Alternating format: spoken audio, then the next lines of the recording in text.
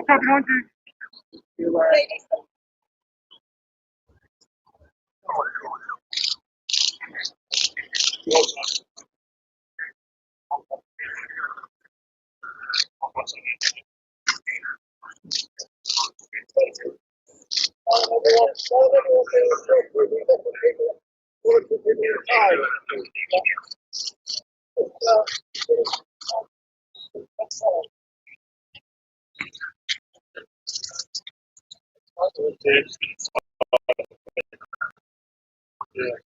afternoon. We're coming to you live from Parliament Square in London, where Extinction Rebellion is on its 9th day of the Impossible Rebellion. And this is an action by Pram Rebellion, which some of you may have seen before. There's a much bigger participation today than I've seen in the past. Pram Rebellion was started in order to bring attention to the future plight of our children, because the government is failing them. It's failing them in not addressing the climate emergency with the urgency that is required, and in the meantime allowing toxic air pollution in our cities to make children and babies ill and more prone to disease and death. And to be fair, this is nothing new. There have been some people who've said that we're being scaremongers by bringing this issue to attention. However, we've been in a fossil fuel era for many decades now. When I was growing up, which is some decades ago also, the car culture was already ubiquitous. And in fact, we had fuel in our cars that contained lead. It's only in the last couple of decades that lead has come out of fuel, and in fact, the world is now lead fuel free, but only just recently the last pump was turned off in Africa a short while ago. So there's very noxious substances being put in the air every day by petrol, diesel cars, all manner of fossil fuels being released, especially in urbanized areas. And it's affecting the children's health. There have been important studies recently that have shown that, especially in disadvantaged areas, highly populated areas, that this is affecting children's life chances from very early on, with a higher chance of death before they even turn 1. It's not just a problem, a developing world problem, that we have children dying prematurely, but in our own comfortable civilization, which is really a bit hard to bear.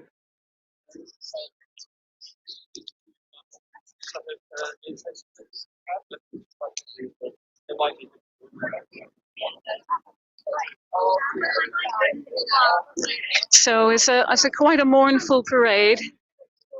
The adults are dressed in black, some with veils, and the white prams represent missing children. I mean, you might think it's a rather macabre theme, but I think that sometimes we need to do measures. To attention to these ideas that are in the back, are hardly noticed these days. We've become so used to the idea of just driving around short distances, idling our cars. I saw a van yesterday idling for ages, and I wanted to tell him to turn his engine off while he was waiting, but I didn't want to get any. I didn't want to start a confrontation, but how terrible is that?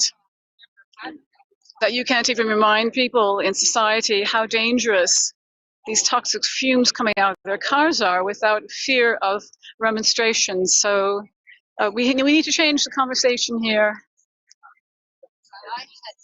And it's not just about children either. As I was saying, we've grown up in a car culture society. This has been going on for absolute decades. And wouldn't you have thought that the burden placed on our National Health Service is partly taken up by people with cancers and respiratory illnesses that were actually caused by the kind of exposure to fumes and deadly chemicals that we're talking about today. It's not a new problem, but it's one that needs to go away, and very quickly. We need to decarbonize as quickly as possible.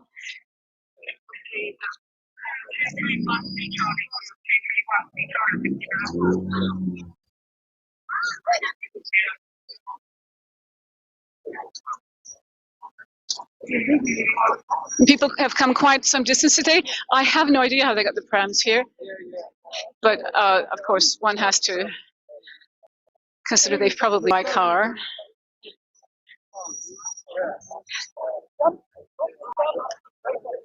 Although you could take a pram for sure. Some interesting looks. But this is part of the problem. There's a lot of criticism. One of the founders of the XR, Gail Bradbrook, has been for herself having a diesel car. But in fact, we are actually locked into a system where we sometimes need one. There aren't enough alternatives open to us to do what we need to do in the modern world in a way that is less harsh on the environment.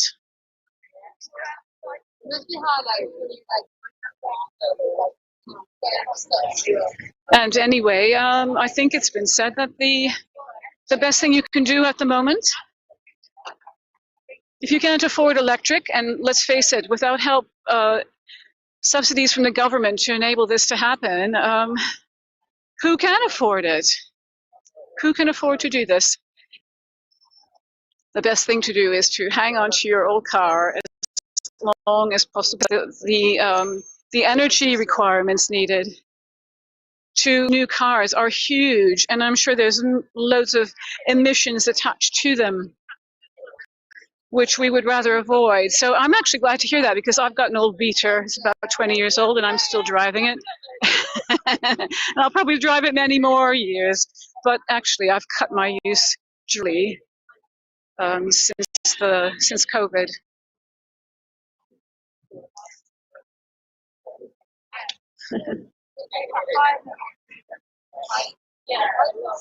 I think many people have. We've reassessed our lives. What is absolutely necessary for us to do? Can we do more walking? More public transport? People in rural areas, it's very hard because public transport is still limited. There's not enough money available to create the kind of comprehensive system of moving around that we need in any sphere in this country. The government's decided to put billions into HS2 as well instead. So it's insane. We need solutions for everybody, not just a select few. Everybody needs to be able to be confident that they're making the right decision. We need to stop the toxicity in our world.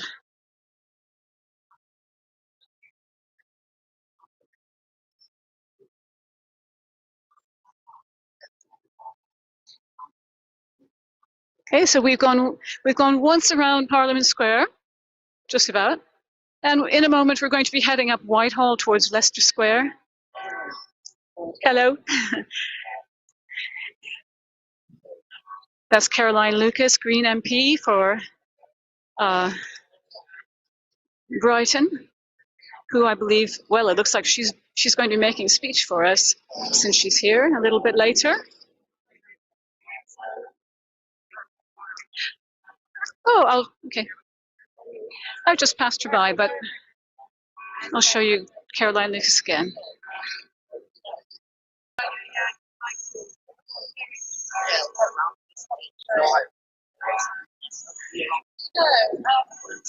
Extinction Rebellion has a really positive relationship with Caroline, as do many people in this country who feel that she's standing up for all the things we want to see, a real progressive society that changes the way we live to be more in harmony with our world.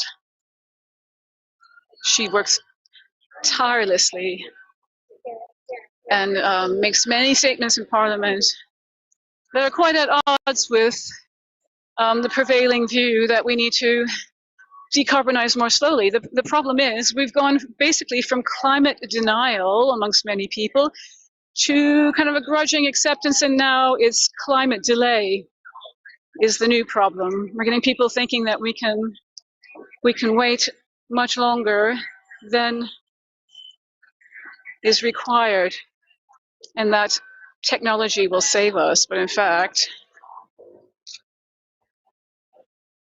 I don't think that's going to be the case.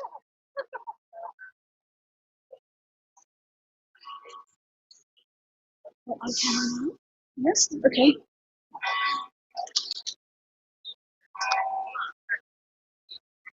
I'm just moving to the side here because I've been told that Caroline Lucas would like to have a word with us.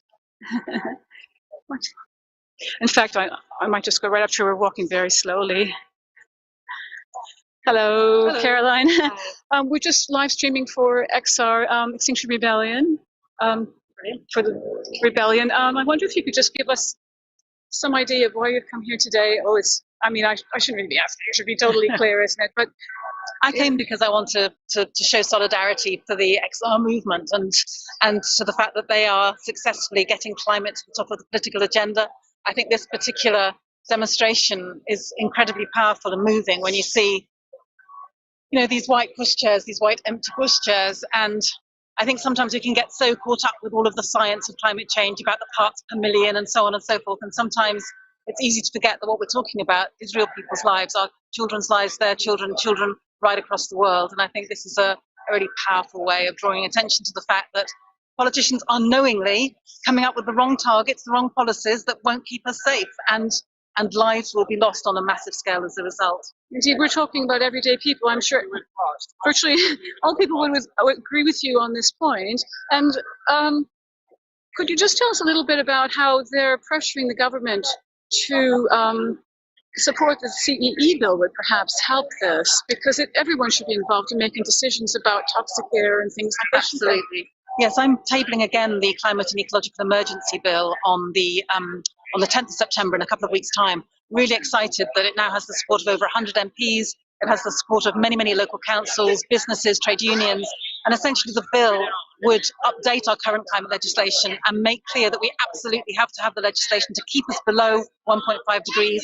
It tackles the nature crisis and the climate crisis at the same time, and crucially foresees a role for a standing citizens' assembly. So citizens would be involved in helping politicians to make the right decisions on policy, so that we have the best chance possible of keeping safe in the future. Indeed, and it needs to be very binding, doesn't it? I mean, they've already had a climate assembly, but it wasn't binding. It wasn't binding. I think, to be fair, politicians need to take the final decision because they have to be accountable in a way that a citizens' assembly never can be in quite the same way. But certainly I would foresee a much bigger role for citizens' assemblies, and I think every time you look at what they've come up with in terms of policy proposals, they are 100 times more bold and ambitious than governments ever are. And let's remember, citizens' assemblies are by their nature a genuine cross-section of society. They aren't people who are already predisposed to climate action. And I think when you see that they're coming up with ideas like free bus travel or banning the advertisement of high carbon products or a frequent flyer levy, that is a cross-section of the population coming up with those policies. There is support for those policies if our spineless politicians would get up and just put them into practice. We need a lot of we need to be practical, don't we? We need practical solutions proposed to the populace, whereas we're getting just a lot of promises and a lot of broken promises. There's a hell of a lot of targets. It's very easy to set targets, but targets on their own don't change things. Policies do, and that's what we're lacking. Yes. Thanks. And support the CEE bill. That's all I can say. That's going please, to. very much listening. Please go to the. If you just Google CEE bill and add your name. That's it. That's the climate and ecological emergency bill that they're hoping to make a law. Lovely. Thank you very much. Thank you.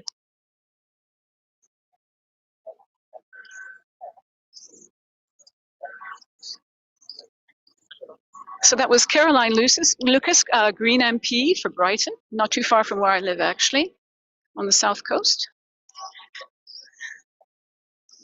Speaking in her usual determined way about the goals we need to set as a society, the kind of society that we need to see to be able to survive with limited resources on this world, and such a huge population to cater for as well around the world.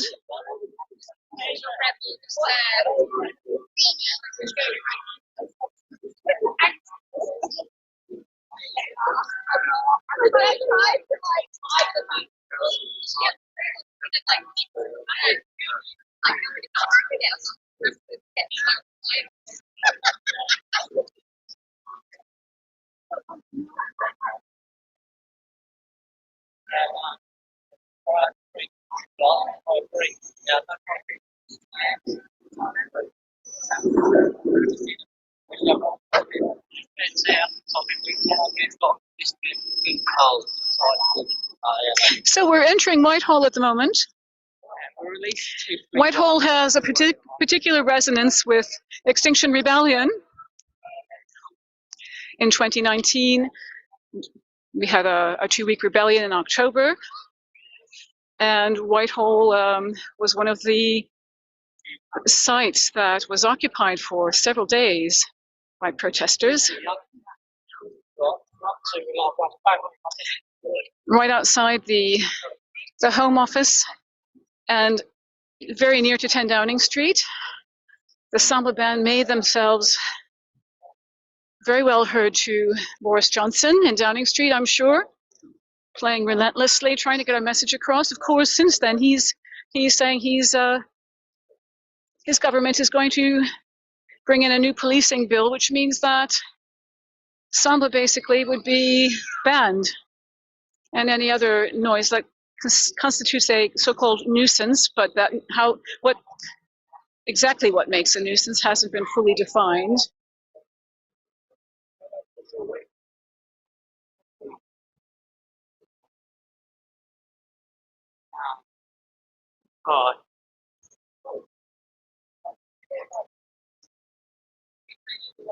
This is an action. Pram Rebellion is an action that is also done locally.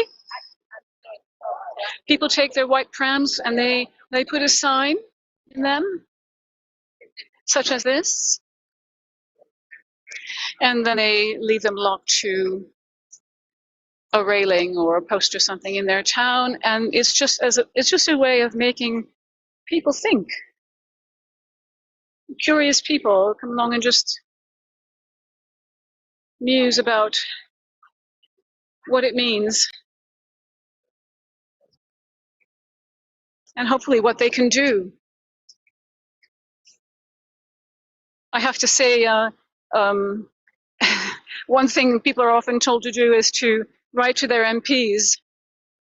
If I had Caroline Lucas as an MP, I wouldn't need to write to her. But I'm in a very safe seat. I haven't been properly represented for 40 years. My views haven't counted. So wouldn't it be wonderful to see some form of better representative government where everyone had more of a say in how their futures were determined? So writing to your MP is all very well, but it just depends on whether they get the message, whether they want to get the message. And I think it's quite unlikely at the moment, because even still we have the government receiving donations from major fossil fuel investors, which are clouding their judgment about what needs to be done about climate change. Thank you. That's it, thank you.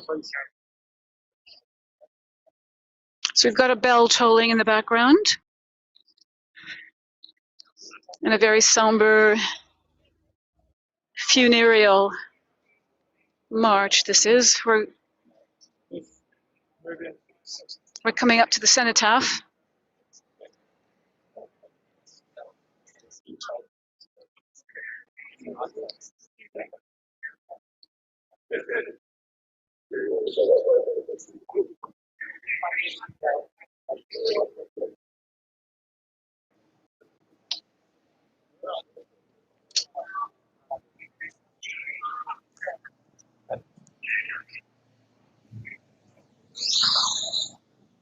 Some very heartfelt placards here.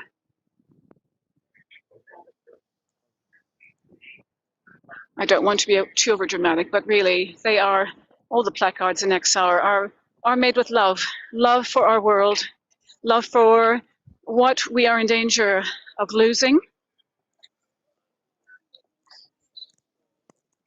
Sorry.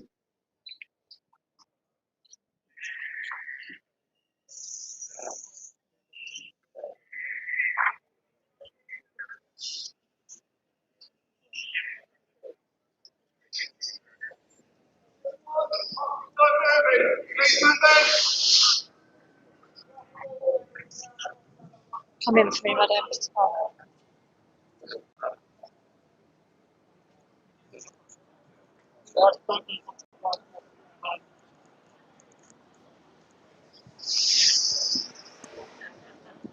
If you've just joined us, we're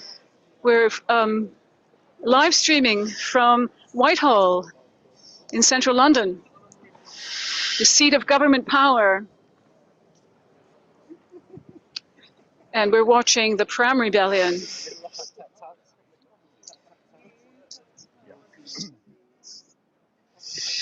Government climate failure is killing children by not stopping fossil fuel. Well, this is our main demand in this rebellion, apart from our three original demands, which still hold true: the Tell the Truth, Act Now, and use citizens' assemblies to, in order to determine that all citizens may determine the future direction that we're going in this country with regard to the climate. There's an extra one. There's an extra one this time, and that is stop all new fossil fuels immediately, fuel investments immediately.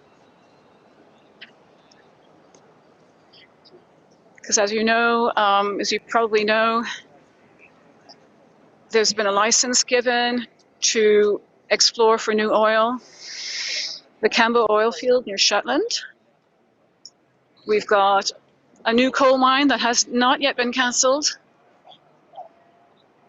I've read that apparently investors are actually beginning to lose interest because it's taking too long to determine, for the government to determine whether they're going to go ahead with it or not. And it's not surprising they're having second thoughts, perhaps, if that's the reason, because the citizens clearly don't want it. There's a majority in virtually every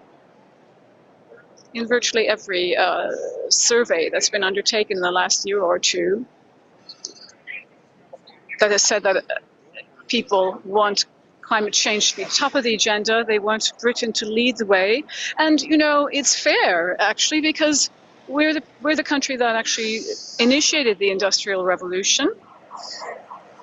And that industry, the products of that Industrial Revolution, including the ideas of it, have traveled around the world and been replicated, which has led to our current completely unsustainable situation. There are many, many economic theories around. If you're a concerned citizen, you'll be well read about some of them. The internet has been an absolute godsend during this time in our history, where we can actually access this kind of information so easily with a click of a mouse.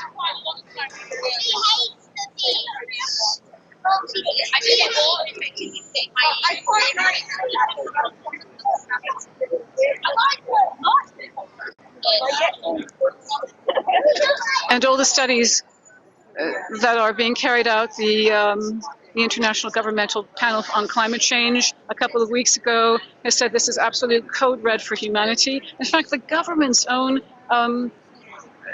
climate advisory body, a statutory body, which is actually there to give advice and to report to Parliament on the progress the government was making, recently said that, I think it was, I can't remember quite the number, I think it said of 20 things they listed that the government had to do, the government has only so far carried out one action that would make a real difference to us. And I suppose you could in some way say that that COVID has slowed us down a bit. So you could give a tiny bit of qualification to that not happening as fast as we would like, but even so, this is, as a lot of people will admit, this is a lot more serious than COVID, because it doesn't affect just selected people, it's going to affect everyone.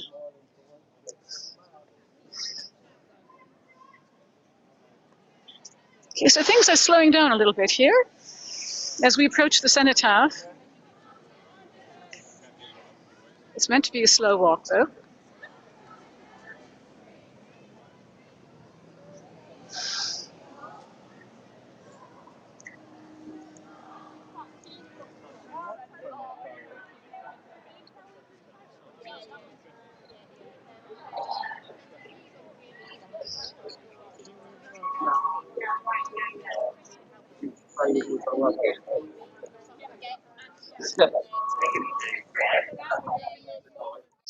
And here's a poster that says "Last Chance for the World's Children," and it's highlighting COP. I'm sure many of you must be aware that we have a chance, the last chance this year. Sorry, they're doing what they call a mic check, which is to actually repeat messages from the front all the way to the back of the crowd so everyone knows what's going on. We were talking about COP26, which is occurring the first 2 weeks of November this year. And it's being hosted by the UK. A lot of people with environmental concerns feel skeptical. They feel that it's going to fail us again, just like all the other COPs have. Big promises being made, and not just in this country, around the world as well. Being made and not kept, or not kept within the time frame that we need to, is most disappointing. So Extinction Rebellion, as you can imagine, will be up there with for COP26. Of course we will. We cannot stop applying pressure to continue efforts to divert this catastrophe, which is going to unfold within our children's lifetime if we don't act now.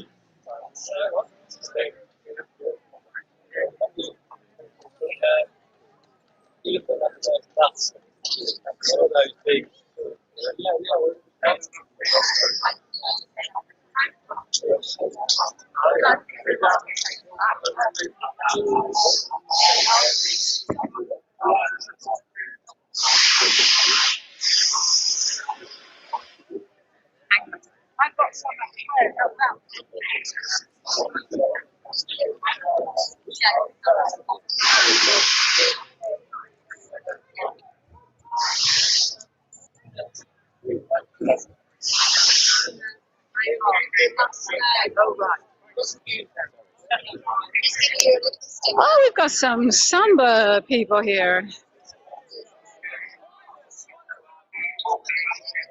Or maybe it's an individual drum too. I think it's more likely it's going to be a dirge today.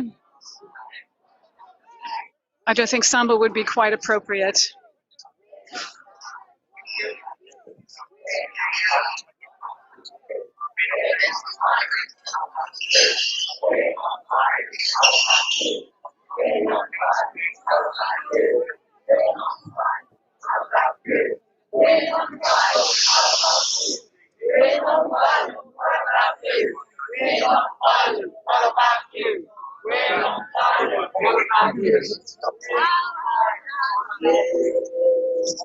I give this to somebody so I can film. Okay.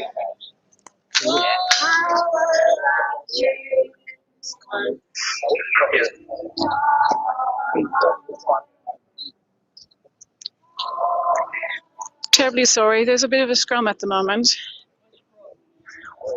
They've decided to kneel in front of Downing Street and do some singing.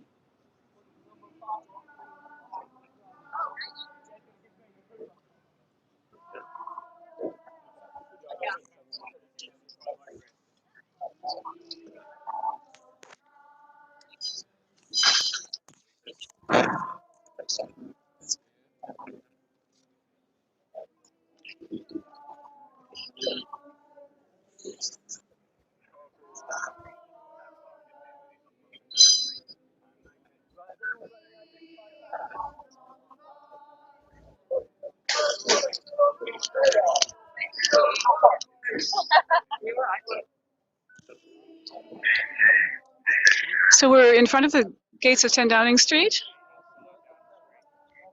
and we have some of the rebels are actually kneeling in a clump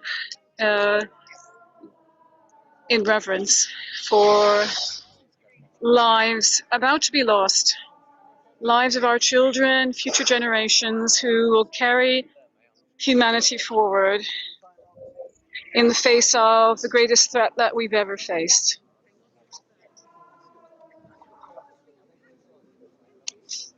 So I'm going to, it's a little bit difficult for me to navigate here because there are many police trying to hold it together because there's still traffic passing down Whitehall, and it's a safety thing really at the moment. Can I just, sorry.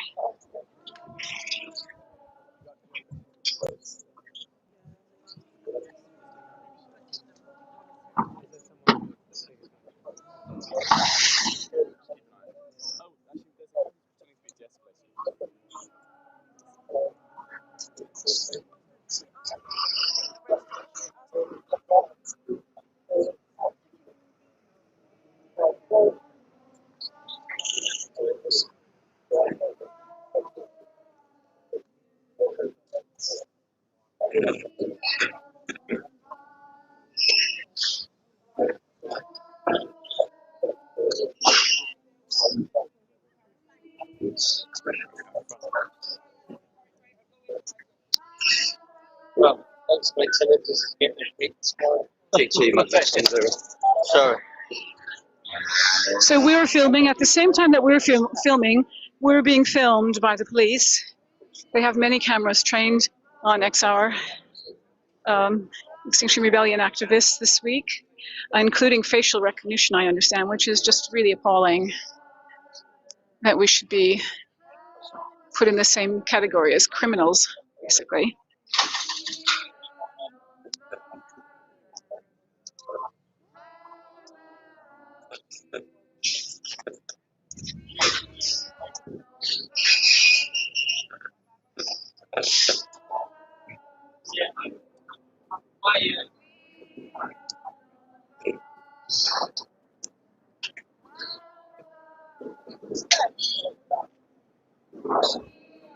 At the same time, we need to recognize that the police are actually here to protect our right to protest at the moment. That seems like it might be about to change with this new policing bill they want to bring in,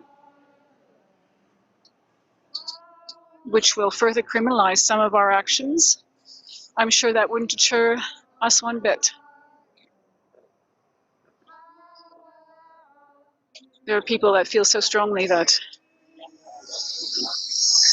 we need to change the way we live. We need a change of our system to allow us all to live more equitably and more sustainably on the earth, that they would be willing to accept a punishment, even a more harsh punishment. In fact, at the moment we've got in Parliament, we've got, just as we were taking off, I saw some a group of what they're called earth fasters, so who are who've pledged that they're going to go on hunger strike.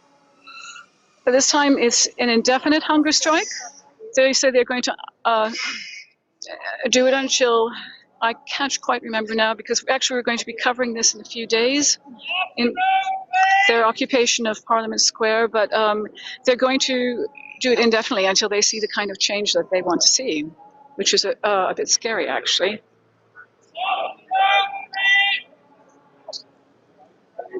I'm not sure what that will mean for them, but I hope it sends a very strong statement that this cannot continue.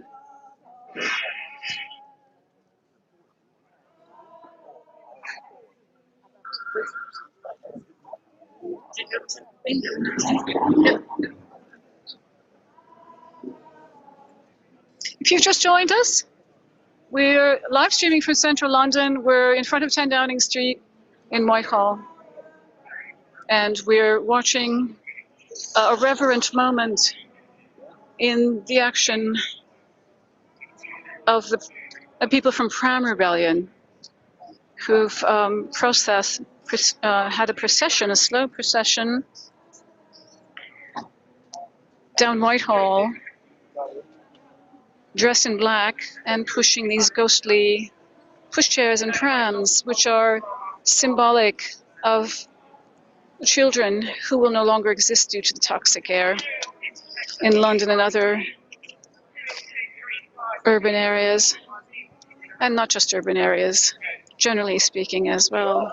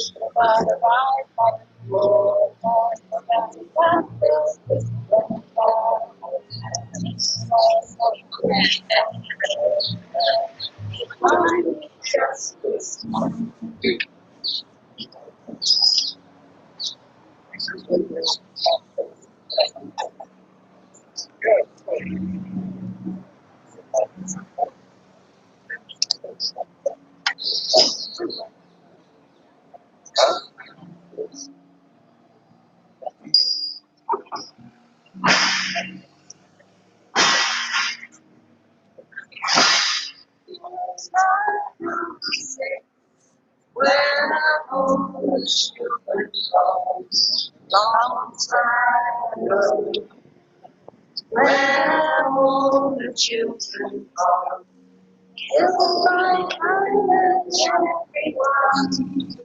When will they have found us? When will they have? Where have all the children gone? Long time passing. Where have all the children gone? Long time ago. Where have all the children gone? Long time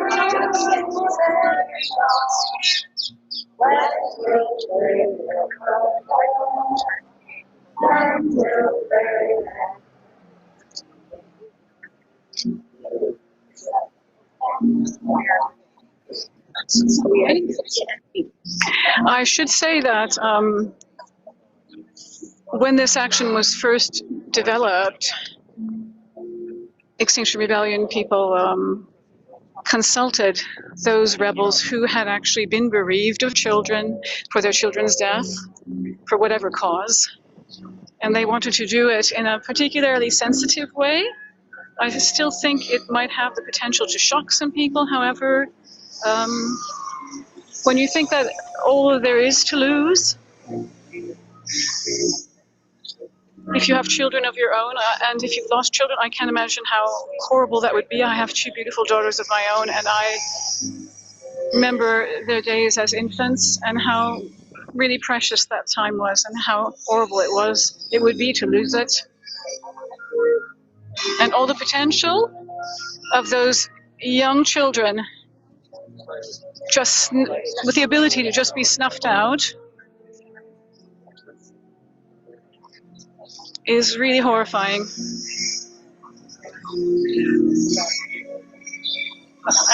Children that could do good for us in the world and make our world a better place, which I'm sure after all the awareness that Extinction Rebellion and other pressure groups and the youth climate strikers, etc., have brought to the Western world and the global South,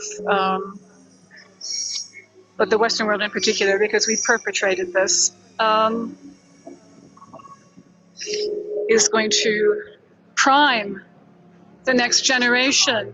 The young people are rising up and saying this is horribly wrong, and I'm sure they're going to do better than we did. And I would, any young person watching, I'm many decades old, but I've never lost my idealism ever. And I'm please, don't lose your idealism ever. Hang on to it. It's very, very precious.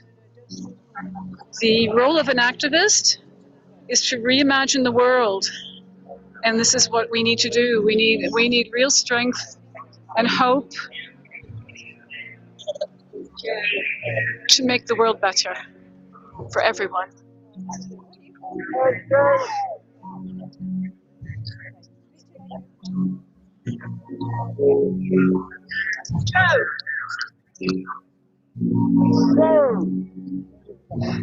Not easy to recognize with that black paper.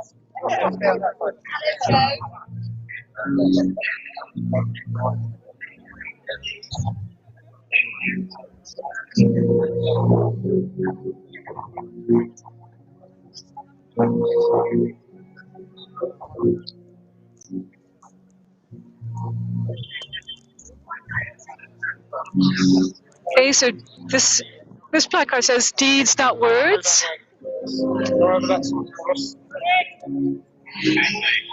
We take our inspiration, deeds, not words, from the suffragettes. There's a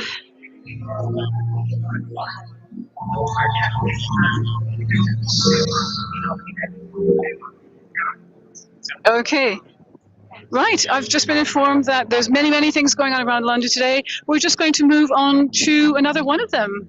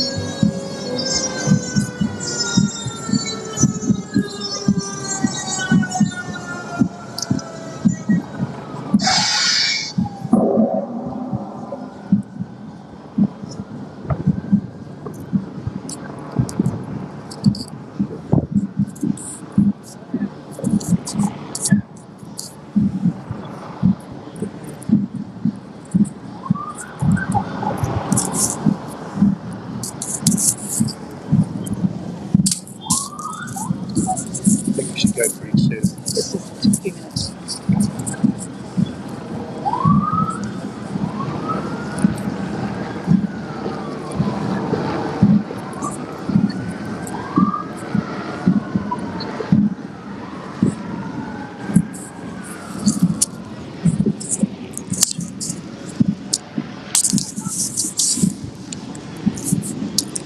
Good afternoon. We are now outside City Hall, just off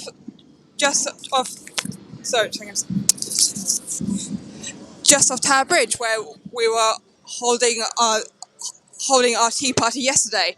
And since then, it has gone rather towards the evening, and we've just seen the Burning Ballroom. You may have noticed in that recent clip that everyone was dancing by themselves, but on their backs they had signs saying words like politician, fossil fuel lobbyist, journalist, people who have been ignoring the world as it burns around us and instead keep on dancing to their own tunes. I believe we managed to catch some interviews from some of the dancers earlier, and hopefully they'll be able to present more of the message, more of the ideas that this action is hoping to convey. Thank you.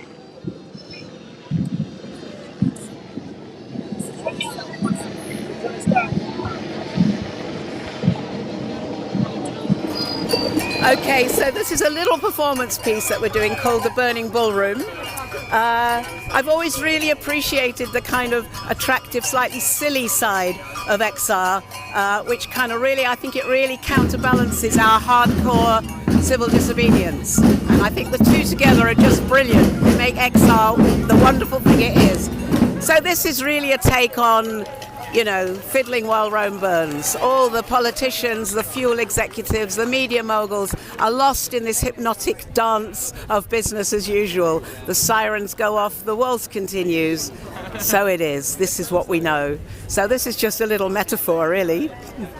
Thank you very much.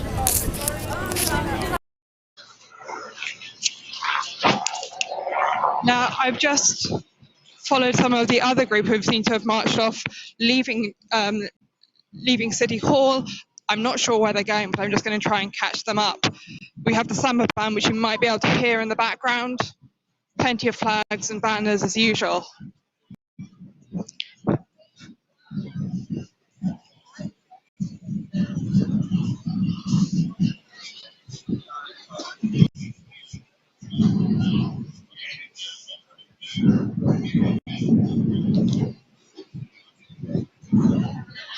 I believe the theme for summer today is something along the lines of London's burning.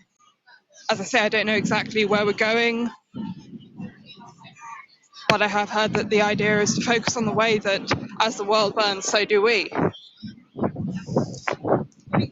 As always, plenty of police officers around.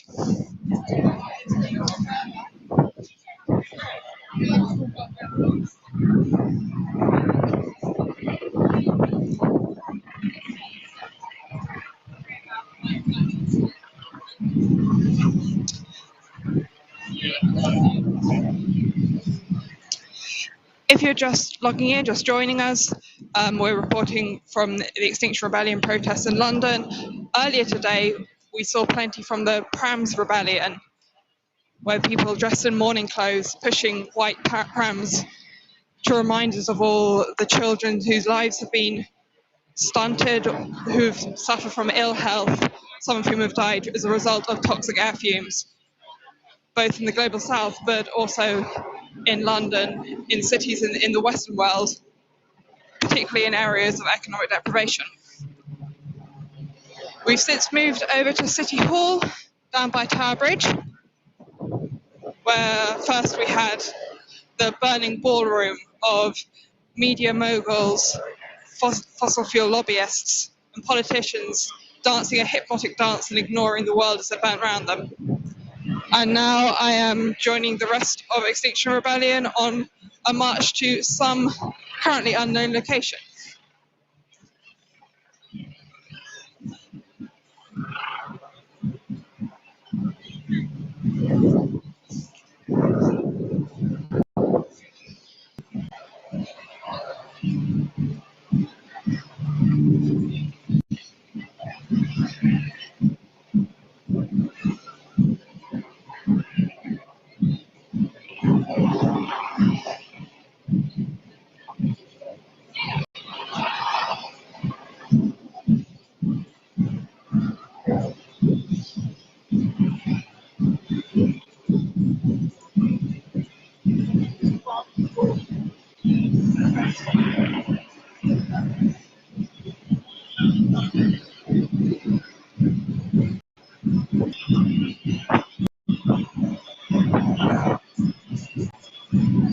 Okay. While we're marching to wherever it is we're going to go switch back in a minute back to Whitehall, where the Pram Rebellion is going on. See what the reaction to that has been there. Last time we were there, they were at Whitehall outside Downing Street, surrounded by police officers, as seems to be the usual.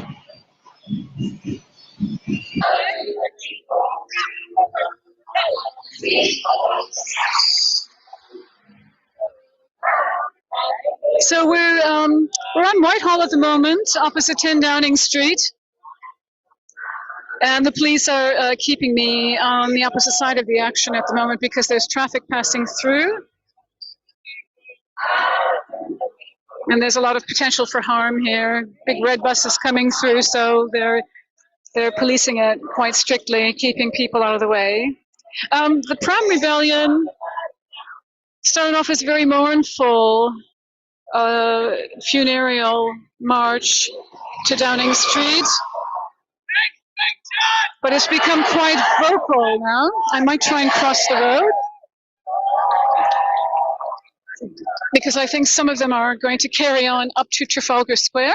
It looks as though we've got a cohort going up towards Trafalgar Square right now, but we still have quite a few people remaining here. I do wonder if perhaps they may just decide to stay and be arrested rather than leave.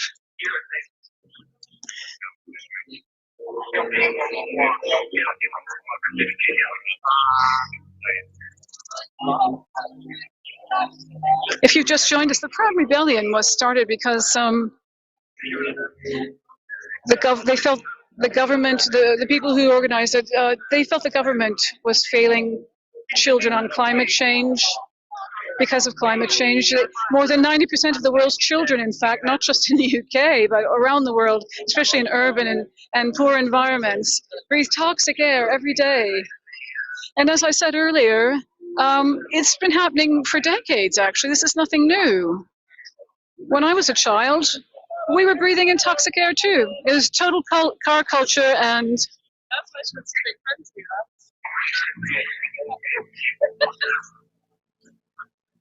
Oh. Sorry, I was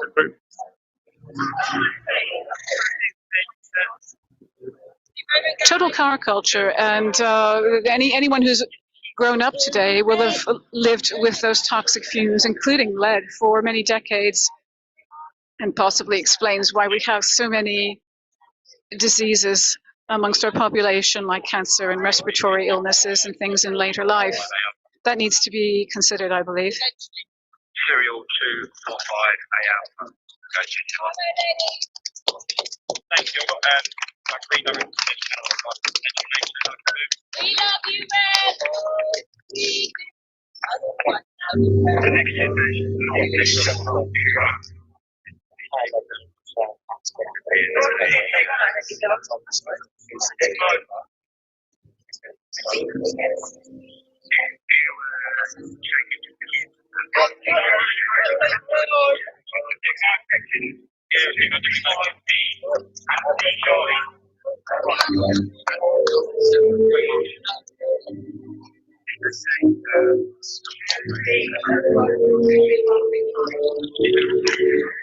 There seems to be some decision-making going amongst the police as to what's going to happen here.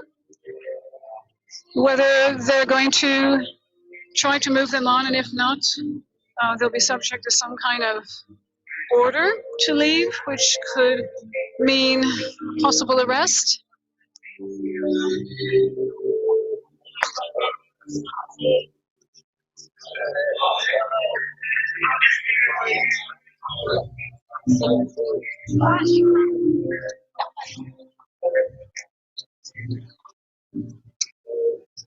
So, Tim, what were you going to say to me? Sorry, I'm not.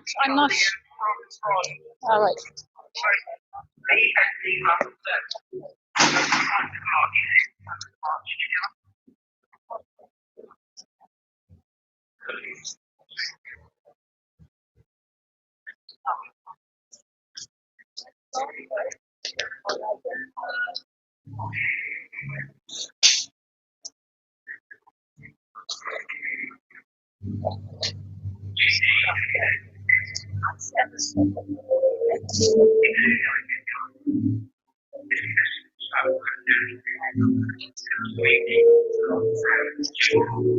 Here we have people dressed in white.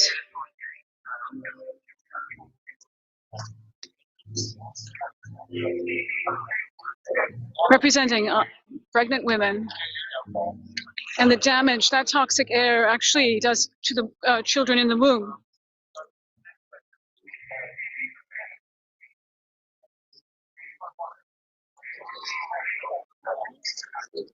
And children in the womb that have been exposed to toxic fumes and chemicals have been shown in studies to be disadvantaged as they grow up in many ways, mentally and physically.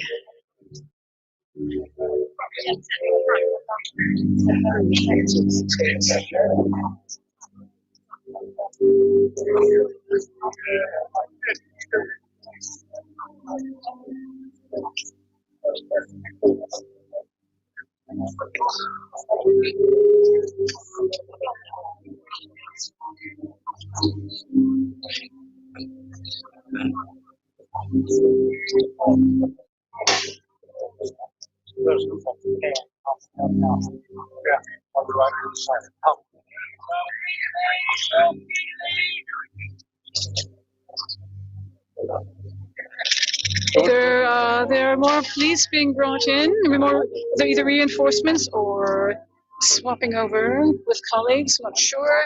Sometimes happens.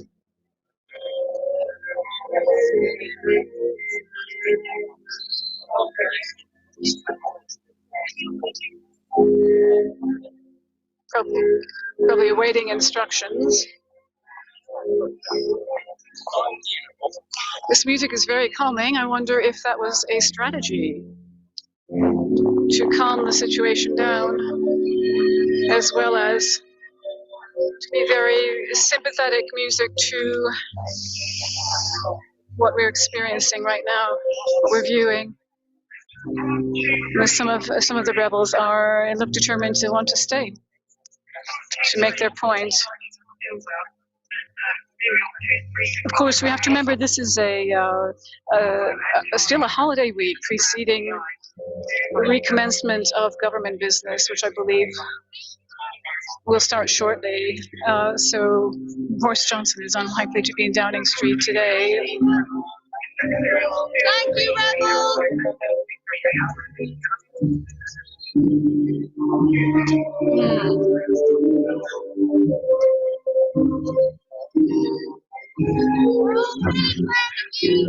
Okay, so we're going to leave you for a moment,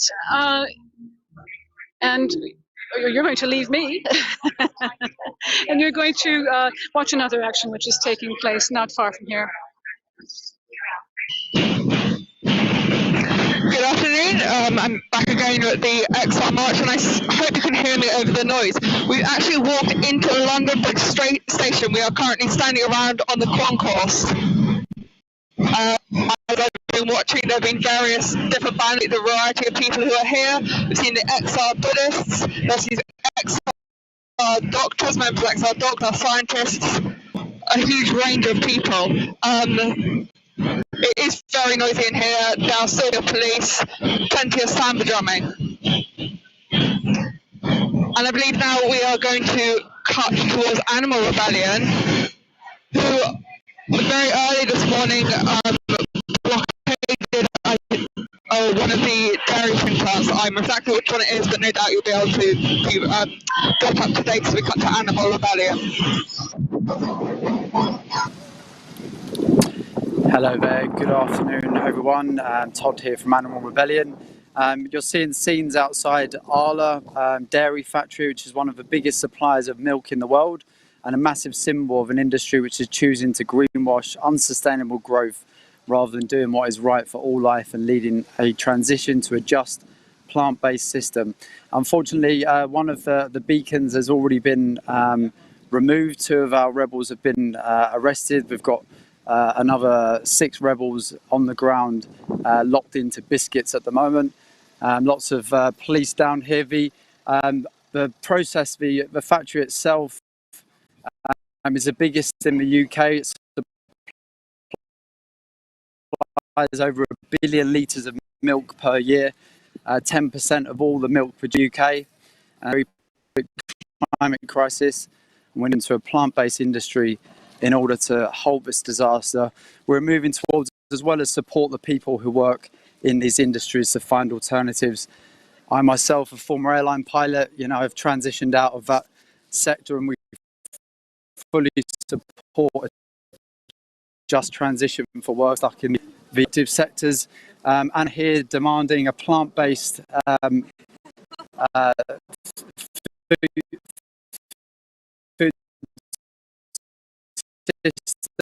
system, and for Arla to go by 2025. Dairy is essentially milking the planet, still intact. There's over 150 vehicles leave this facility. We need a now to lead to a just transition for farmers rather than wait until it's too late. Recent studies have found that the effects of climate change will decimate the industry in the next decade. Weather is expected to unstable supplies for 2.65 million dairy exposed to heat stress for 2 extra months in a year. That's a report from the Met Office. The climate crisis means that supplying the demand for cow's milk will soon simply be unviable. It's the world's largest producer of organic dairy products and claims to be dedicated to data-driven climate action, yet they refuse to acknowledge the obvious truth that the dairy industry can never survive the changes to the planet and the climate that we are already experiencing. Yet we're here to choose to transition away from the dairy production and support the approximately 3,000 UK farmers who jointly own Arla. If they don't act now and put pressure on the government to support a just transition, it is these farmers who will suffer. Arla asked their supply chain emissions for emission intensity reductions. However, what ultimately counts is whether they're reducing their overall emissions, increasing production, meaning that regardless of the targets they set, they're continuing to worsen their impact on the planet. And of course, the dairy industry, which relies upon cows becoming pregnant, giving birth and then being separated from their calves, generally within the first 24 hours of birth. Like all mammals, cows form strong bonds with their children and mourn their loss, often being heard to bellow loudly for days after having their children removed.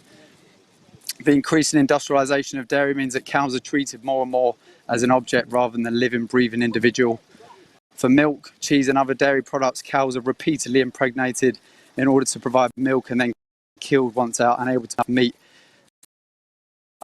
enough to meet the standards generally of age, and they would normally live up to 20 years. So the most just thing we can do as a country is to stand up for our values of justice and transition plant-based food, which is better not just for the planet but for all animals included. So yeah, again here today, transition to go plant-based by 2025. One of the beacons has already been removed, unfortunately. A couple of rebels have been arrested, and essentially dairy is milking the planet, and meat and dairy equals the climate crisis. So you know, we are Aylesbury in Buckinghamshire, and this produces 10% of the annual supply of milk for the UK, making it the biggest dairy factory in the country. Meat dairy is a massive contributor with the world's dairy corporations, including Arla, together emitting more greenhouse gas in 2017 than major polluters BHP and ConocoPhillips, mining and oil giants respectively. Additionally, as extreme weather events increase, the dairy industry will simply become unviable in the very near future, as crop shortages and intolerable heat mean that raising the cow to demand for milk will become impossible.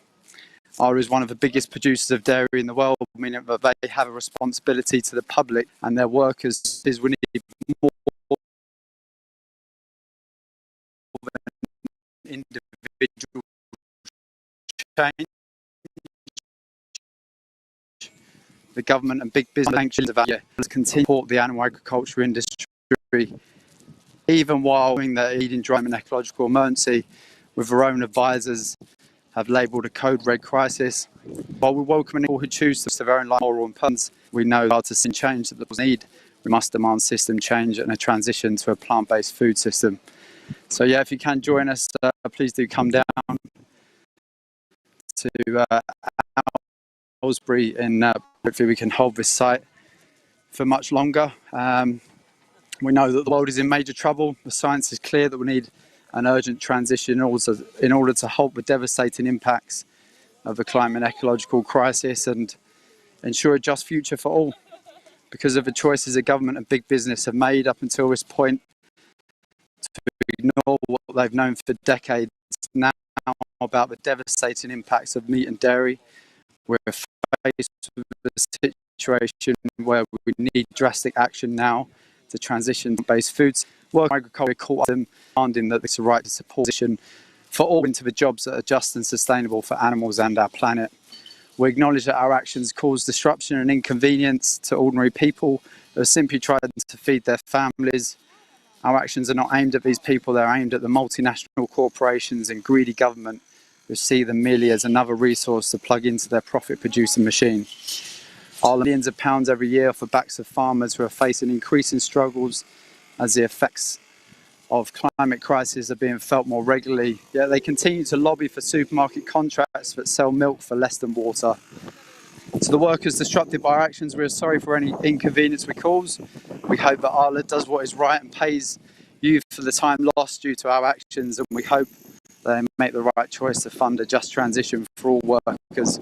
I spoke to a couple of workers this morning who were very pleased that they were being sent home and with his pay. So yeah, we had some support, which was nice from the inside. It's inevitable for the industry. They know they need to act now and lead a just transition for farmers rather than waiting until it's too late. Recent studies have found that the effects of climate change will decimate the industry. In the next decade, weather is expected to lead to unstable crop supplies for the 2.65 million dairy cows a day. The temperatures will mean that dairy cows are expected to be exposed to heat stress for extra 2 months of the year. So the climate crisis means that the supply of the demands for cow's milk will soon simply be unviable.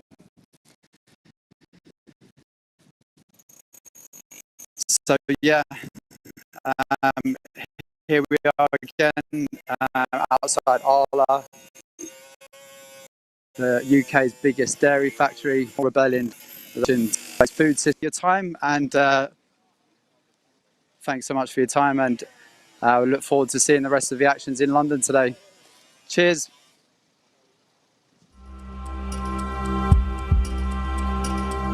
Time is running out. The effects of climate and ecological breakdown are everywhere, and they're getting worse.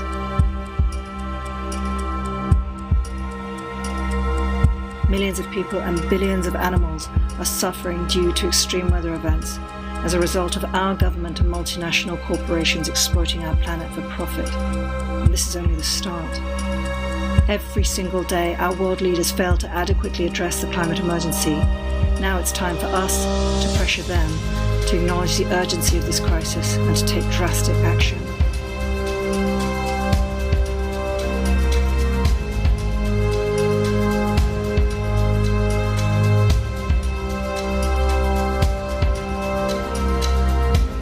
Now is the time to rebel for all life.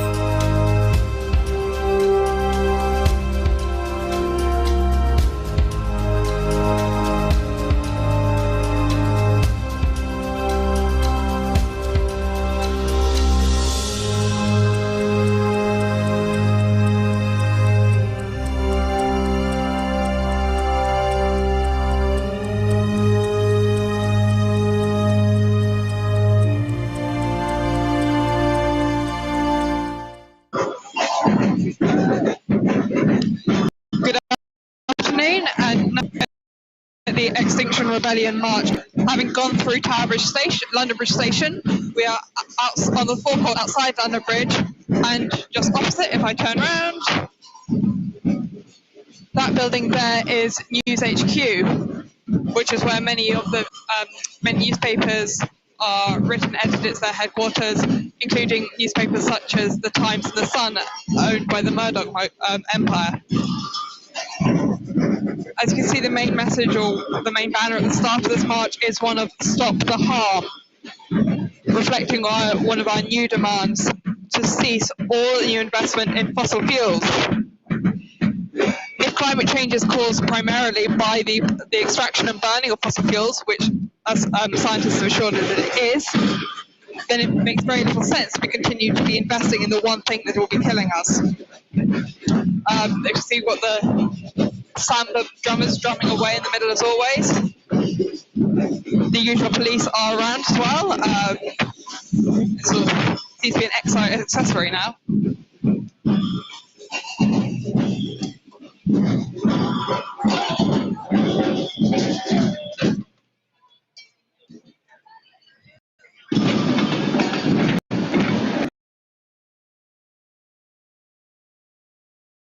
Amongst the various I've seen, additional ones reflecting on the biodiversity crisis, as well as this being a climate crisis, human impact on our environment around us is resulting in a severe decline in biodiversity. Fewer species are surviving around our urban areas, rural areas, and the decline of species abroad.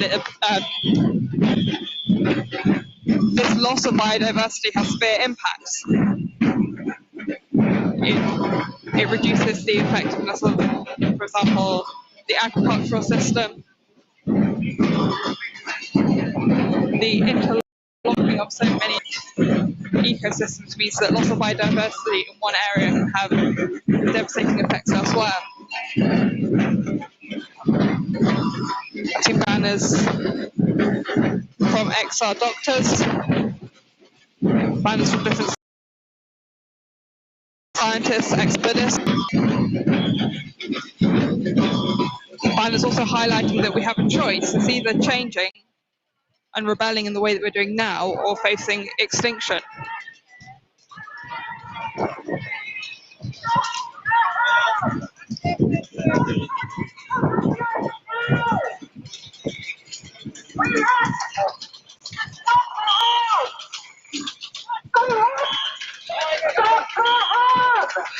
Okay. And just to repeat in case you didn't hear at the beginning, we are currently outside London Bridge Station on the forecourt. And then opposite us, in this large building up here, is the headquarters of News International, called News UK, where papers such as The Times and The Sun are written and produced.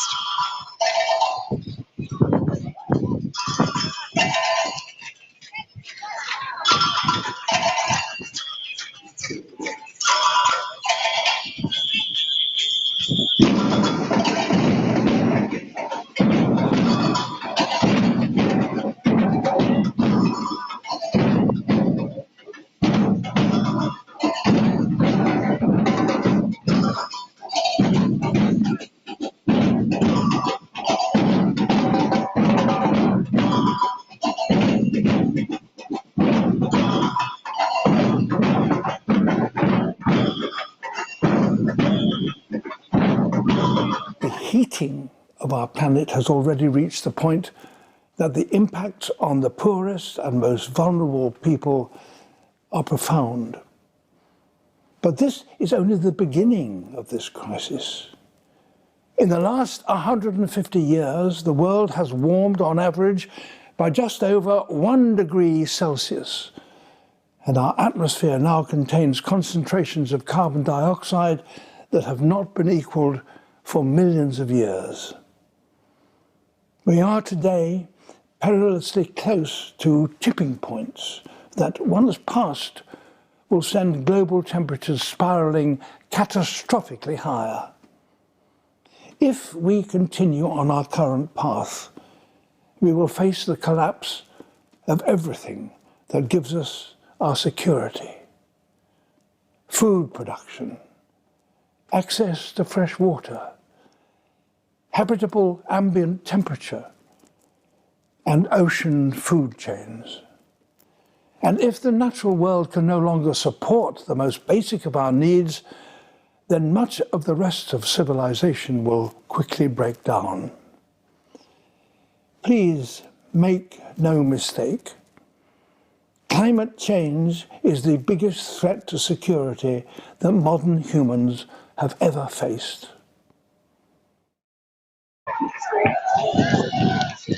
Good afternoon, and we're back with the Extinction Rebellion march in London. We're currently on the forecourt of the London Bridge Station, opposite News HQ, which is the headquarters for papers such as The Times and The Sun. We've got the Samba band as usual, plenty of police as usual, and our banners today are reading words such as "Stop the Harm." And that message of "Stop the Harm" is where our new demand for this rebellion comes from, the demand to end fossil fuel investment. We know that it is the burning of fossil fuels that is causing climate change, but yet we continue to invest in producing more fossil fuels, getting more fossil fuels out of the ground. And many fossil fuel companies, oil producing companies such as Shell, BP, have the claim that they are transitioning to a reduction in fossil fuels. They're transitioning towards a cleaner economy, but they need to continue investing for the moment, which in some ways makes very little sense. They are extremely large companies. The investment that goes into them is huge. There are so many banks, banking industries, insurance industries that are pouring money into the fossil fuel industry. But we do know that it is green energy that has more consistent better returns over the long term. The argument that we need to continue investing in fossil fuels in the short term is somewhat like pouring petrol over the flames, so that way you've got an empty jerry can to fill with water. I'm going to move to walk closer to the speakers. Yeah, I'm just going to move closer to the speakers. I believe some speeches are just about to begin, so I'm going to try and get closer to them. Stop the harm, which seems like a pretty obvious thing. But somehow it's not obvious to those in power, and so we have to come out on the streets yet again and say it again and make it really clear on some big words on a bright banner, because the people in power aren't getting it. Why not? Why aren't they getting it? Are they going to get it now? Now? I don't know. But we're going to keep coming out and saying it until they... What do we want? Stop the harm. When do we want it? What do we want? When do we want it? And what do we want to do with those fossil fuels? We want to keep them in the ground. Keep them in the ground. Keep them in the ground. Keep them in the ground. Hey, hey. Hey, hey. Hey, hey. Yeah, give yourself a beautiful chair. And you can warm up in my friend Gail and talk to you. Thank you, darling. Sounds good, thank you. Yeah, good afternoon, rebels. Thank you for showing up. Vlad, go, go, go. Go, go, go.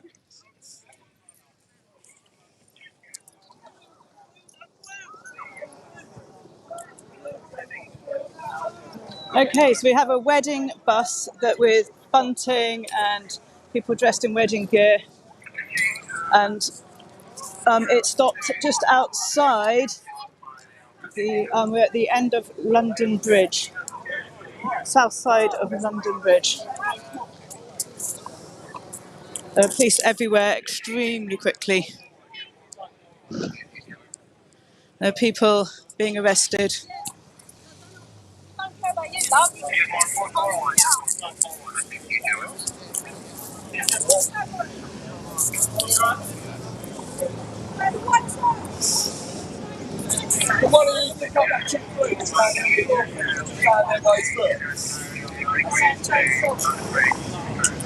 think a banner is being released from the bus. This is one end of London Bridge.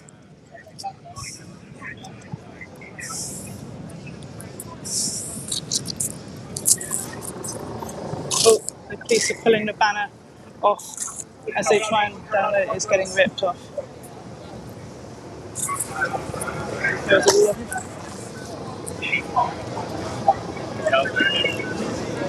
There's a plank across.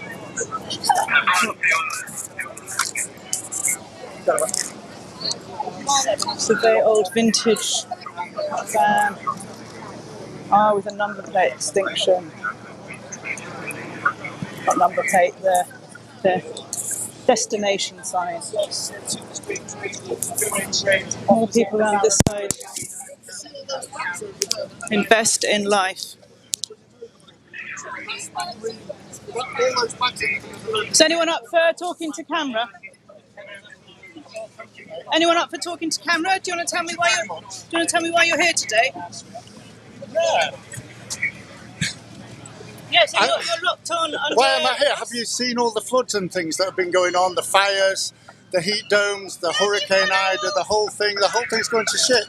So our government's doing nothing about it. We have to act. It's as simple as that. And whatever the consequences are for us is absolutely trivial compared to the lives of our sons and daughters and children and all life on the planet. So let them do what they can and do what they must, but we're doing what we can and what we must as well. Thank you very much. Looks like you're glued on and by the hub of the wheel.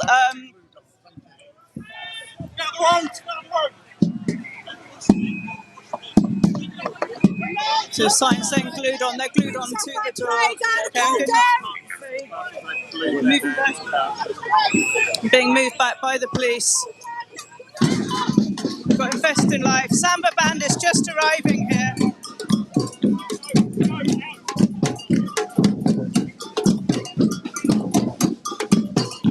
People, you can see in the window, you've got the people inside have glued onto the window.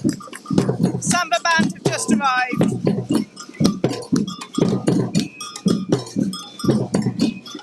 And there's dancing on the roof of the bus.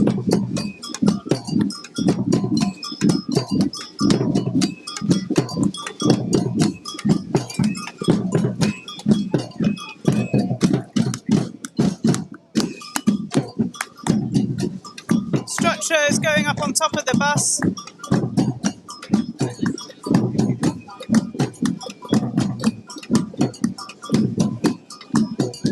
So at one end of London Bridge, people are beginning to settle in the road.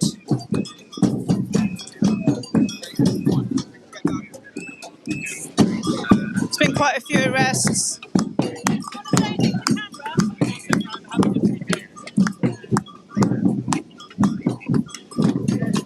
And a rebellion extinction dog.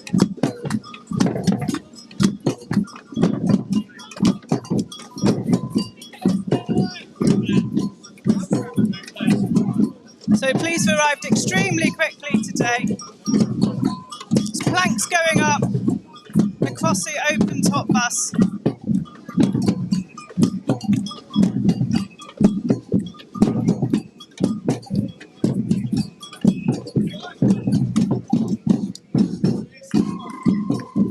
Is anyone up for talking to camera?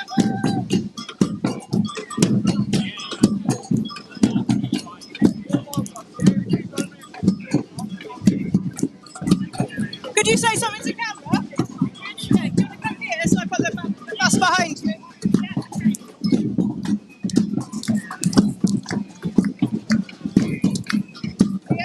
Tell us what's going on here. Describe the scene. Hi, yeah, so we are in the junction on the south side of London Bridge, and as you can see, we've managed to get a bus in the middle of the junction. It is absolutely beautiful. We've got some really brave rebels on there who are currently glued on, locked on, and, well, constructing a platform by the looks of it. And this is just one part of our kind of 2-week impossible rebellion. And, you know, we are here today. We are demanding that the government stops all new fossil fuel investments immediately. And we are here to say that enough is enough, that this is an intervention, and we need to be addressing the climate and ecological emergency as an emergency. And here we are raising that alarm. We are showing by the flames, as you can see, that our world is on fire, our government is on fire, and we're not going to stand for it anymore.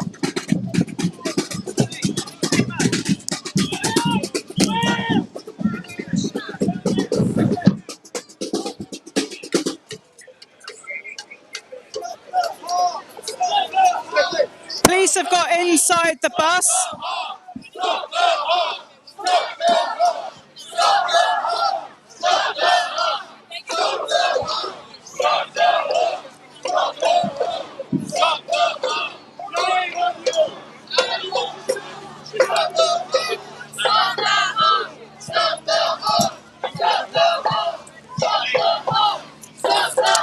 Looks quite full on inside the bus at the moment. Police have moved in.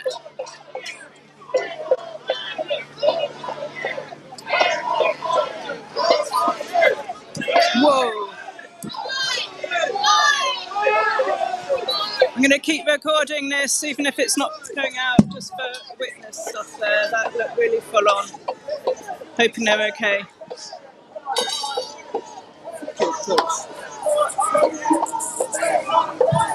Okay.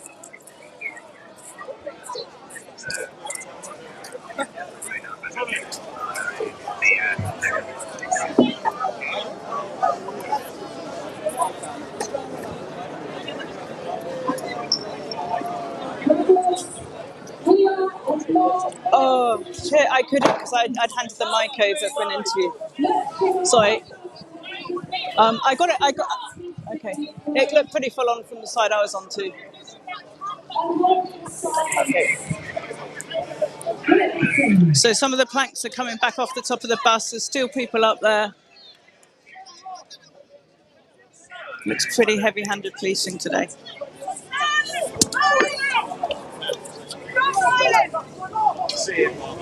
Wait.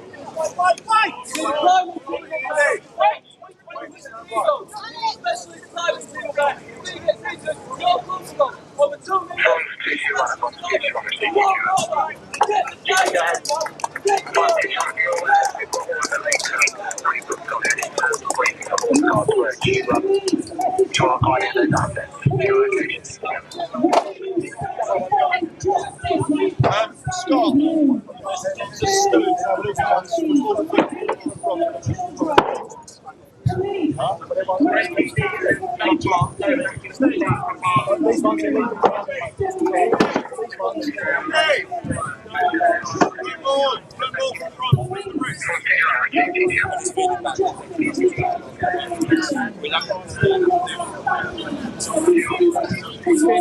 Round and see.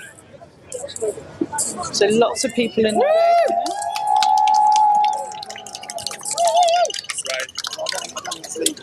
Okay, let's go there. Anyone up for talking to camera? Anyone up for talking to camera at all?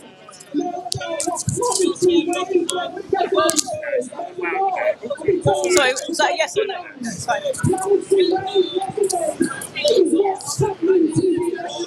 Sorry, can I come in now? Yeah, of course.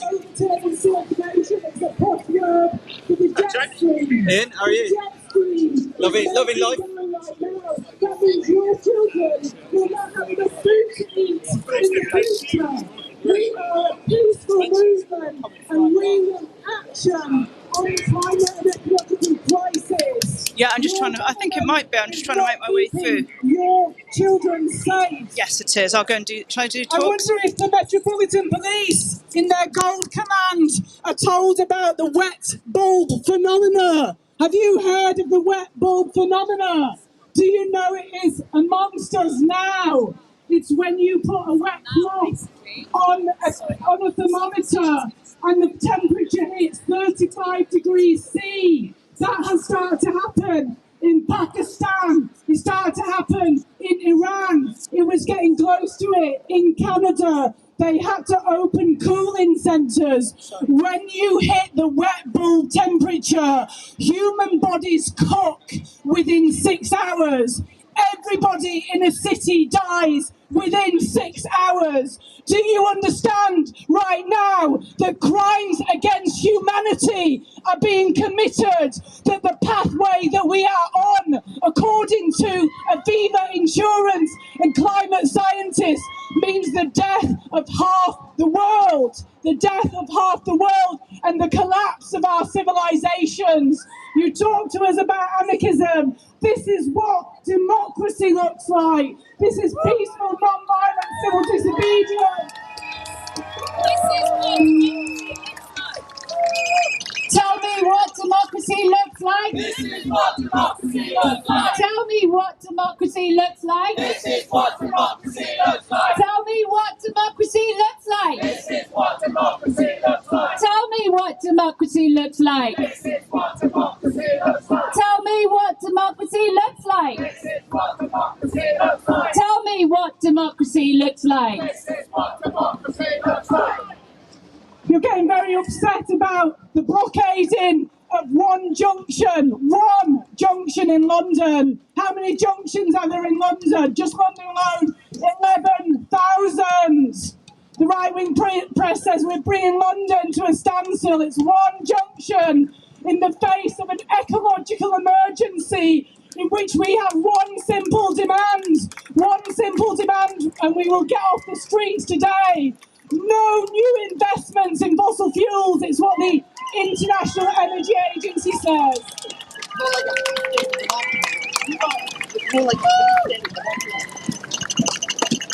We're simply asking for what the International Energy Agency wants. No new investments in fossil fuels. Why did they not announce that at the G7? Why are they not going to announce that in the COP? I'll tell you why. Because the law itself is a problem. We have a problem with the law. And you officers believe you're serving the law. Well, ask yourselves right now, what is the purpose of the law?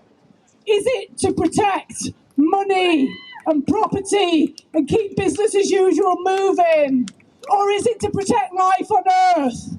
Because if it's to protect business as usual, it is immoral, and your job is immoral.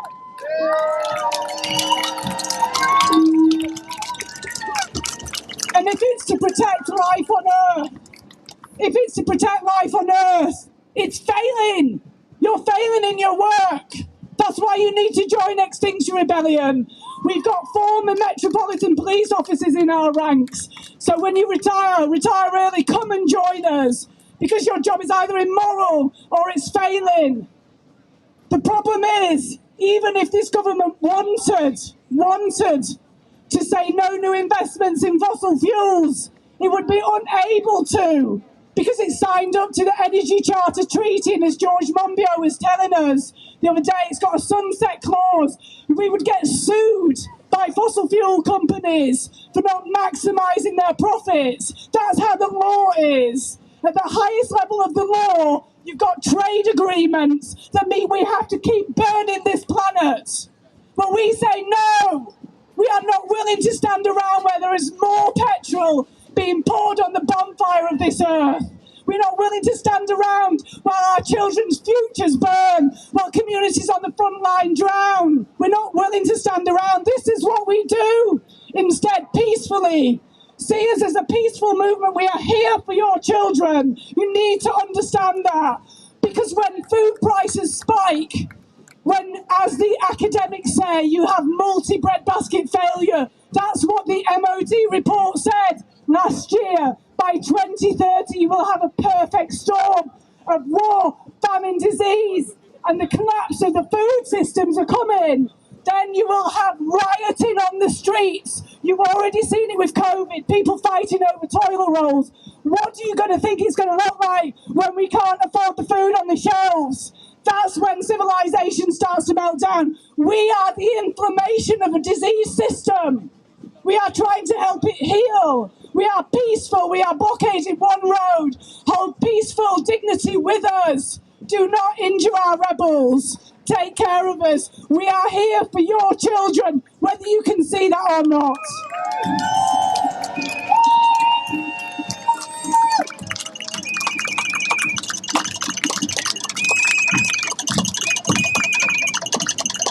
And as Tim Crossland was saying yesterday, the brilliant barrister from Plan B, enshrined in the law is the necessity to protect life on Earth, is the right to self-defence. We are upholding the law. And we have had our rebels who have done this be acquitted by judges. We have had rebels who have broken windows be acquitted by juries, because this is what upholding the law looks like. When the law is not protecting us, upholding the law, being in service to life, doing self-protection and self-defence, when our houses are going to go under, when our property is going to get damaged, as it has in Germany, as it has in Belgium. That's what's done. We've had it in London, the floods. This is self-defence. This is in alignment with the law. And don't forget the Ziegler ruling in the Supreme Court that said we have the right to take to the streets in a reasonable act of protest. Well, I personally say blocking only one junction is relatively unreasonable. We should be doing more. We need more of this. Because how do you think things change? Change doesn't come by people being nice and asking politicians to be, well, we are nice, but by passively standing on the side of the road with a placard. That does not work. You know, we have our rights because of civil disobedience. People have their votes because the suffragettes broke the window. Emmeline Pankhurst said there's no greater argument in politics than that of the broken pane. She talked about the noble art of window breaking. She was merely following the Chartists who got the vote for the men. We have the right to roam in this country. We have the right to be out in the countryside because ordinary people did a mass trespass. The Kinder Scout mass trespass is why we can roam. We have the rights to trade unions because of the tall puddle martyrs. And every generation has had to fight for its rights. And the gay people that are here, one of the things that Extinction Rebellion follows is the tactics of ACT UP. There was a Holocaust on gay people with the AIDS crisis. It wasn't being researched. People were in the closet, they couldn't come out, so homophobic, so dangerous. And people had to fight for their lives, and they took to the streets, and they did these kinds of tactics. And of course, it's a battle that's not yet won, but leaps have been made in LGBTQ plus rights and freedoms because of this kind of action. This is what democracy looks like. Tell me what democracy looks like. This is what democracy looks like. Tell me what democracy looks like. This is what democracy looks like. Tell me what democracy looks like. This is what democracy looks like. Whose streets? Our streets. Whose streets? Our streets. Whose streets? Our streets. Extinction! Rebellion. Extinction! Rebellion. Extinction! Rebellion.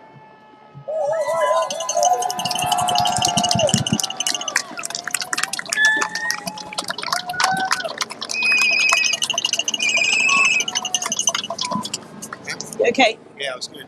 I was around the other side of the bloody bus and they smashed the window. I didn't see it. Thank you, Gail. I think we could do with a few more people sitting down. Very good. Taking this space, owning it. This is our space now, especially around on the north side. We're doing what we've been doing all over London, where we come to a space and we completely transform it from its usual day-to-day, business as usual, hectic, greenhouse gas emitting space into a beautiful space full of beautiful people who are here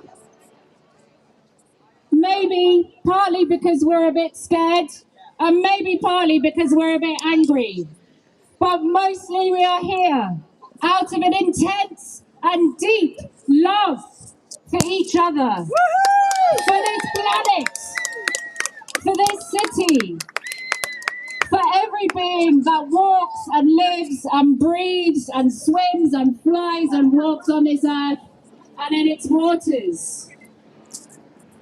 We are here because we love ourselves, we love each other, we love all the people that are walking past, wondering what on earth is going on here and what this is all about. I'll tell you what it's about. We are Extinction Rebellion. We are those annoying, messy, mucky, mung bean munching people that you hear about in the media. We're far more than that. We are parents, we are children, we are doctors, we are lawyers, we are carers, we are students, we are ordinary people, just like you, who really care about this awful catastrophe, this crisis that is happening right now all over the world and happening right here in the UK. And we know, because the IPCC told us not very long ago, that there is a chance for it to be not quite as bad as it might be. Anybody glued And that we can only sort that out by taking action right now, without any further delay. Because there have been delays and denials for 30 years. There have been powerful people spreading lies and covering up the truth. And so we burst onto the streets a couple of years ago saying, tell the truth, tell the truth, tell the truth, tell the truth, tell the truth, tell the truth, tell the truth, tell the truth about the climate and ecological emergency. And that message goes to everyone in power, and it goes very specifically to those billionaires who are in charge of our media, who are failing to report what's happening properly, who are covering it up, who are spreading lies. And we also came out with a message to act now on the climate and ecological emergency. And that second word, ecological, is really important. Because it's not just carbon, it's not just climate, it's a complex relationship that involves all living beings on this planet, all the ones that we depend on for survival. If you're about my age, you probably remember when you were a child, if you went for a journey in your car, the windscreen would be covered in insects in the summer. That doesn't happen now. Where have they all gone? We have a serious biodiversity crisis in this country, and we have had for some time. We are losing our insects. We are losing our birds. We are losing our mammals. We are losing our ability to grow food for ourselves. Our topsoil is disappearing. Last year, our harvests were down by 40%.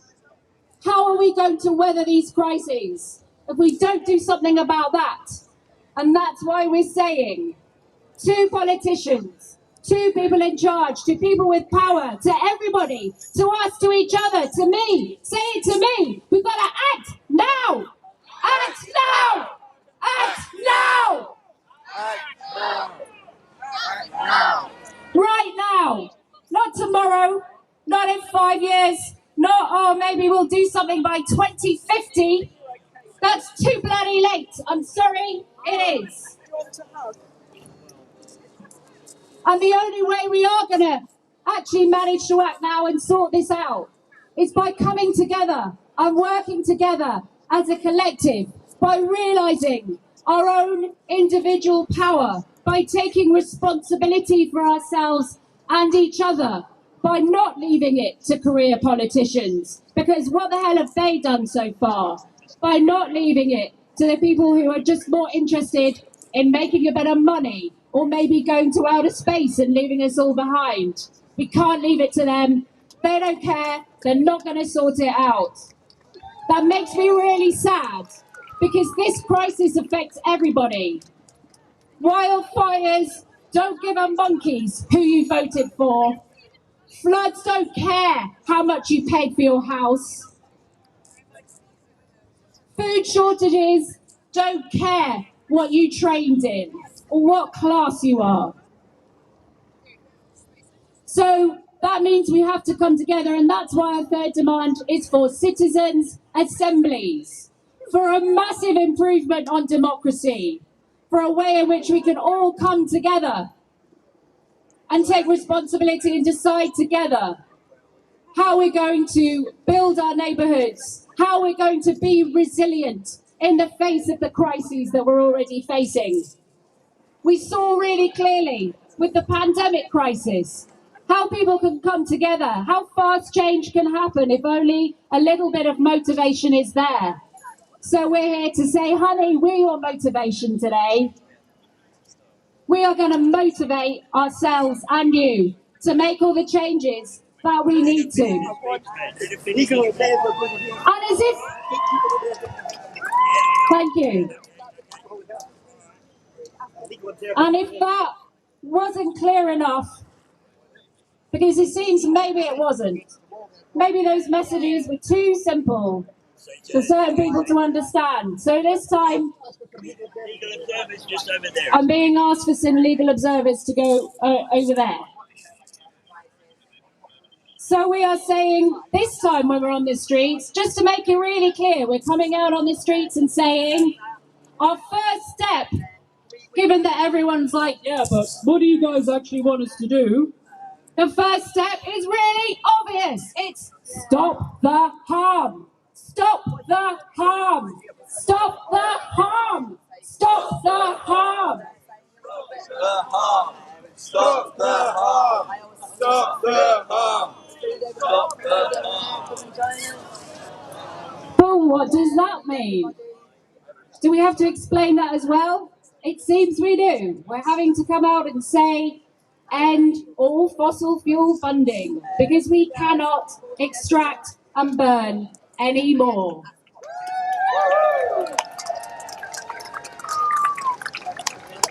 To be honest, I'm pretty irritated that that's our message, that that's what we have to say, something that obvious. Why isn't it happening already? Why haven't we moved fast enough?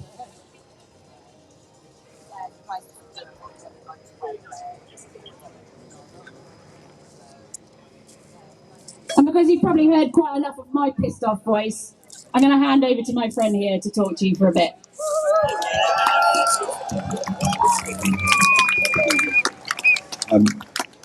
My first message is to the police here that recent court precedents have made it abundantly crystal clear that obstructing the highway is not an offence necessarily when your right to protest is involved.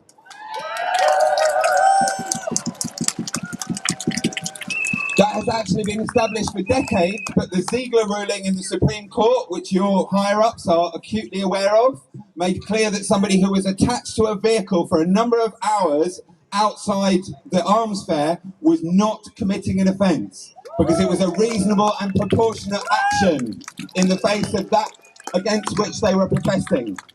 And when we are protesting against the undermining of any viable future for all future generations, virtually anything we do is proportionate, but especially when all we're doing is disrupting a tiny percentage of this country's population to make the most important point ever, the idea that we are automatically committing an offence by being in the road is an abuse of your power.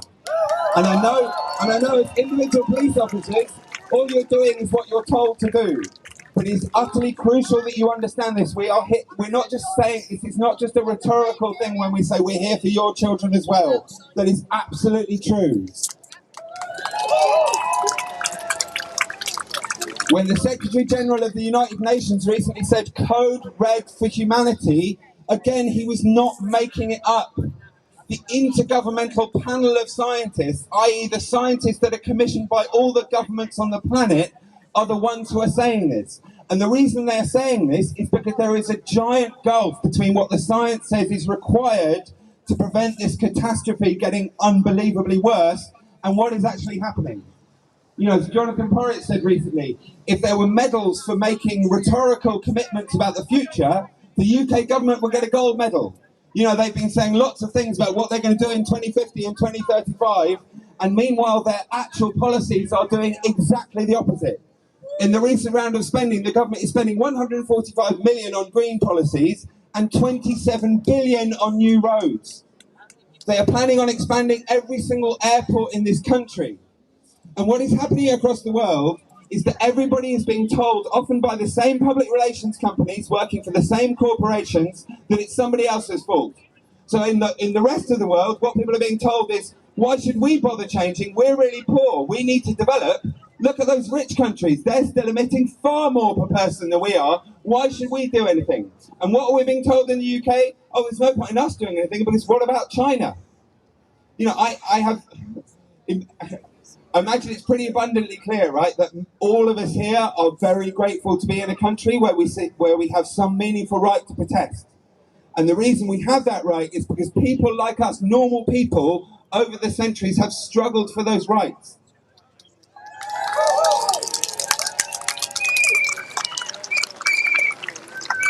And the point of those rights is not so that, you know, the police and the authorities can go, oh yeah, look, they've protested, that their right is their right has been used. Now we can remove them. The reason these rights are enshrined in our law is that it's the means by which we have had all social progress. Like the Chartists, we have this noble tradition in this country of people who have struggled for progress. The reason all of us have the vote is because people did stuff like this. The reason later women got the vote was because people did stuff like this. The reason the Indians got rid of an unimaginably brutal colonial rule system was because people did things like this. All progress has come from things like this. And mercifully, our law is supposed to protect our right to do things like this. But instead, contrary to your own regulations that say you shouldn't be doing something without a specialist climbing team beyond 2 meters, you've smashed the windows of this beautiful thing that has balloons on the back saying love, because that is what this is actually about. We love life, we love our children, we love each other. We want a world that is based on sanity and compassion, where the tiny percentage at the top don't have most of the resources and the power. And this isn't just about some sort of utopian socialist dream or something like that. It is about the science of how and why we are destroying the world. And this is really simple. For anyone that doesn't understand why inequality and the climate and ecological emergency are one and the same thing, it is actually really simple. If the top 10% of the world's consumers are doing 50% of the damage to the planet, that means that the other 90% of the people on the planet have to make do with the rest. And so, of course, what's happening, we're destroying more forests, more oceans, more soil, more other animals. We're pumping more and more carbon into the atmosphere. Over the 30 years that the governments have been meeting and talking about taking serious action on this issue, it's not just that we've had inaction. It's not just that we've had delay. Of course, we've had those. We have emitted more carbon since the world's governments have been talking about taking this seriously than in the entirety of human history before. And because of how economic growth works, we're going to emit more carbon in the next 25 to 30 years than we have in the entirety of human history up till now. You know, yes, there is a bit more renewable energy, so maybe that will dampen down, but there is more and more fossil fuel. And a lot of people might have had the impression that during the pandemic, the carbon emissions in the atmosphere went down. That is absolutely not true. It's just the amount that we raised the carbon emissions went down by about 5 or 6%. So we still pumped way more stuff that is causing the mega droughts and mega floods and mega cyclones and the destruction to hundreds of millions of people's livelihoods. We still pumped more and more of that stuff out during the pandemic. And of course, nobody wants the kind of restrictions that we had during the pandemic. What we want is a sane transformation of the economy, which is exactly what the intergovernmental scientists are saying. And I'm going to bang on about this as much as I can, because the way the media presents this is Extinction Rebellion activists are saying that we should make these changes, and a government spokesman says the opposite. We are not saying this. The intergovernmental scientists are saying this. In 2018, the report that had such a significant impact on the planet, especially on people's awareness of these things, especially in the context of Extinction Rebellion and the school strikes, said we need rapid, far-reaching, unprecedented changes to every aspect of society. That is the intergovernmental scientists. Is that happening now? I'm asking the police as well as everyone else here, as well as the members of the public. Do you see that happening? No. Yes, we have offshore wind. We have quite a lot of it because we're an island. That bit from the Climate Change Act that was passed in 2008 has carried on. All the rest of it has stopped. We've stopped onshore wind. We've taken tens of thousands of jobs out of the renewable sector. We've collapsed the solar industry. There was a zero carbon homes initiative for 2016. The government scrapped that. George Osborne said in 2012, we're going to cut the green crap. And except for offshore wind, that is what they've been doing. And all our children's futures are on the line. I don't know if people must have seen the images in the media, right? Just in the last few months in this country, of the tubes flooded, of the streets flooded, like the images from Germany, from China, the heat dome over Canada, the wildfires in Siberia. This is literally the viability of global civilization on the line. And there are many civilizations that have come and gone on the planet, right? And most of them have come and gone for the same reason. They had a way of doing things that made them prosper for a while. And when the conditions that allowed them to do that started changing and the way they were doing things actually started being more and more damaging, they carried on doing it. And the reason they carried on doing it was vested interests. Not just humanity being stupid. It was powerful interests of the day that kept things going as they are. We are amidst the most unimaginable tragedy of the incumbents, i.e. the tragedy of a system dominated by the powerful vested interests of today that are preventing a far better, more breathable, and indeed viable tomorrow. That is absolutely what is going on, and it's what the intergovernmental scientists are saying, and that is why we are out on the street. If there weren't this giant gulf between what the governments were saying, namely we're doing what's required, and what is happening, we could all go home. And you could actually be doing your proper job, police officers. You know, people across this country are being told that the police are being taken off knife crime duty and all the other important things that they should be doing. Why? Why? This movement, whatever you think of it, has done an amazing job of pushing the reality of this emergency that threatens all our children up the agenda. After our protests in April 2019, where they weren't crushed violently like they are now, you know, you did your job, thousands of people were arrested, right? But we were allowed to engage our sacred rights to assemble and protest. And that had a huge impact on the country. Because when we were allowed to do it, people realised that we were just normal people trying to make change for everybody. And unfortunately, this kind of action stops that happening in any effective way. And most people across this country are being told, like I say, that China is the problem. The rich country... I need some water, hang on. If anyone wants I can keep going.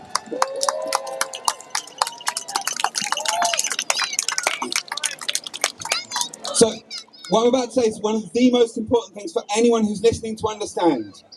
92% of the excess emissions, so 92% of the emissions that are causing the climate emergency are from the global north.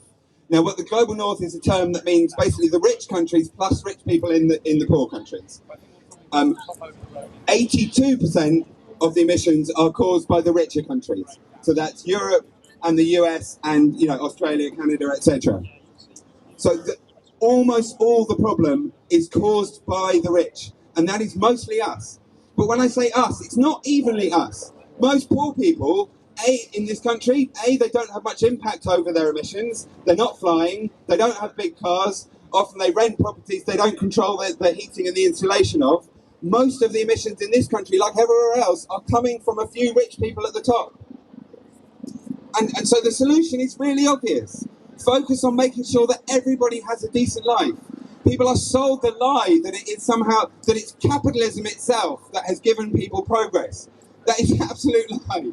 Like modern technology, the sum of all human innovation and understanding over thousands of years, is what has given us the capacity to do amazing things that make people's lives better. But instead of making everybody's lives better in the world, which we are totally capable of, most of the resources on the planet are going more and more to a few rich people. And the gulf between the rich and the poor is getting bigger and bigger. So when you hear from the media, oh, we have to allow fossil fuel emissions in poor countries to allow poor people to stop being poor, it is an unbelievably sick joke. We have the bottom 50% of the world's population have about 5% of the world's wealth. And if we're serious about getting everybody on the planet to a reasonable standard of living, which I think deep down every human being would like, we need an entirely different system. Now, the Code Red for Humanity that we heard from Antonio Guterres was talking about the first working group of the Intergovernmental Scientists. What the first working group does is tell us about what the physical science is saying about climate change. What the third working group does is tell us what we need to do about it. Now, that report hasn't come out, but some scientists leaked a draft report because they were reasonably afraid that when the government representatives get hold of this report, they're going to prevent it saying what it needs to say. And what that report says is that we need to change our economic system fundamentally. Again, that is the intergovernmental scientists saying this, not Extinction Rebellion activists. Until that happens, we are facing an unimaginably bleak future for no good reason. Even as Extinction Rebellion, we face a problem because we tend to talk mainly about climate change. As Clarissa, who was speaking before, said, this is not just about climate change. It is about an exponential destruction, by which I mean constantly accelerating destruction of all the living systems of the planet.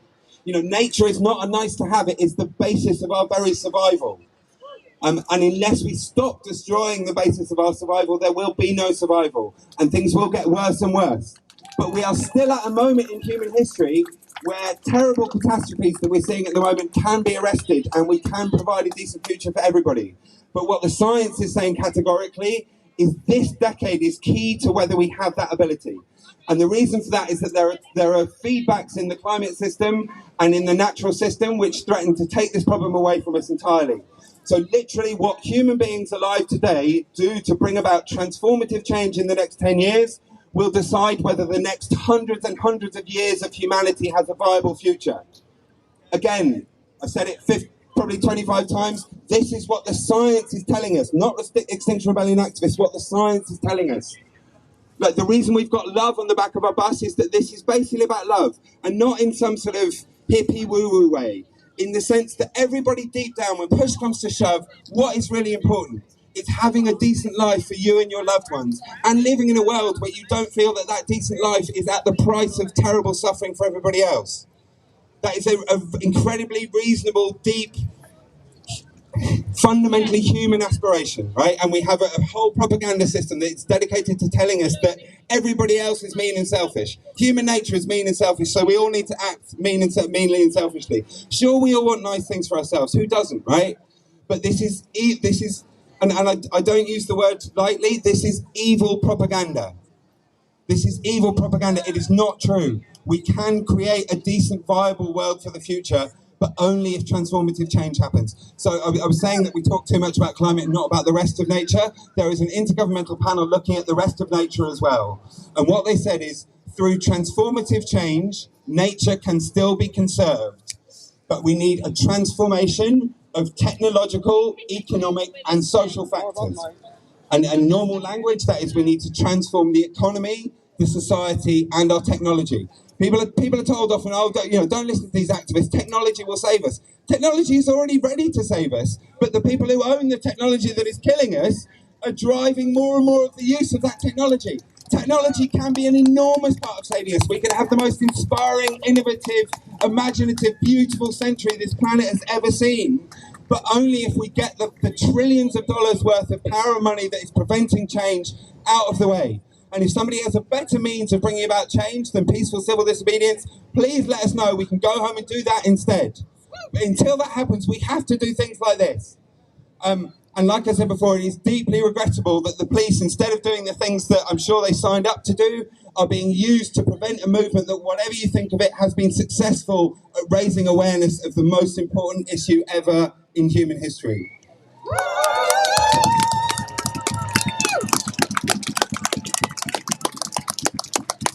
The reason we're on this side of the river, I imagine, is because getting to that square mile in a meaningful sense opposite is really difficult. But we are focusing on the City of London this week, because whatever nice words and targets the governments talk about, whether in terms of domestic policy or in terms of intergovernmental negotiations, until finance and trade are subordinated to the needs of the planet and the future, we will carry on destroying things at exponential speed. Since the Paris Agreement was signed in 2015, we've had about $5 trillion of new investment in fossil fuels. That is $5,000 billion more new money into burning more of the stuff that we know is killing us. And I haven't mentioned yet air pollution, right? Like every single parent, I would imagine, including myself, obviously, hates the fact that just going out into the world means that our children are breathing toxic air. And why? We have the alternative technologies at the moment. It's because fossil fuel companies, because car companies, because banks that are up to their necks in these investments don't want to lose profit. And so they use their political influence to make sure that these nice rhetorical flourishes from people like Boris Johnson don't actually turn into any meaningful policy. As long as, Death Stars, effectively, everyone's seen Star Wars, right? Powerful cultural metaphor. As long as Death Stars like the City of London that are sending out these trillions of dollars to invest in the stuff that's killing us, New York is another one. And by the way, London, as most people probably know, is at the centre of a kind of spider's web of illegal money laundering locations across the world that sucks money in, that often is taken out of poor countries illegally, sucks it in to be invested over there in the city. Until we get hold of these financial centres and bring them under the auspices of democracy and society, they will carry on killing us. And so a focus on the city.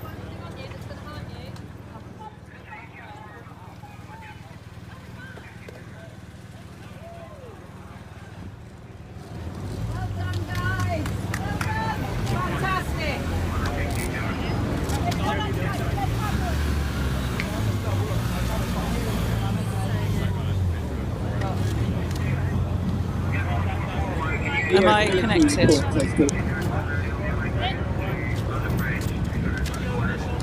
war, pestilence, etc. Major parts of the world, even at 2 degrees, become unlivable. You know, we're incapable of growing food when there's 2 degrees of average temperature in vast swathes around the equator. And what we're seeing already is that Hunger Games, right? You know, building bigger and bigger walls, like, you know, outside Europe, outside America. How do we keep the poor people that are fleeing this disaster out? I do not want to live in that world, and I imagine you don't either. So let's fight for a better world, because otherwise we know it's going to carry on as it is, and it doesn't need to. Thank you.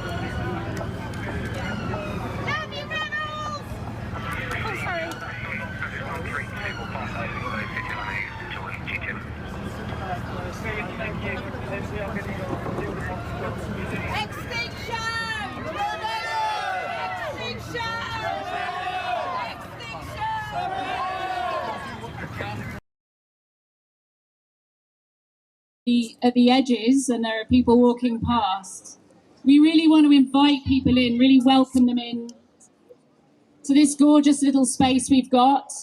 Our beautiful bus full of very exquisitely dressed rebels and some slightly less exquisitely dressed police. I mean, guys, you could have made an effort, right? Maybe a top hat, bow tie. Maybe you didn't get the dress code. But I want to see some fancier outfits next time. You know we're here all week. We know you're our biggest fans, and you buy tickets to all of our shows, so you're prepared to come along. So you could definitely think about what you're wearing, dress up a little bit, so we've got something pretty to look at while you're standing around our vans and things. And we're not just right here today. In the early hours of this morning, our sister movement, Animal Rebellion, set up a blockade at Arla Foods, which is, I believe, the biggest distributor of dairy that we have.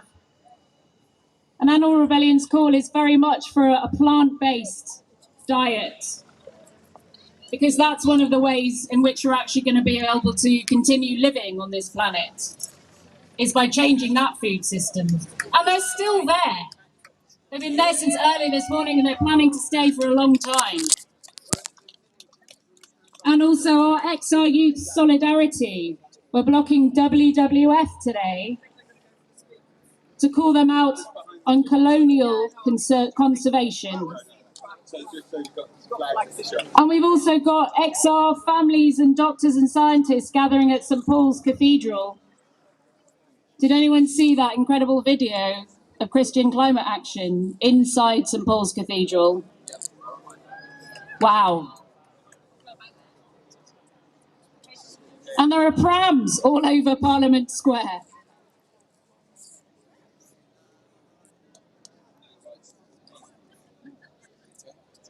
And I've just been told that if you're new to this, if you've just turned up, if you're not quite sure about what we're doing and you want to get involved, but you're feeling maybe a little bit uncertain because all the people in yellow jackets hanging around, we do actually have a Know Your Rights training happening so that you can find out, know what your rights are, and feel a bit confident out on the streets and facing the police. And that training is happening about now, maybe in 5 minutes' time, just behind me underneath this big poster with the dogs on it. So if you'd like to understand your rights better, you're very welcome to join that training. And if you are sat at the edges and there are people walking past, and yeah, please invite them in, please speak with them about what we're doing and make everyone feel really welcome, because we've created a gorgeous space here now. You lovely lot. It's so lovely. And I'd like to invite someone that is much more of an expert in peace and non-violence than me to come and talk with you a little bit about that. About the climate emergency is that the politicians know that they are not doing enough. They know that a target of net zero by 2050 is nowhere near enough. They know because the Intergovernmental Panel on Climate Change reminded them of that just a few weeks ago. They know that they should be leaving fossil fuels in the ground. Even the International Energy Agency reminded them of that a few months ago as well. If we're serious about avoiding climate catastrophe, there can be no new exploitation of fossil fuel, and banks like this one must not be funding them. And they know that their policies like pursuing the Cambo oil field of Shetland, or giving the green light to a new coal mine in Cumbria, or allowing airport expansion, or boasting about a £27 billion road building plan, they know all of that as well will lock us into climate chaos. And so that's why we're here, my friends. We are here to say that we call out such gross hypocrisy. We are here to say that we will not let those politicians steal our children's futures.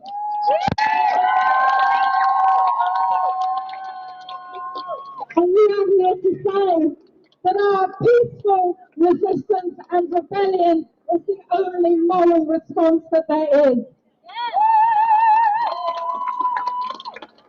Because, my friends, it is not that we don't know what needs to be done. It is not that we don't have the science for it or the finance for it. It is simply that there is not the political will. And that is why it is so important that you're here. And that is why I just want to say a very few words about the climate and ecological emergency bill. It's a bit of a mouthful. That's why we shorten it to the C bill, the Climate and Ecological Emergency Bill. This is a bill that has been put together by so many people, so many experts on climate, so many scientists, academics and others, people from XR, people from outside XR. And essentially this bill will be the legislation that we need if we're serious about the climate and nature emergency. But first of all, what this bill does is to make sure that we do have the policies to keep below 1.5 degrees. The second thing it does is to make sure we tackle the climate and nature crises together, because we know they are interconnected crises.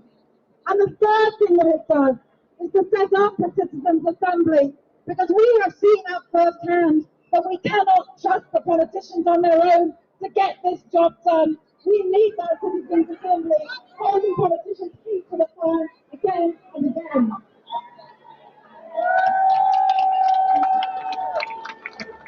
What I would love you to do is to check if your MP has already signed up to that bill. If you go onto the website, you Google that bill, you'll come up with a website that gives all of the names of the MPs who are currently supporting it. We've got over 100, but we need at least 500 more. If your MP's name is not there, please can I urge you to contact them and ask them to sign that bill. And if they try to fob you off by saying they're on the front bench and they're not allowed to do things like that, just call them out, because essentially anybody can put their name on that website. They can stand up to be counted. They can say that they're standing up for our future, for our kids, and for their future too. So in conclusion, my friends, I just want to really thank you for being here and to say that it does make a difference. That this rebellion is exactly the most important place to be right now, and you are here and part of it. And history will judge the people who are prepared to put their bodies in the place of where their minds are too and their heads you're prepared to put your body on the ground as well, then I think history and future generations will look back. And thank you for that, because we are all of us doing whatever we can to make sure that there is a livable future for our kids, their kids, kids right across the world. We say no to the kind of lefty politics coming from our politicians, coming from the Bank of England that continues to fund fossil fuels, even though they know the damage that they are doing. So, my friends, we are the people that we've been waiting for. Thank you for being here, and we're going to go on being here until we have a future for our kids. Thank you.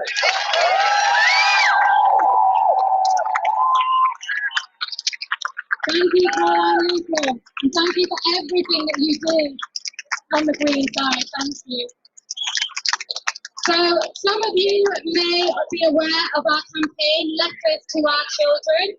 This is a campaign where we have been encouraging parents, mothers, aunties, uncles, cousins, anyone who cares about children to write a letter to the children in their life and the children in the world about your hopes for the future, also about your fears, and about what it's like to live at this moment where we know that the climate crisis is happening and yet nothing substantial is being done about it. So thank you to those who've already written that letter. And if you haven't written a letter already, we would love to encourage you to do that. So I'm going to share my letter today that I wrote to my daughter here.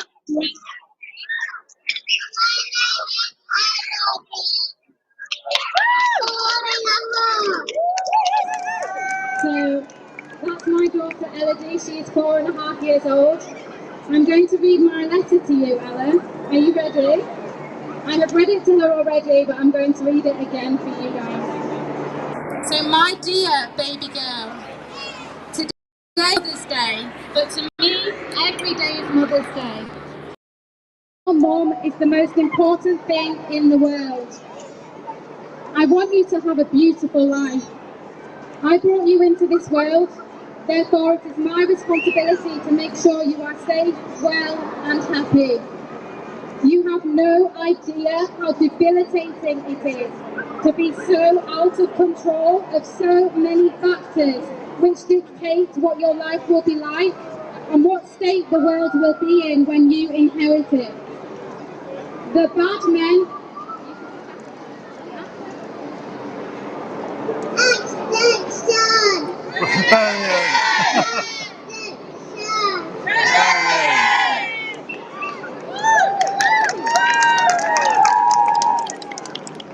The bad men who we talk about that cut down trees, dig oil out of the ground, hurt animals and do all sorts of damaging things hold so much power, more power than me. Power to continue to do all these awful things while I feel so powerless to stop them. But I am not powerless. I am strong and I have a voice and an influence. How fight to create a better future.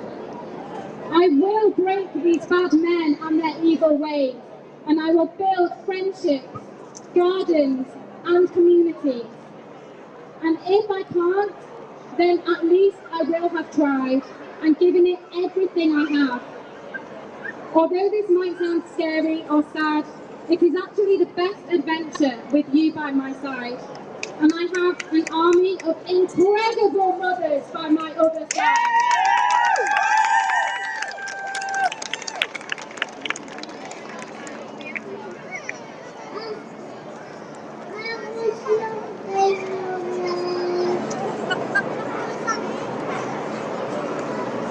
And together we will have the best chance to change the path we are on to a better one. You are a problem solver. In the face of any difficulty or hurdle, you always come up with ideas and a plan to overcome. This is what our children do. I hope that I can raise you, nurturing your creativity, ingenuity and resilience, so that whatever happens, you will take it in your stride and thrive. I wish you and all of the children of the world all of the luck in the world. and with the love of our ancestors coursing through our veins, into mine and into yours. Stand tall, everyone, and always speak up. I love you forever, Mum.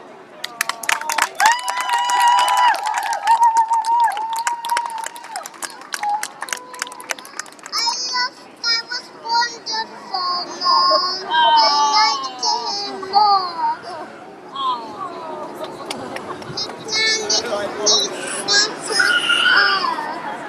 We need to stop cooking the green flag. Yeah. We need to protect the world and to stop building gas and oil.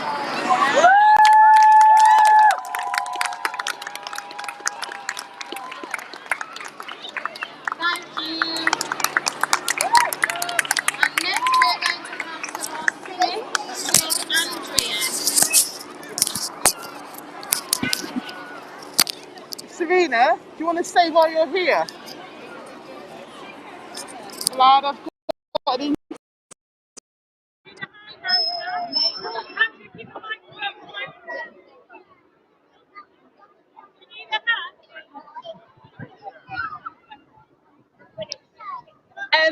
Hi everyone, I'm Andrea. I'm going to do a few songs. We're going to start with a slow one. Oh, Stephen. Is that? Yeah, we'll do a slow one, yeah. So we're going to start with a slow one. This one's called In the Dark Times. In the dark times, will there still be loving? In the dark times, will there still be love? I might change the words.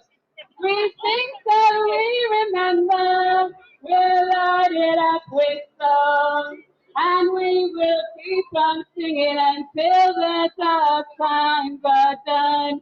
Okay, we'll do it again. This time I'll sing the right words. In the dark times, will there still be singing? In the dark times, will there still be song? We'll sing till we remember, we'll light it up with song, and we will keep on singing until the dark times are gone. Let's do dancing this time. In the dark times, will there still be dancing? In the dark times, will there still be dance? We'll dance so we remember, we'll light it up with dance, and we will keep on dancing until the dark times are gone. Let's do hoping. In the dark times, will there still be hoping? In the dark times, will there still be hope? We'll hope so we remember, we'll light it up with hope, and we will keep on hoping until the dark times are gone. Let's finish with singing again. In the dark times, will there still be singing? Let's hear you!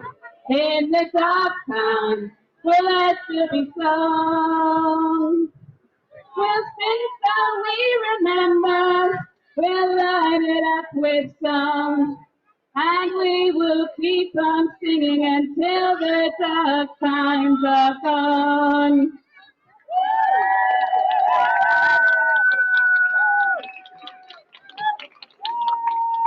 Okay, this one I don't have the words for, but I'm kind of hoping some of you will know this one. So when I'm thinking about if it's all worth it and what's the point, I like to use Matilda as my inspiration. So I don't know if any of you have seen Matilda? Anybody? Okay, so we're going to do, please join in with me if you know it. Even if you're little, we can do a lot. You must let a little thing like little stop you. If you sit around and let them get on top you, might as well be saying that it's okay, and that's not right. And if it's not right, you have to put it right.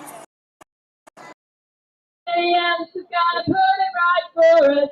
Nobody but us is gonna change our story. Sometimes you have to be a little bit naughty.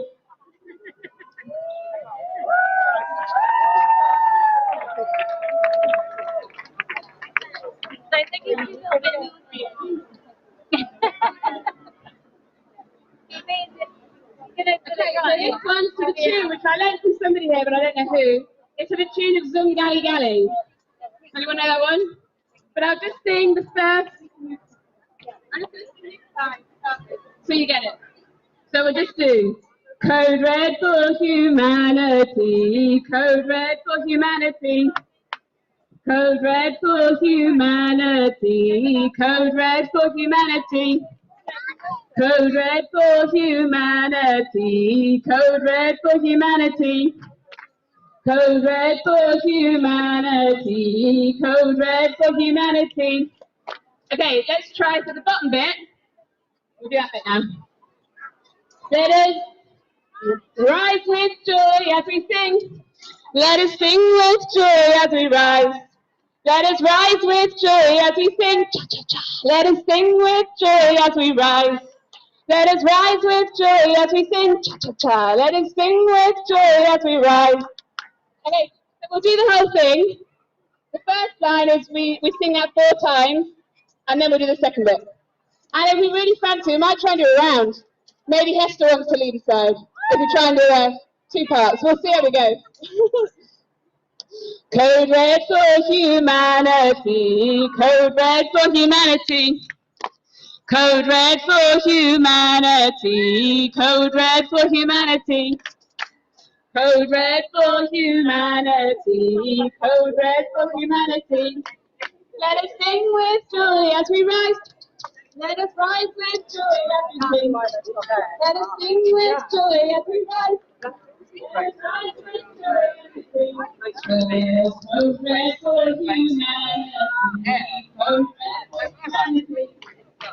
Code Red for humanity, Code Red for humanity. Code Red for humanity, Code Red for humanity. Let us sing with joy as we rise. Let us rise with joy as we sing. Let us sing with joy as we rise. Let us rise with joy as we sing.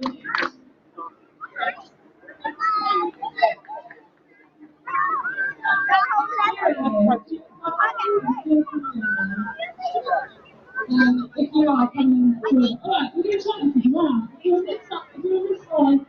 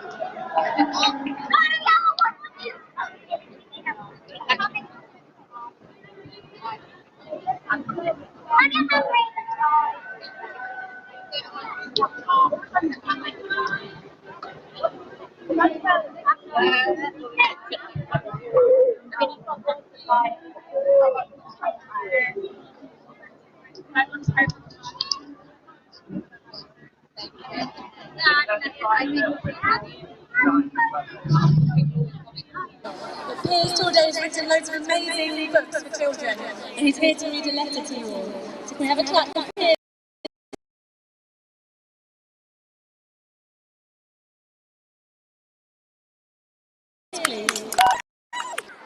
So I stood in front of the speaker. I'm not a politician, but I am a writer. And I have words. And with words and stories, we can change the world. So I've written a letter to the children here today, but also in a way more importantly, to the millions of children not here today. The children still to come, the children whose parents won't let them come, the children whose future we're all fighting for. The world must seem like a mighty strange place at the moment, and a sad one too. But that doesn't mean we stop living. I don't know exactly how we all want to live, or tell you how you should live, but I know that we have a right to live. And by live, I mean embrace life itself. We must not live in the shadow of death, fearing the future, or not being present. When will this thing be over so I can do the next thing? Let me never be alone, how can I distract myself? That sort of thing will get us nowhere. Here is what I recommend instead. We must live like all life on earth. Make light, soil and water your gods, because they are the most sacred things there are. We must allow all life to flourish equally. No one life or set of lives is better than another. We must not live for money or power or fame, but instead live for love and nourishment in all their forms, wherever we can find them. What is the point of life if it is just work or travel or buying things? Life is there for all, on the forest floor, in the light shining on the water, crawling along in the cool shade of the wall. In the past, we could, and sometimes needed to, pretend that what animals needed was beneath the human. We felt so superior. We walked tall, talked and made fire. We conquered every quarter of the globe. We chopped, planted and tamed. We chased and slaughtered. We broke invisible barriers of sound and light. We challenged the laws of physics themselves. We toyed briefly with the idea of destroying the planet with nuclear weapons. And although this idea is thankfully out of fashion, it remains a tantalizing possibility for humans who really hate life.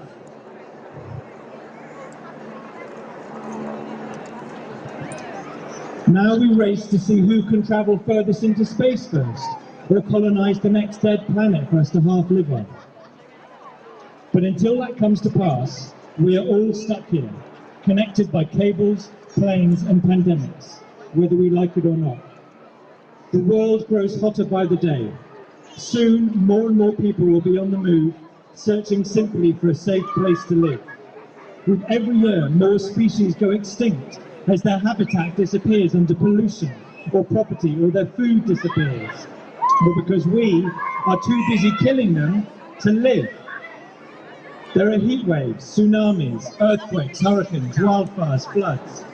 But all these weather events are simply expressions of life, the destructive, unpredictable, vital life of a natural world, posing the same question over and over again until it makes us listen. And please do listen. The question is not, how do you want to live, but do you want to live at all?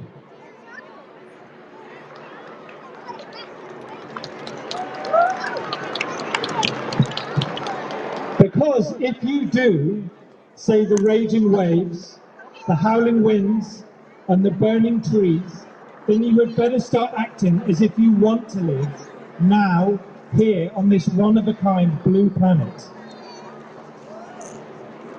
So, to all the children, live like you want to live here. And then start to talk. Thank you very much.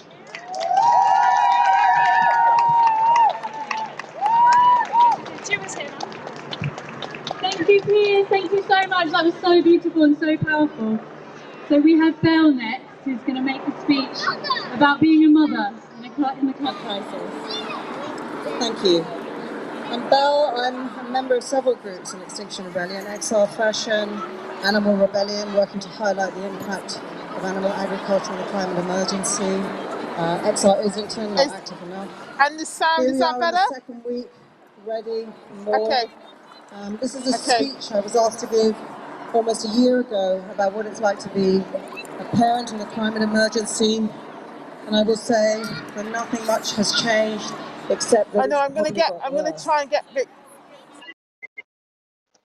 A mother, to be a parent in a climate emergency is like watching a tidal wave approaching the beach while your child builds sandcastles, knowing that other children have already been swept away. It raises terrible questions, lacing all the joys of being a mother with the deepest. How can I help protect my daughter? How can I show her how beautiful nature can be and help her work to restore it, whilst allowing her to grieve with immense losses? How insane. Hello. How do I balance that urgency with the space she needs to be a child? Which of her dreams do I allow her to flourish in the knowledge that her world, the world that she hopes for, no longer exists? And how do I model for her resilience and a courage I don't feel myself? And how can I be with her when I am just so sad? And so I read and I speak and I get onto the streets in the hope that by the time she's older we will at least be on track to a better world, and that we will be coping with the challenges and the losses of becoming our older and her children.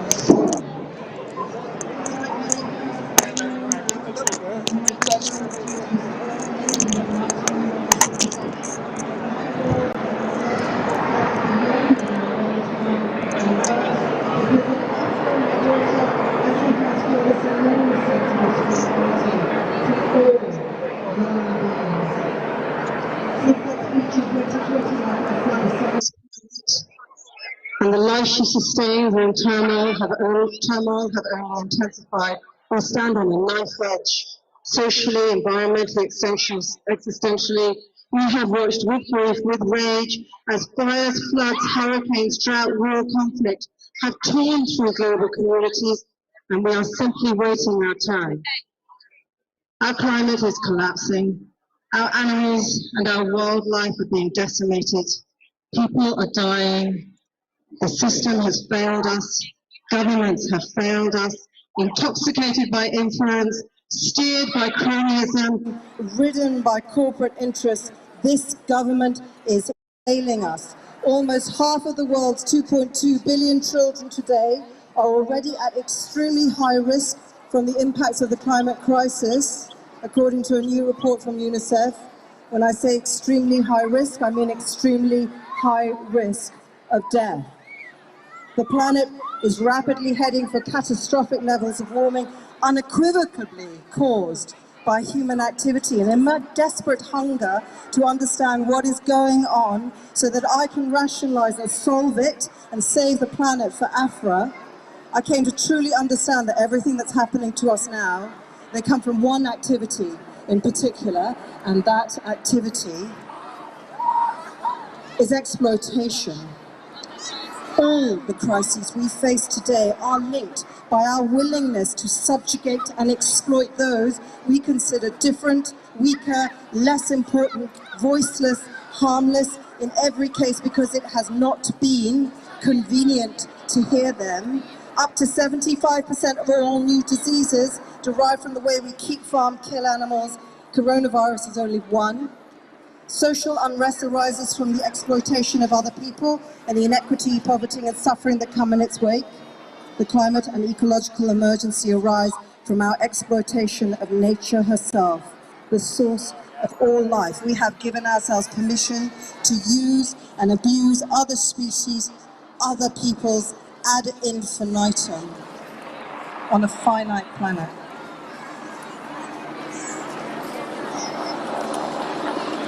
There is a quote from a man called Naviz Ahmed. He is a British investigative journalist, and he puts it better than I do. Everything that's happening, he says, the ultimate hidden driver of everything that's happening is a way of living and being premised on self-maximization, through the plunder of the other, where the other are different humans, different species, or the planet itself. And I am gripped by this idea of the other, by the act of othering, how it enables us to put the priorities and cares of other people, other species at a distance.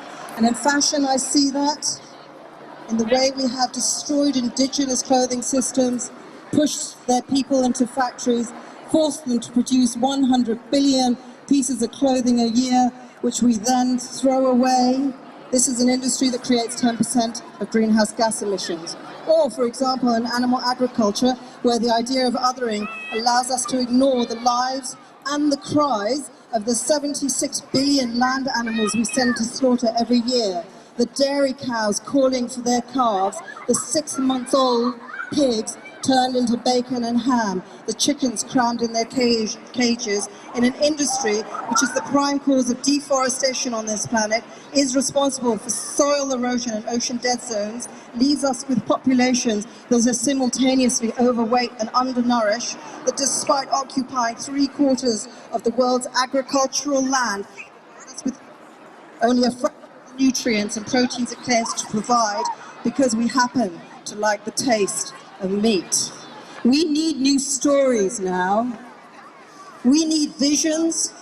We need utopias, because as historian Enzo Traverso says, a world without utopias inevitably looks back. And we cannot look back because we have been shopping and slaughtering our way into oblivion. We have been driving knives into the breast of Mother Nature, unwilling and unable to see that in doing so, we are cutting off our own life support systems. And we have been ignoring the deeper joys that are being laid waste to in our paths. In this rebellion, I have been privileged to witness those deeper joys here in front of me today, right now, of equity and compassion, of adaptation and resilience, of grief for what we have lost, and ecstasy in what still remains. In this rebellion here right now today, I see hope for our children and for children around the world. But this rebellion, as beautiful and as nurturing and as nourishing as it is only one part in our story. We have woken up, and we need to place ourselves in service to the natural world. Every activity we do, every skill that we possess has to be placed in service to the natural world. And we need governments, we need this government to wake the fuck up to stop funding fossil fuel projects, to stop kowtowing to a right-wing media, to put in place the emergency measures we know we need now to get us out of this mess, to respond to the science, to respond to the people it claims to serve. Because this is my message to those who try to stop us, while the real criminals are now sitting at their desks taking down the world on their computer screens. We are here in rage and grief, but we are also here in peace and in love. In love. In love for the natural world. In love with our children. In love for the better people we could become. In love for the future that we could create together, of mutual harmony and respect, where nature thrives and sustains and is sustained in her turn, in which all beings, human and more than human, are recognized for all their profound beauty and intricacy, for the rarity that we are in this infinite universe. We are the impossible rebellion. Thank you.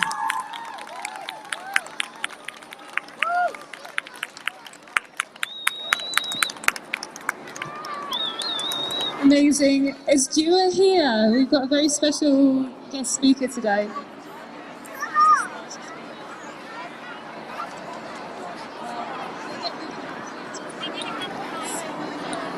Yes, here she is. Fantastic. Do you want your son to be with you, or is he okay there? Okay, so I'm very pleased to invite Julia. She's been with us for the last 2 days at Rebellion, and Julia just said to me, how long are you doing this for?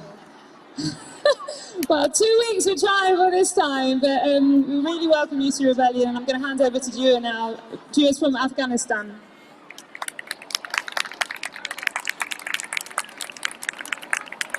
Thank you, everyone. My name is Diwa Khan, and I'm a human rights activist. And a few days ago, I have been working now with the Unify as well.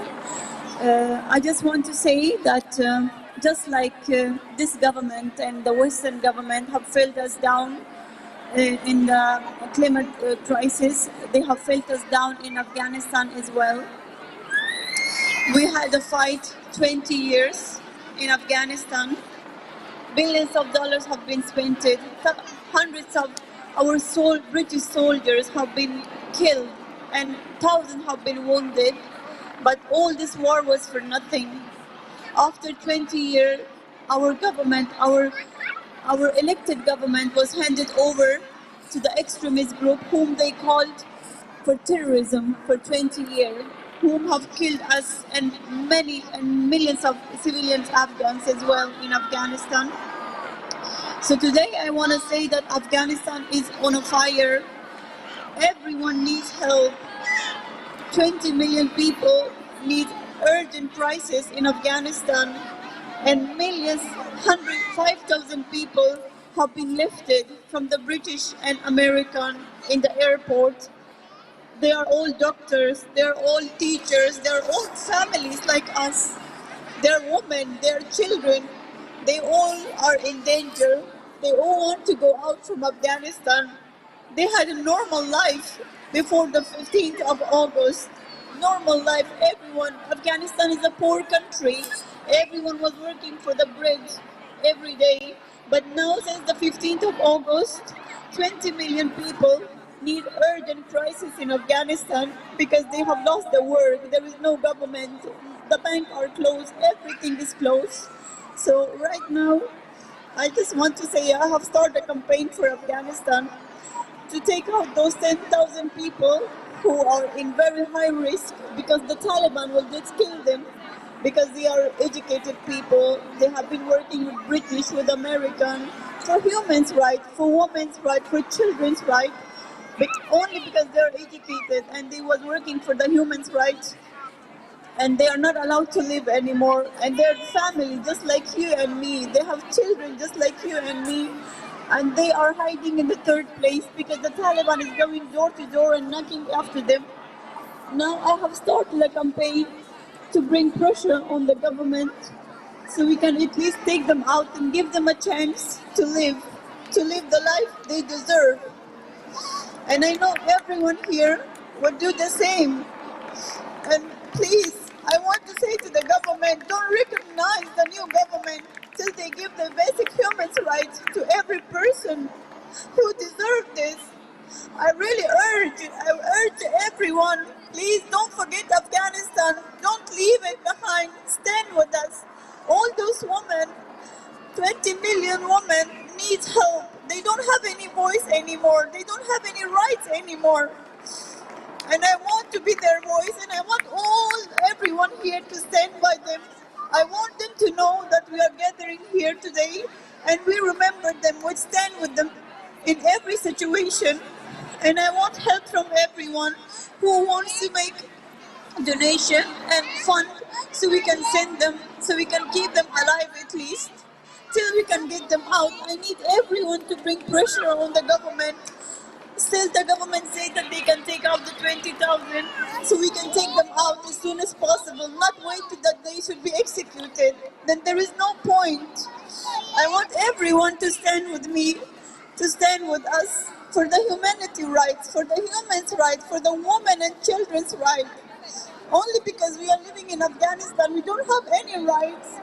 We don't have any dreams. Those young boys who fall down from the aeroplane, they were football players, they were students in university. But they lost their dream in the same day the extremist group take over Afghanistan. We need help in Afghanistan. I hope everyone stand with us, every human to raise their voice for us.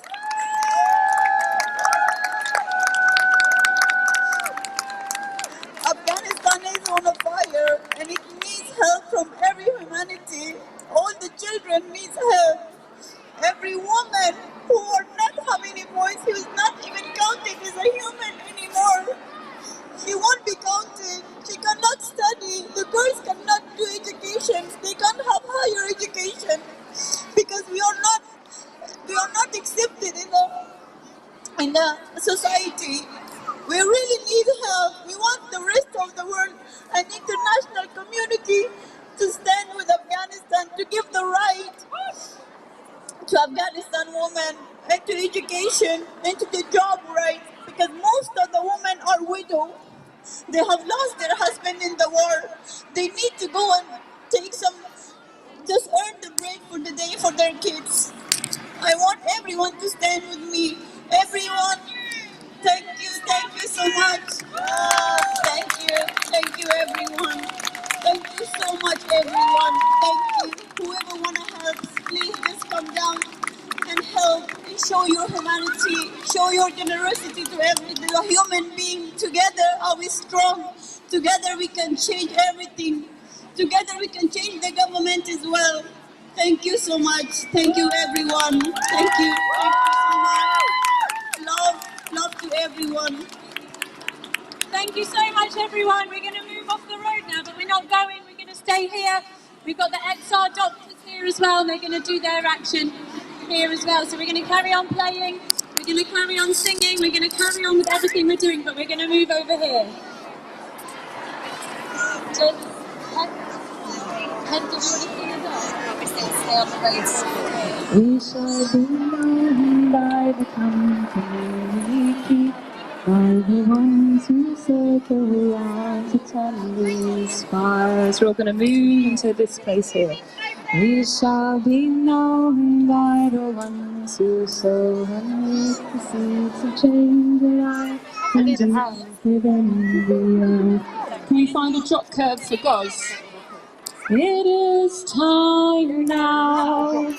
It is time now that we thrive. It is time to lead ourselves into the well. It is time now, and what a time to be alive. In this great turning we shall learn to lead and know. In this great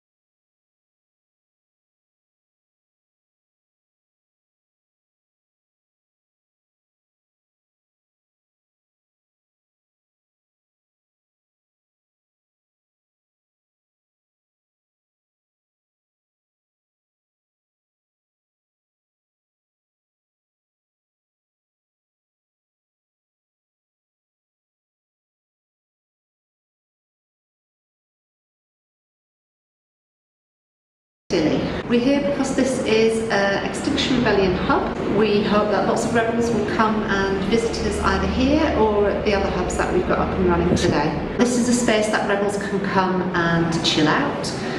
There's tea and coffee that you can see. There are loads and loads of cakes, there's fruit, there's hot food, there's 2 hot meals a day. So this is a space that people can come just if they need a little bit of a rest from the rebellion. But we've also been running lots of different workshops as well. So it's good they do cakes, because on the protests I've been at, you're sat on the ground and then you bring you fruit. Well, we do have fruit, but we've also got cakes, we've got vegan cakes, we've got pasta, that'll stay hot all day, so we've got food here, hot food all day. And one of the hubs has got a huge open space, and on Monday we're going to be doing all sorts of things like kids' arts and crafts, we're going to be doing tree climbing, we're going to be doing drumming. The Christian community have really helped us with the hubs. All 4 churches are Christian based, so yeah, they've been absolutely incredibly supportive. Well, this is my first day here. I haven't done it before, so I'm just going with the flow, just meeting and greeting, really. Yeah. That's a very XR way of doing things, isn't it? You put your name down for something, and you just end up doing it, don't you? You just have to get on with it. In a way, it's very good. You learn skills and things that and you find sort of deep resources that you never knew you had. You know. Yeah. So it's quite good in a way. There are lots of things that have been left here that have to be collected, so we've just been arranging those. Okay, so people can leave a bag here or something? Yeah. And then they come and collect. How long is the hub open for? Is it 24 hours a day or no? It closes at 5. Closes at 5? Yeah. And what time? We got here at about 9. Okay, that's quite civilised. Yeah, 9 to 5. Use of it as a customer. Are you going to give it a good review, the service you got? It's been great, yeah, they're fabulous. They were warm, welcoming. They're very welcome. I walked in. As soon as you come in, you offered food and drink. They did. Yeah. Can't complain. They didn't tell me about the cakes initially. No. At the one at the same time. Are we ready for that? Are we all right, family? We're speaking to you from the Bank of England, where XR Families has just finished a program of speeches and songs and children's play. And we're just about to be invited to a meeting, emergency child protection meeting. Right now, It's the sort of thing we might find at one of our workplaces these days. A training session, learning about child protection issues. Well, this child protection meeting is going to apply to all the children of the earth. Behind you on the other side of the pavement, but come over here if you want to join us. Okay, we're ready. We're ready. Banker, you're representing the people that don't care about our planet, and you're going to hit it as hard as you can. Ready? Should we give them some encouragement? Come on! 1, 2, 3, go! Go, go, go, go, go! Yeah, you're allowed to hit it, Marlo. You can have a hit. Go on, Ella. Anyone else? No, let the little ones do it. It's quite tough, this earth. It's resilient, like us.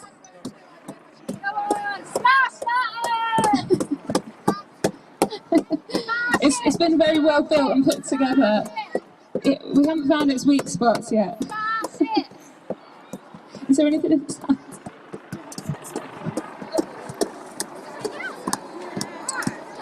Does it need any help getting a little crack in it? It feels really wrong. Smash the earth. No, don't do it. Protect it. Go on, give it a big old whack. I know, right? Don't hurt it. Still me. Still me on the mic with the pinata earth being whacked as I speak. It's symbolic of the people in this bank. Have you got the message yet? So what do we need to do next time? It'd be great if one of you comes out and speaks to us as well. That'd be quite nice. All right, all together, ready? Oh, it broke the spatula. It broke the spatula. It's a tough old earth. It's a tough old earth. Just don't hit each other in the face. Oh, she's made a crack. She's done it. She's done it. Maybe Mummy Alexia picks it up and sees what's inside.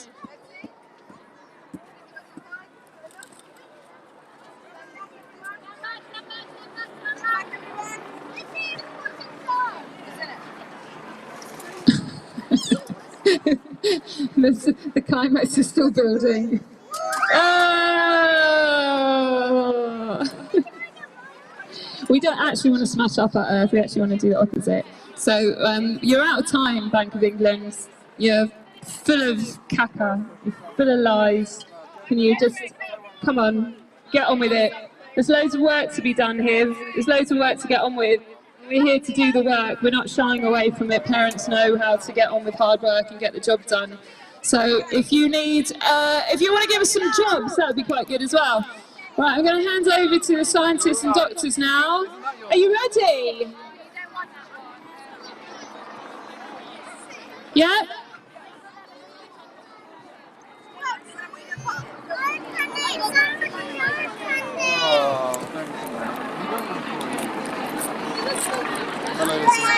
Hello? Okay, can you hear me clearly? Can you hear me clearly? Is that okay? All right, brilliant. So this is an emergency. It's an emergency for all the children in the United Kingdom. We have received a safeguarding referral document saying that the children in the UK are at risk of harm. In fact, they are already enduring harm, and the risks to come are dire. So we are holding a child protection conference for safeguarding the children of the United Kingdom. We will make an assessment of the situation, asking our experts here. We will assess the risks, and we will make recommendations for urgent intervention. Now, the parents or guardians, in fact, the guardians of the children in the United Kingdom is our government. So we are doing a safeguarding child meeting with the government as the guardians. So we're looking at them as the parents. So it's as if we were holding an official safeguarding meeting that we do in our work.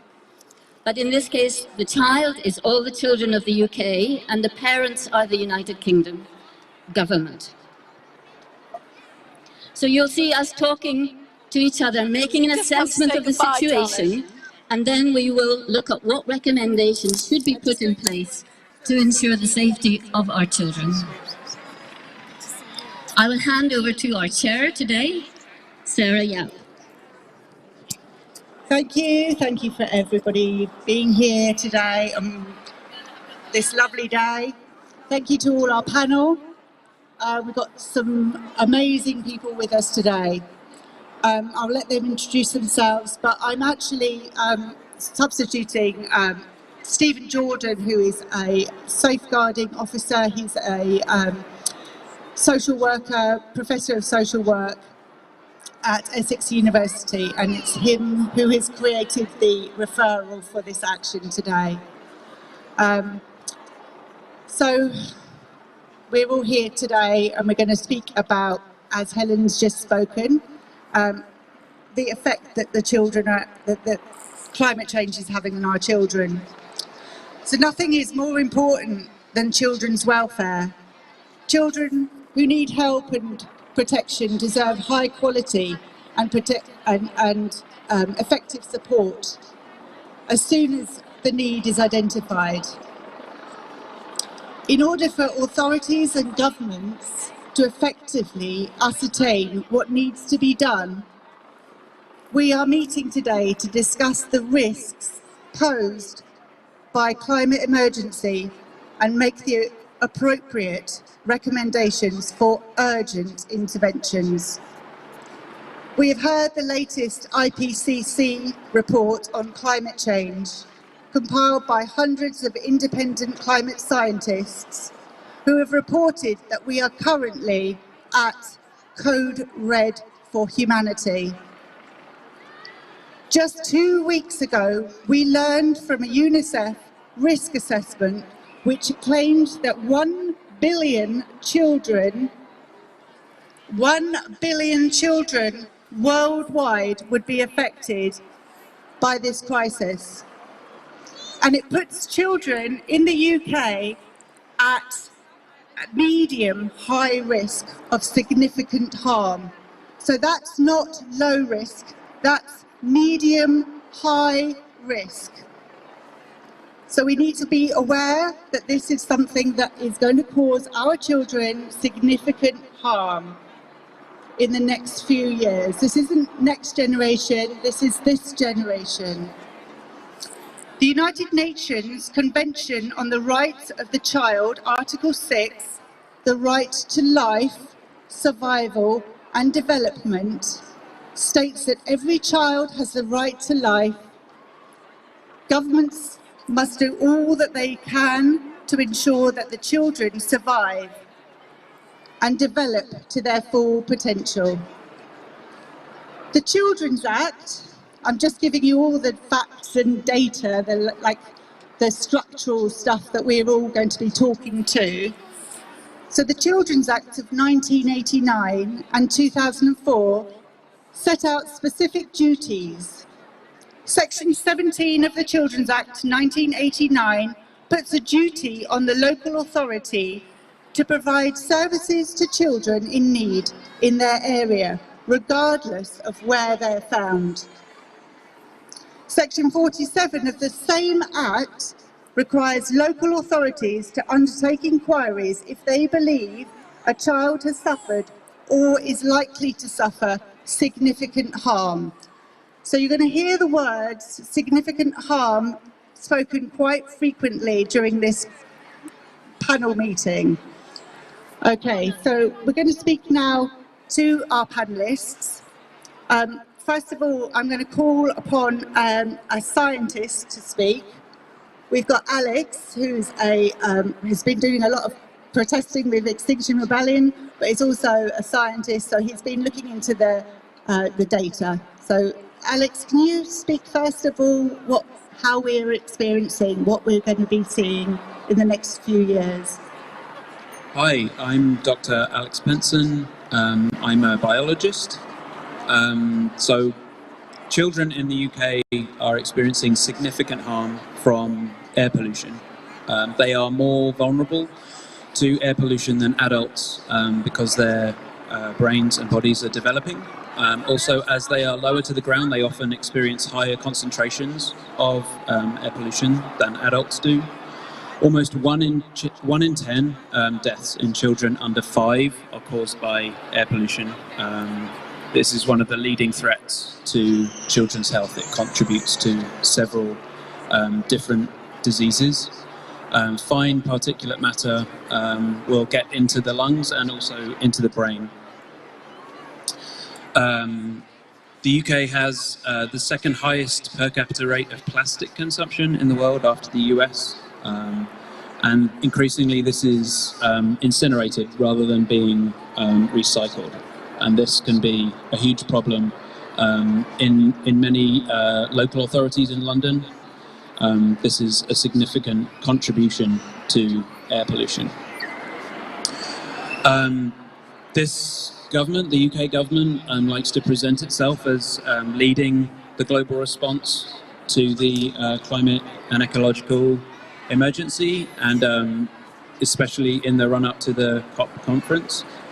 But in fact, while it has set a law committing to near elimination of fossil fuels in the next 3 decades, it has almost no plan, no conceivable strategy to achieve this.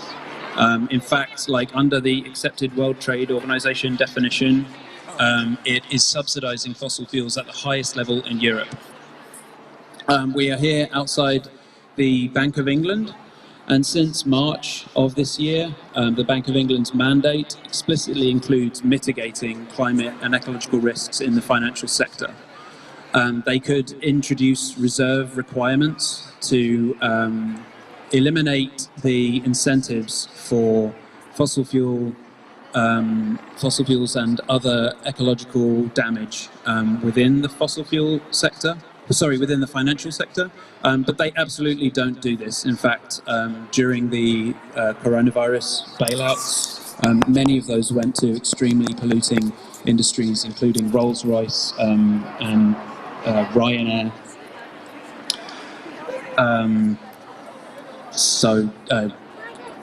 Yes, we'll be offering some recommendations later.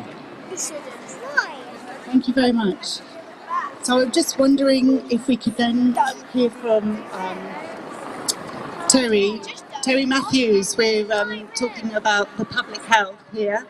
So I'm just wondering if we could speak to the experiences that you've had with public health, especially in the UK, but also I know you've been overseas and travelling around and seeing what's happening overseas too. Okay, thank you. My name's Terry Matthews. I'm a former public health consultant.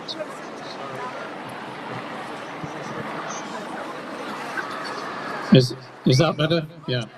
Okay, so I'm a former public health consultant working in Public Health England, but I've also worked in public health in the global south, so in Nepal in South Asia and in the South Pacific in the Solomon Islands.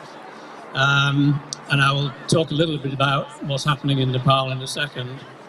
But firstly, just a little bit of background about the vulnerability, the unique vulnerability of children to the impacts of climate change, because they are developing human beings and because they are certainly young children entirely dependent on adults, then they have a unique vulnerability to all the impacts of climate change.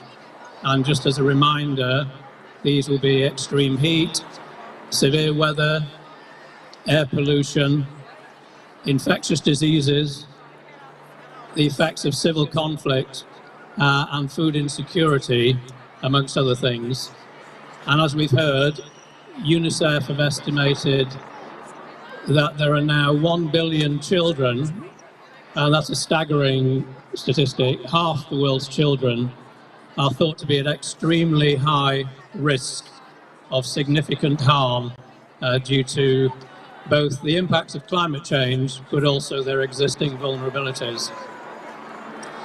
So many here in the UK and in Europe and the global north believe that these effects of climate change are somehow far off in both time and far away in place.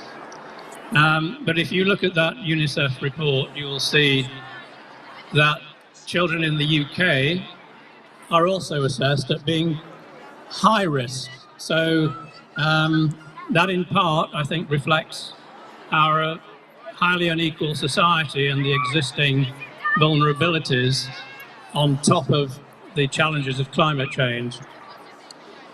So having worked in South Asia and the South Pacific, I know that people there are already feeling the impacts of climate change. For example, displaced populations in small island nations, and the islands where I used to work, whole communities have had to be relocated, and you can imagine the impact on child health as well as the health of the overall community. I'll just say a little bit about Nepal also, where I work for Save the Children. One of those problems we actually share with the Global South is that of serious air pollution.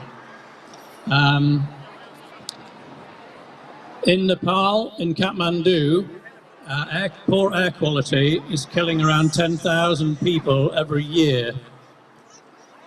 Globally, that figure is around 9 million, if we think of deaths due to air pollution from fossil fuel combustion. If we look closer to home, in London, according to the Mayor's office, we're now seeing around 4,000 deaths annually, and at the UK level, that's around 40,000 deaths annually. But these figures on deaths are not the whole picture by a long way. If we try to examine the health effects on children, the evidence is both broad and it's increasing with every new study that's published. So those effects include things which actually start before birth, so low birth weight and premature birth. Then for young children, air pollution actually reduces their lung development, so their lung capacity, their ability to use their lungs, is actually influenced as they're growing. The worsening of asthma and other lung conditions, and also impaired intellectual and general childhood development.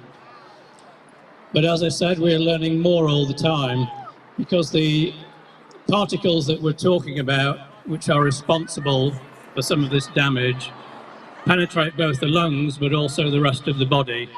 And virtually every organ in the body can be affected by these. The other issue I alluded to was inequality in this country. And a recent study from Imperial College found that 25% of UK households are actually situated in areas which are in breach of World Health Organization air quality standards. That's a quarter of households in the UK are in breach of those standards. And the UK government has not even recognised those standards as yet. Also, as ever, it is the poorest families which are most at risk from this type of environmental impact. If we get away from the statistics for a moment, I think many of you will know that last year, in a landmark judgment, a coroner's court recorded air pollution as a contributory cause of death of 9-year-old Ella Kissy Deborah, who died during a severe asthma attack. Analysis showed a very clear correlation between both her final attack, the fatal attack, but also previous admissions to hospitals for asthma and spikes in air pollution in South London. A very strong correlation, and that is what influenced the coroner to pass that judgment. The coroner also made recommendations, one of which was for the UK government to adopt the stricter WHO air quality guidelines, the ones that I talked about briefly. And for example, these are for very small particles, so-called PM 2.5s, which are the most harmful. And our current limit in the UK is an annual mean of 25 micrograms per cubic meter, whereas the WHO standard is at 10. So you can see that we're way above that WHO limit. However, the government refused to implement that suggestion, that recommendation. So I have to ask, is this really how a responsible carer, how a responsible parent would act when its children are at risk? The other context for this is that in the last decade, Client Earth have brought 3 prosecutions to court against the UK government for failing to meet even their own existing air quality guidelines. So these are the higher standards to which the UK should be complying, but are not. And again, you'd have to ask, is that really how a responsible government should be acting? They can't even meet their own less stringent guidelines, let alone those recommended by the World Health Organization. So I think we have to seriously question in this meeting, are the government acting responsibly? Thank you very much, Terry. That's really helpful to hear about these court hearings. Clearly, the parents or guardians of our children are really not really taking care of that. And even though they've been put into a position legally where they have to, and they're not even holding their own statutes to account, you know. So actually, where are they going to be accountable? So could we just hear a little bit more about the health?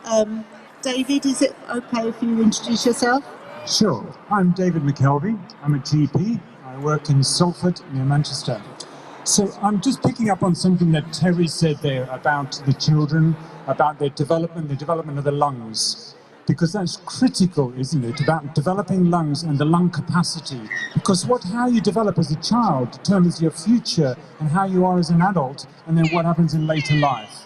So we're layering the foundations during childhood of a child's experience, you know, how well they can get out and play football, their aspirations in the sporting department. But then what happens later on? Do they end up with chronic obstructive pulmonary disease or lung cancer or coronary heart disease, etc.? So the foundations are laid in childhood. So that's my first point, that you see as a GP, because you see somebody through their life course. I've been in the same practice 17 years, and you see people grow up and grow older, and you see this transition in life. Second thing I just want to say is my deep concern about this asthma and the air pollution. So we know that air pollution has this impact on asthma and asthma events. Some of the particles are like soot. They're the PM10 ones. They're the sort of, you know, the thick stuff, the dust you might see. Then there's other particles, PM 2.5, which are finer than your hair on your head, and they get into your bloodstream and go through your body. There's also nitrous dioxide and nitrous oxides. Now they are the ones that set off an asthma attack. Also, when the exhaust fumes come out of a vehicle, it creates ozone, and that again causes inflammation in the airways. Now it's very interesting to know that on a hot day, there's more ozone produced. So if we're going forward to a situation where there's more heat waves, we're going to get more ozone produced. Another thing that's potentially happening as time goes on and we get warmer summers and wetter summers is we get a change in the things that are growing, the grasses, the pollen, the wildflowers, invasion of foreign species like ragwort, which has got really nasty things. No, thank you, sir.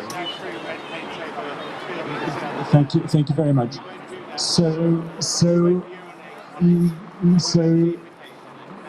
thank you, sorry. No. So what we're just calling out for our children's here and our children's future. It won't happen again. I've lost my thread. I was saying about the allergens. So the increase in allergens is going to cause an increase in respiratory conditions and hay fever, etc. in children. So we've got several things there about how climate change is going to change the expression of how asthma and other respiratory conditions, and also the long-term effect of burning fossil fuels is creating a long-term legacy, not only in the pre-birth children, young children, but in their life experience through life, right to the point where they're old people and increasing rates of dementia. So we need to stop burning fossil fuels, and this government, I feel, is not grasped their nettle and is irresponsible and needs to be held to account.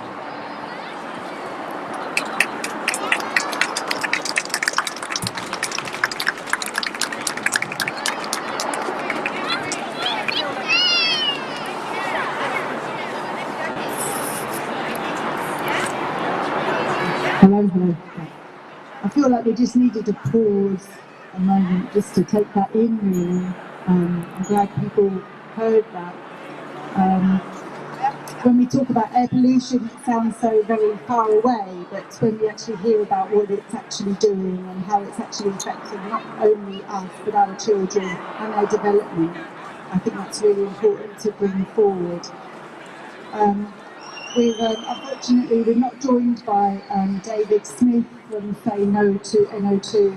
He was supposed to be with us today, but unfortunately he's not been able to make it. We've spoken a little bit about how the air pollution and the effects of that kind of quality of air problems are going to be affecting our physical health. I just wondered if we could actually go to Lynn, so we could talk to about the psychological effects of all that is happening right now. Yes, thank you very much. My name's Dr. Lynn Jones. I'm a child and adolescent psychiatrist. And I think mental health is a big issue because it is, all of us in a sense, sitting here, are engaged in a psychological exercise called denial. Otherwise we couldn't get through the day. Because if we took on board the reality of what's happening in the world around us, we'd just break down in tears and terror. And so we have to function, we push it aside, and that's normal, and that's protective. And we protect our children, and that's right too, because they have to have happy, constructive lives. But I'm going to briefly spell out the reality, because I've spent my life as a relief worker dealing with that reality and seeing it firsthand. As a clinician, I have worked 16 years ago in New Orleans after Hurricane Katrina, when 1,500 people died in a high-income country. I watched the massive displacement.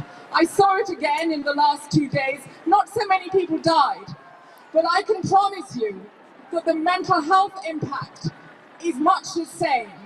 The first is the fear. This is not mental illness, this is normal, justifiable terror. But then what comes is worse.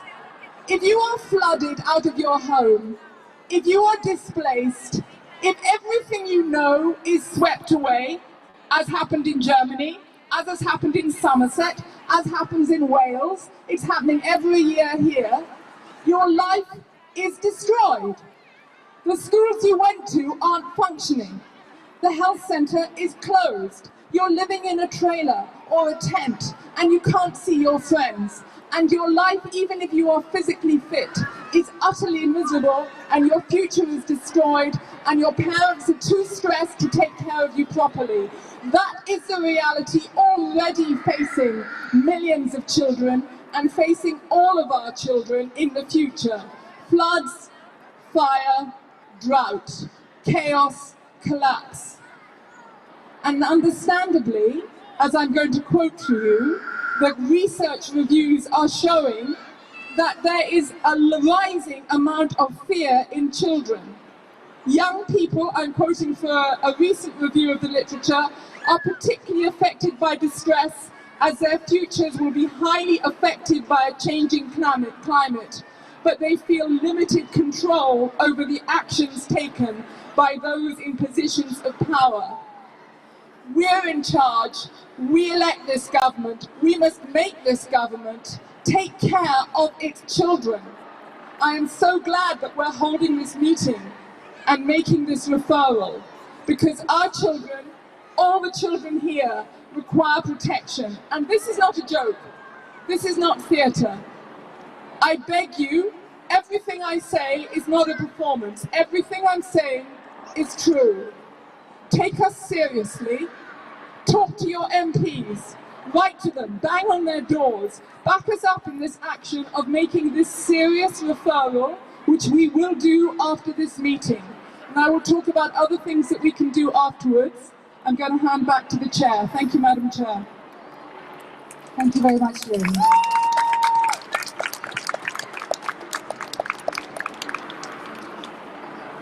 So I'm going to again hand over to another doctor, Dr. Helen Angel, who's worked as well overseas in the Global South and worked with public health.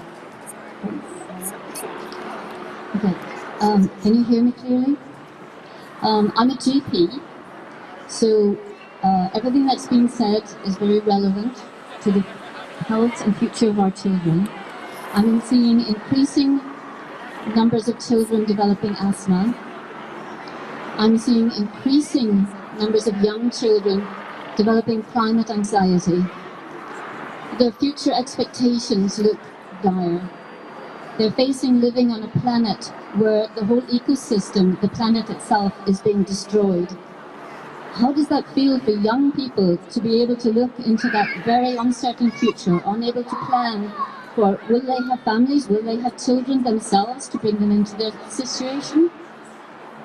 They're suffering from depression, anxiety, hopelessness and helplessness.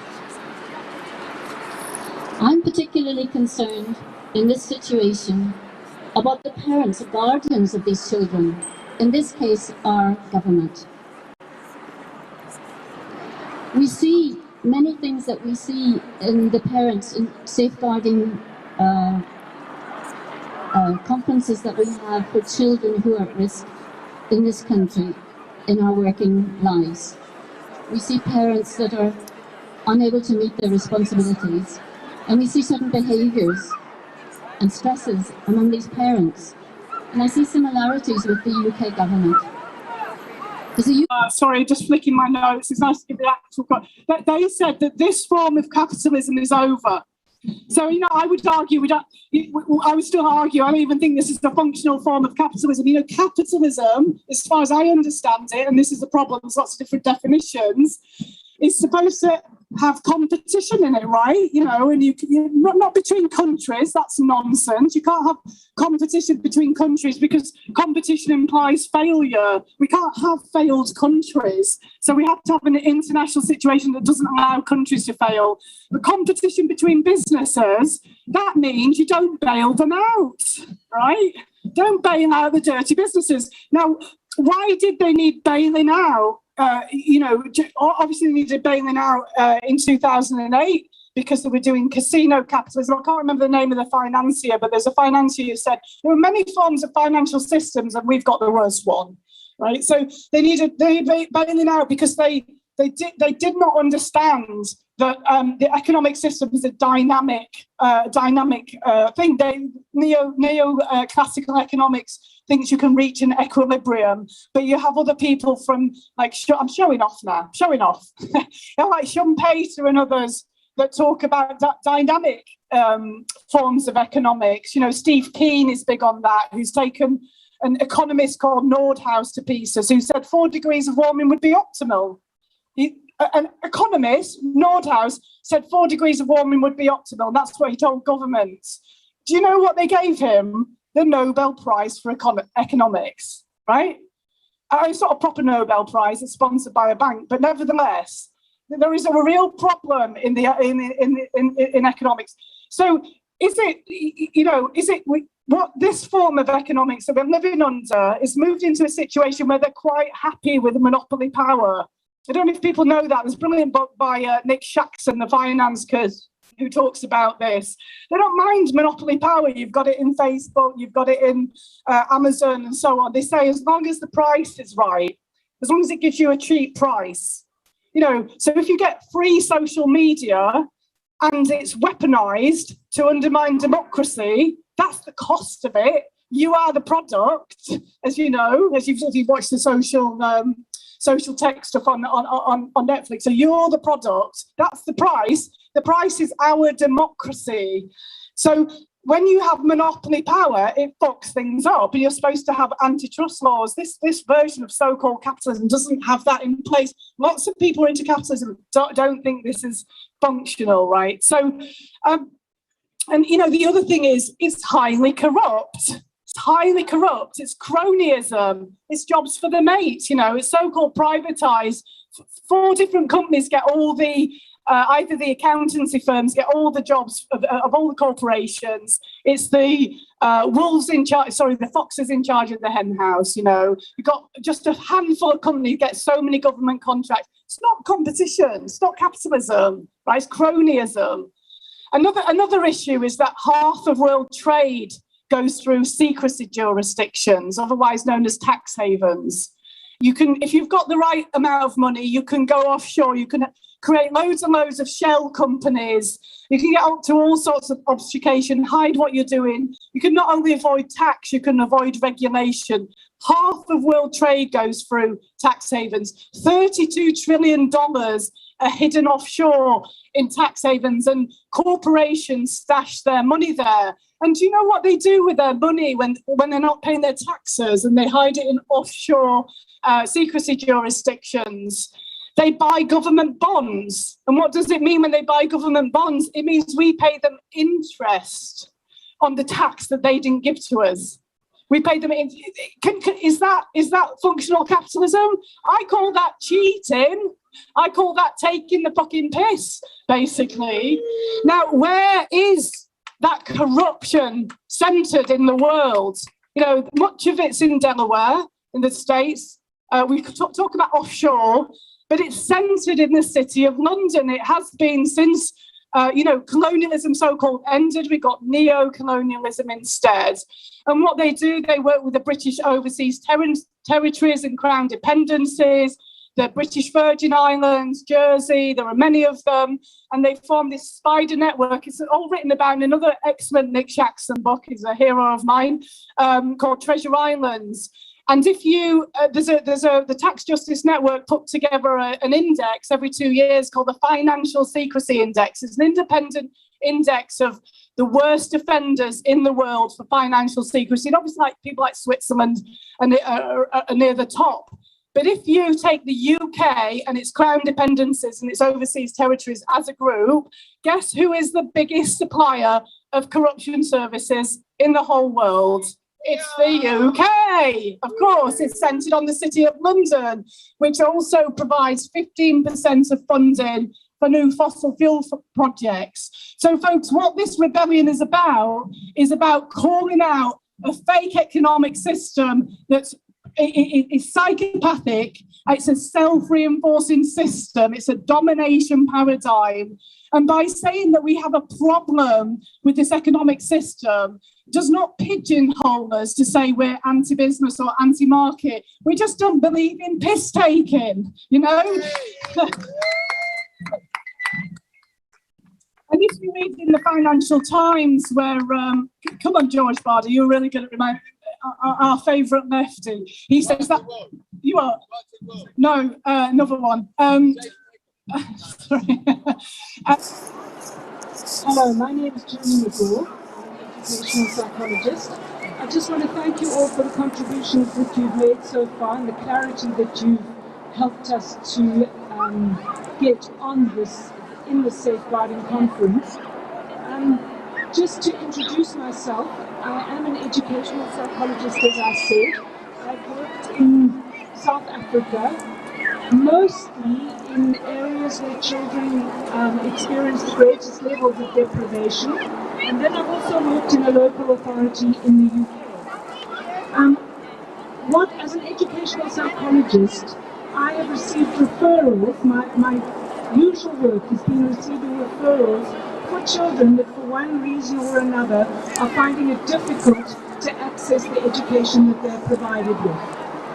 Over the years, the type of referral has been changing. Increasingly, it's been referrals related to behavior. Behavior often that is underpinned by children that are struggling to focus and pay attention during school. So that has gradually become the focus of my, I suppose you would call it special interest, that I work with young people who struggle to access education and with teachers and school staff in behavioural support. Now what I've been looking at is how is it that the climate emergency affects those young people and the staff in schools that I work with. And I see it to be on two levels, or in two ways. The one is structural.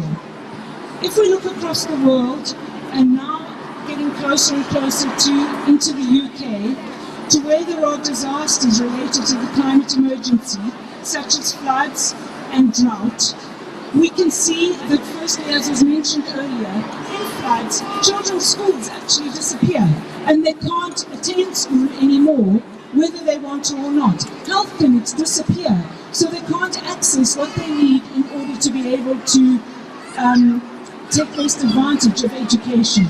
At the same time, droughts in various parts of the world make it that children have to walk further and further to go and fetch water, and it disproportionately affects girl children, because they're the ones that do the water fetching, and they're the ones that get married off at an earlier age because the family structure can no longer support them.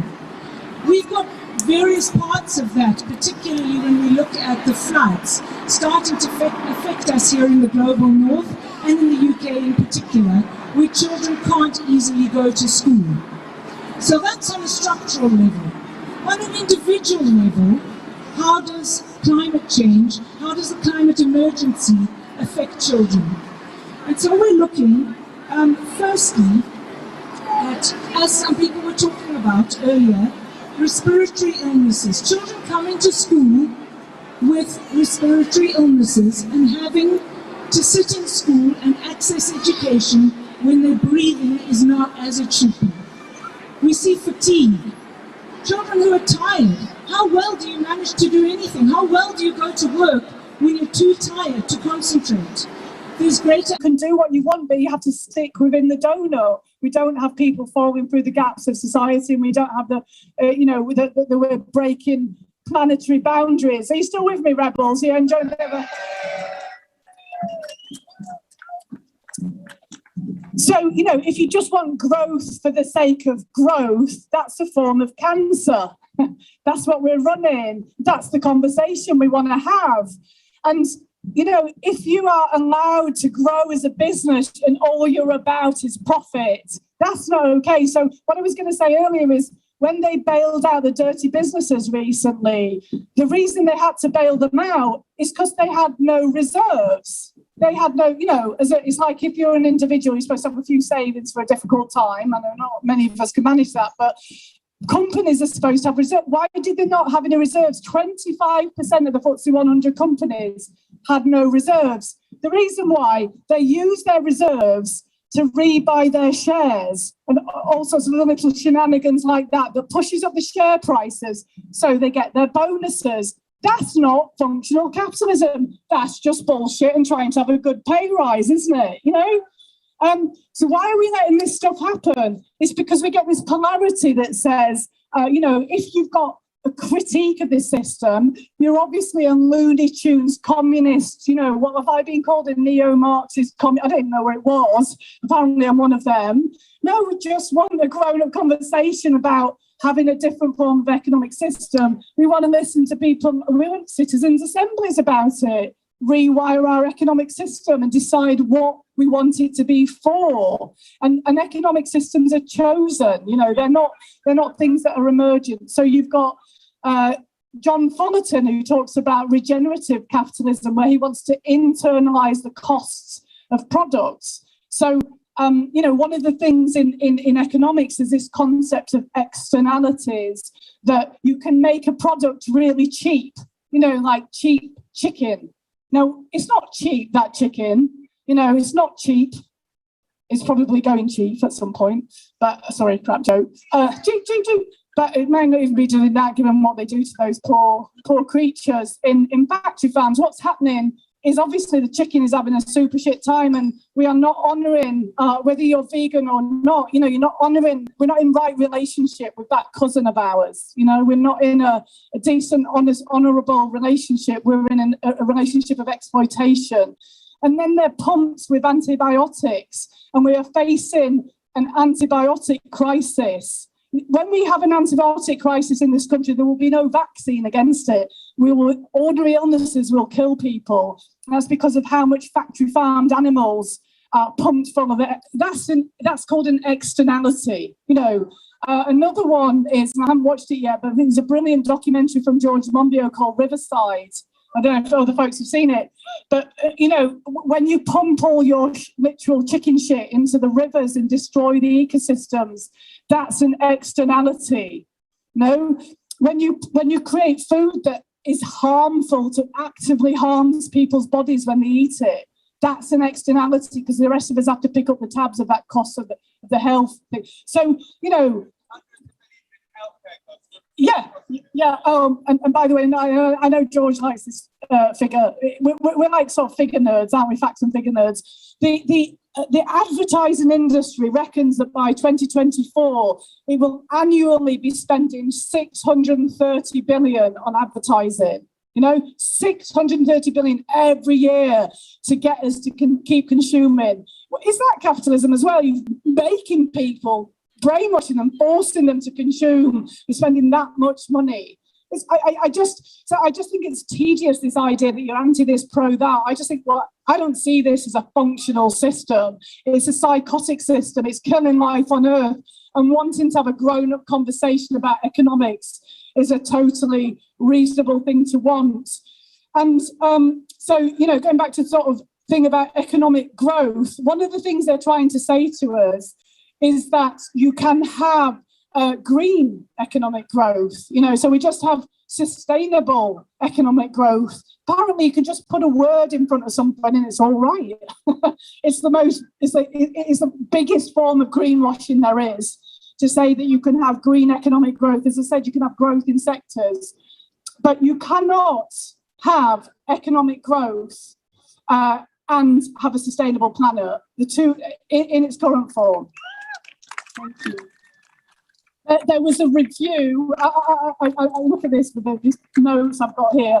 Oh, here we go. A two-part literature review from 2020, essentially seeking evidence for green economic growth.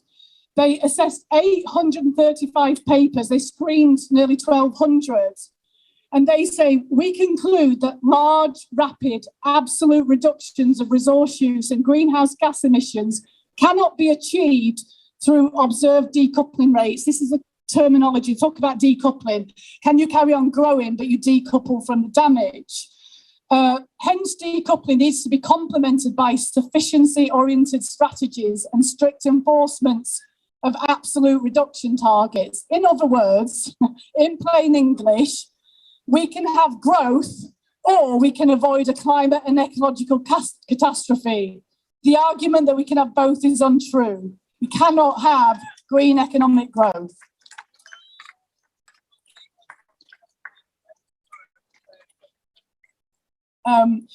Well, I'm coming on to that.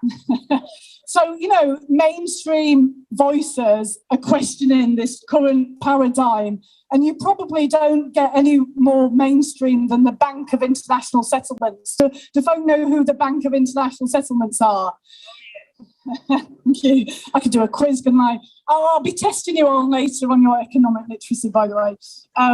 So the Bank of International Settlements is the central bank of central banks. So, you know, we've got the central bank, the Bank of England, the Central Bank of Germany. They all get together at the Bank of International Settlements. It's the highest club for bankers, right? And what they said in their Green Swan paper of 2020 is this: the bank that, you know, the top banking of bankers of all banking, they said bringing the economic system back within the Earth's sustainability limits therefore involves much more than marginal changes in the pricing and accounting systems. Thanks for admitting that. And could entail re-evaluating the notion of endless economic growth itself. And Kenneth Rogoff, who's the former chief economist to the IMF, said, it may seem inappropriate to question the growth imperative, but then again, perhaps a crisis is exactly the occasion to rethink the longer-term goals of global economic policy. The Deutsche Bank economists, so, you know, they're not nose ring wearing hippies, these lots, are they? You know, they're not left wing anarchists, whatever labels they want to give us, or middle class and privileged. I love all of that stuff, don't you? You know, you're either middle class and privileged, or you need to get a bath. or it's the politics of envy, or you're a champagne socialist, you know, or you're a hypocrite. I read that one recently, or you want us back in the caves. When they make it about us, folks, it's because they've got no actual arguments. That's the thing.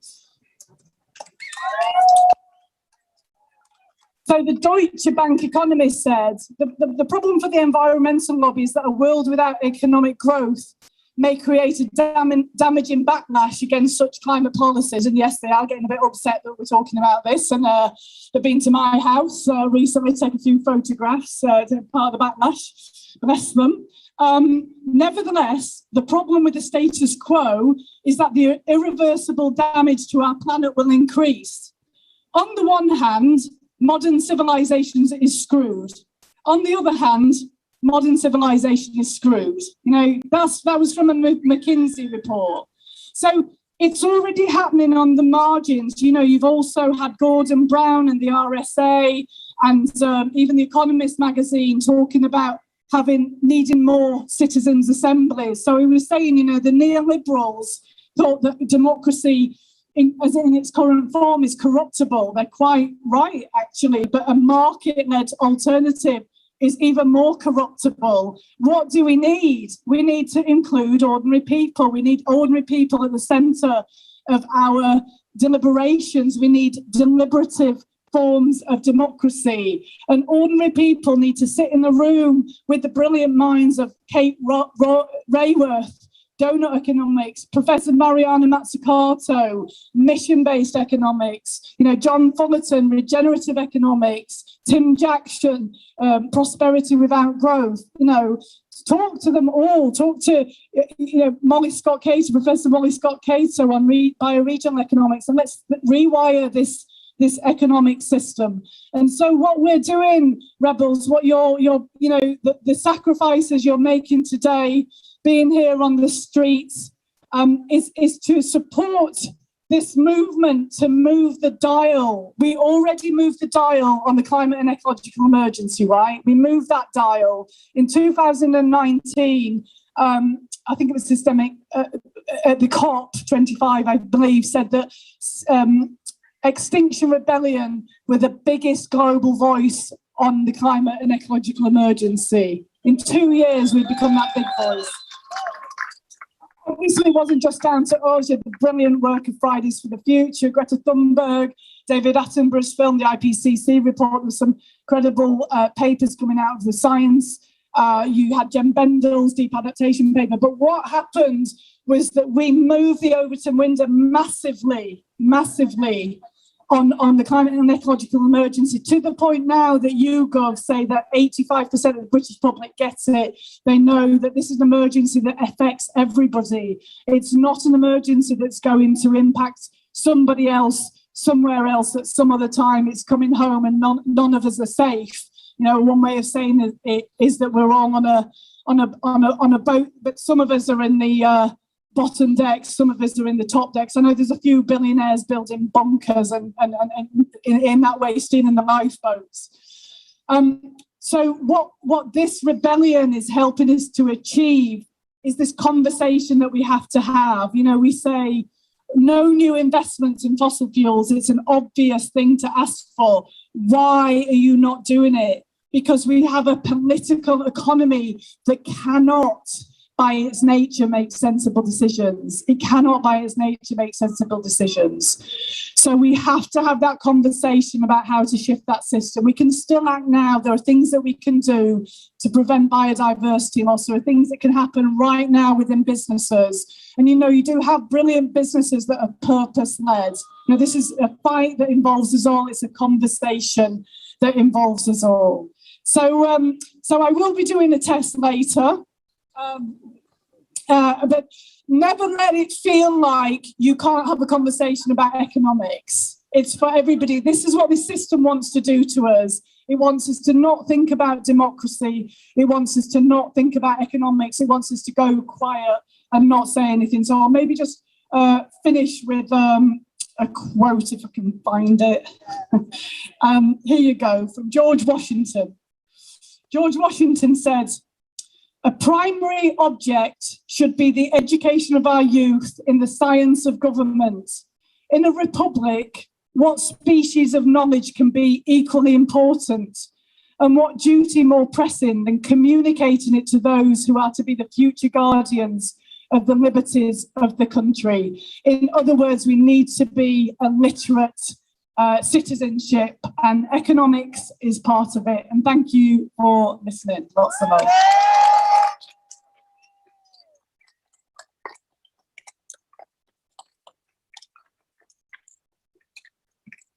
Thank you so much, Gail. I think I might fail the test, unfortunately. So I've got a little bit of a proposal. Going to try and see if we can make a collective decision about what we do now. So one option is that we all stay here till the bitter end. We all know what that might involve. And another option would be, if we've got have we got some of our drummers still here? Can I hear a sound if we've got any of our drummers around? Oh yeah, we've got a few. We could kindly ask our drummers to lead us and we could go for a little walk together. Because we've had a lovely time here. We've made this space beautiful. The police have very kindly blocked everything off for us, so we don't have to do it. And we could go for a little walk. So that's option one and option two. So I know we've all been sat listening and maybe our voices aren't quite warmed up. So let's have a little extinction. Ooh, nice and loud. Great. Okay. So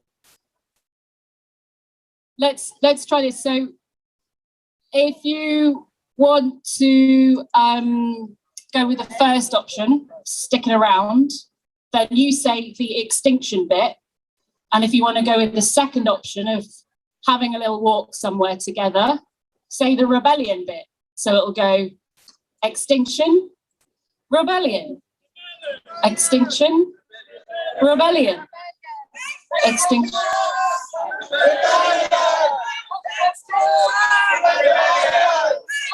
Oh, that sounds clearly like the rebellion bit to me.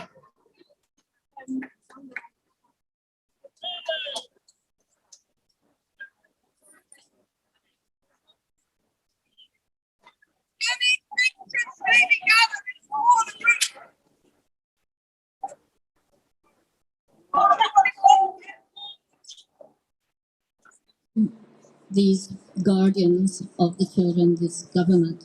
The government needs support. It needs support to focus on the needs of the children. They need support to get free of their addictions to wealth, power and fame. We need to get free from the unhealthy relationships and the conflict of interests with companies, the media, the fossil fuel companies, the financial system. These relationships are in conflict with the needs of the children. And we need to change company law, which says companies have to make a profit for their shareholders over and beyond anything else that they do. That their main responsibility in law is to make a profit. We need to change that law to ensure that they also have a responsibility to care for the planet and the environment and to care for humanity, their staff, and all of the people with whom they have any effect over. Thank you very much, Helen. I'm just picking up on Terry's concern there about the investment in transport and moving it into active transport, and I'd love to see more children being encouraged to cycle and walk to school to cut the congestion. So a real impact on active transport to get our people moving. But piggyback onto that, again, cutting use of fossil fuels, helping insulating people's homes so you don't have to burn as much gas to keep them going. That'd be another great way. So that's another thing that I think the government should be really working hard on. Thank you very much, David. We heard yesterday that the highest levels of ambient pollution are during the school run. I would like to recommend that the Department of Education, firstly, takes responsibility for the quality of air around each school, and that should be done with immediate effect, and that the Department of Transport should immediately be held responsible for providing possibilities for children to get to school other than being driven. Additionally, schools need to urgently take responsibility for children being able to have active modes of transport to get to school, so that the air around schools can be at an acceptable level below the level of the recommendations of the World Health Organization. My recommendation is in line with the Extinction Rebellion immediate demand. In its role as the guardian of the children of the United Kingdom, the government must stop fossil fuel funding immediately, specifically subsidies. The Bank of England here also has a role to stop bailouts relating to fossil fuels and use its power in the centre of the financial system to set reserve requirements on financial institutions with that in mind.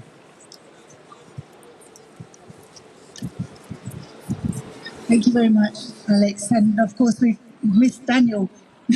Your most important recommendation, please. Well, firstly, it's education. So climate change must be further taught in schools, and I think that they should make climate change a very important issue when it comes to education. So we need to teach all the young generation that climate change is a real thing and it's happening now. And secondly, I think we should try to cut use of fossil fuels as much as possible, if not all, by switching to renewables, by using bikes, by using electric cars, anything that would, and also, can't really think of anything else now, but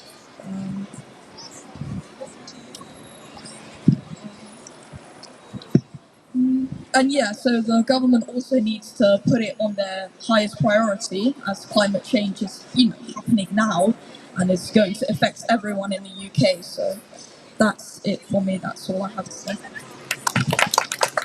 Brilliant, Daniel. Thank you.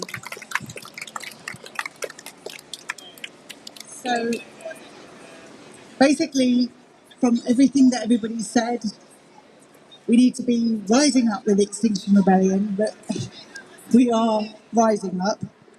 We need to tell the truth. Government needs to tell the truth about the climate change, the absolute emergency that we are facing, the physical health problems, the mental health problems, tell the truth about what is really facing our children so that we can actually make those changes that we can make and demand that the government make the changes that they need to make and support them in making those changes. Really, it's a mutual support situation.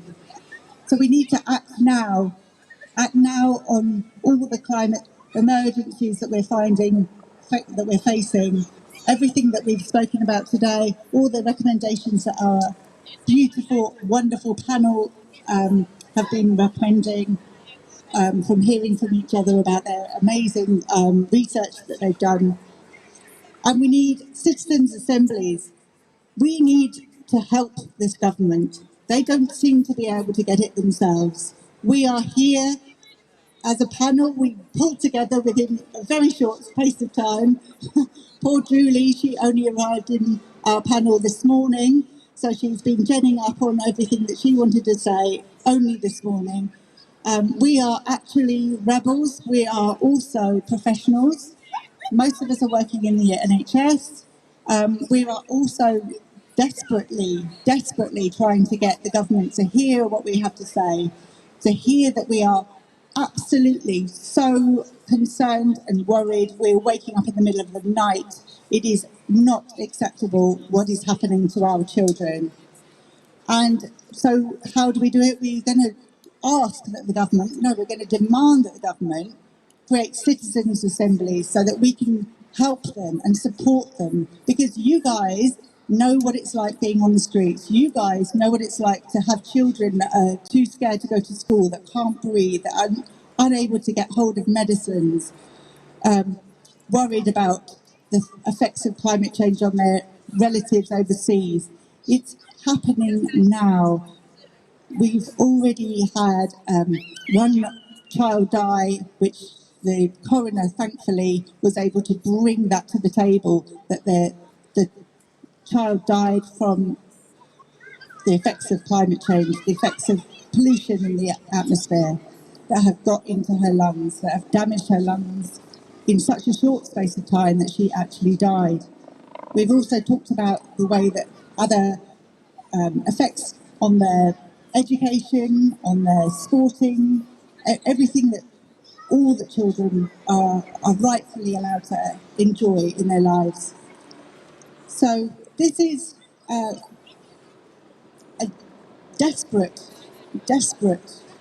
meeting, really, an emergency meeting, an emergency child protection meeting. And we really need to bring government to account and make them accountable for the damage that they've already done to our children. We need to demand that change and ask that the governments and the corporations are really there for us and they're really there for our children. Hold them to account. You've got your MP's addresses. Contact your MP. Shout outside. Bring your children to Fridays for Futures. Make sure all of them know what really is happening and the fact that the children have been thrown under the bus by our worldwide governments and their inactions. So I'd just like to say that this is also just the primary meeting. We will meet again. We will be making recommendations to the government. We will be making a referral to all the local authorities in the country. I would really like to thank you all for being here. It's been quite a long meeting. I'd really like to say thank you to our young people for being so beautiful and gentle with us. Can we have a round of applause for the young people? Especially Daniel for speaking so eloquently. I'd like to say thank you to Alex who started us off. Big round of applause, please. Big round of applause for Julie for attending so late. Thank you to David. Thank you to Helen. Thank you to Terry, Lynn and Lorraine. And yeah, keep in touch. Stay around. Thank you, everyone.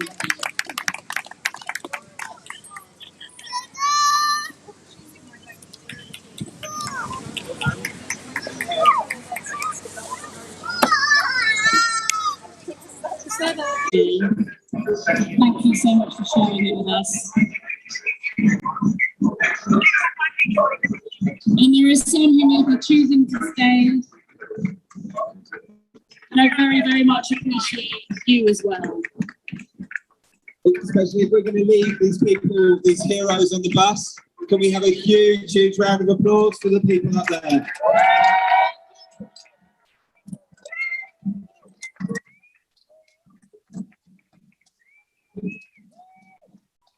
And we have a little moment for more of the beautiful painting that we're going to create to try and inspire the world to make change.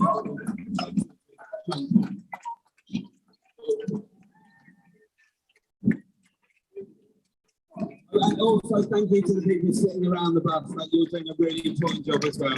Thank you.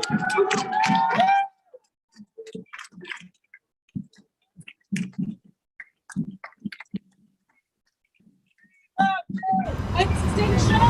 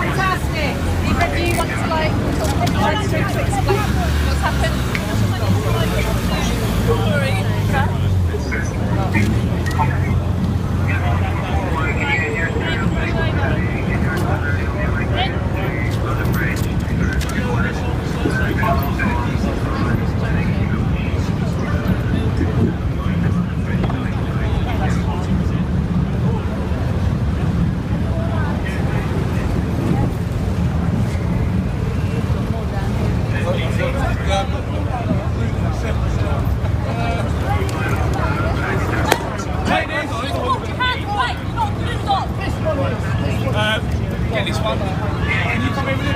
What's your name? What? Look at the cuffs.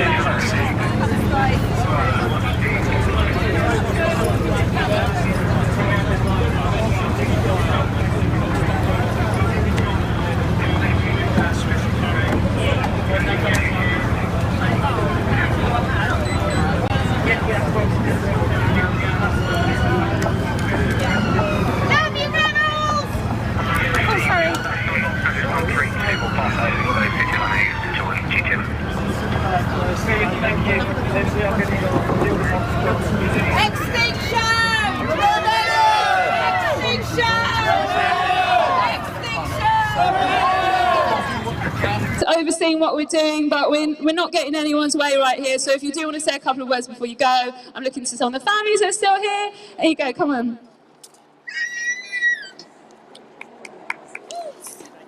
You can introduce yourself, but this is my daughter.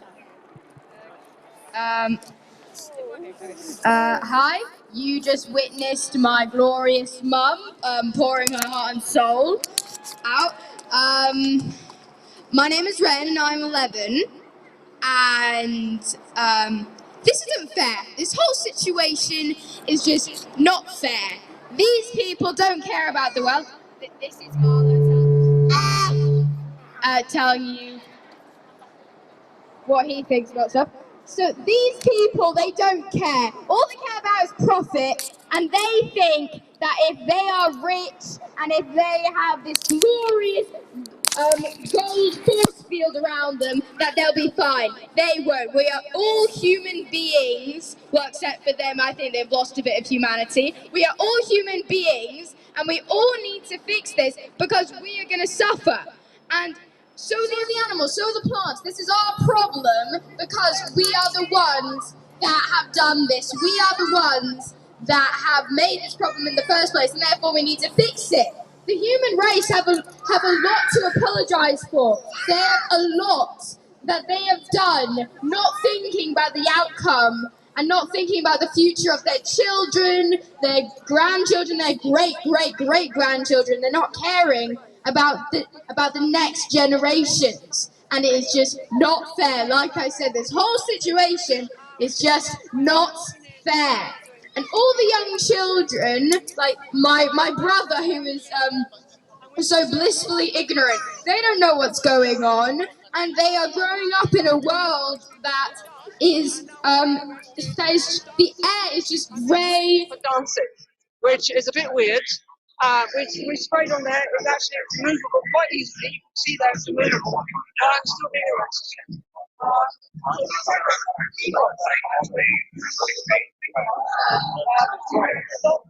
Corporations and institutions around here that pretend that they're doing something to the planet and actually they're making it a lot worse.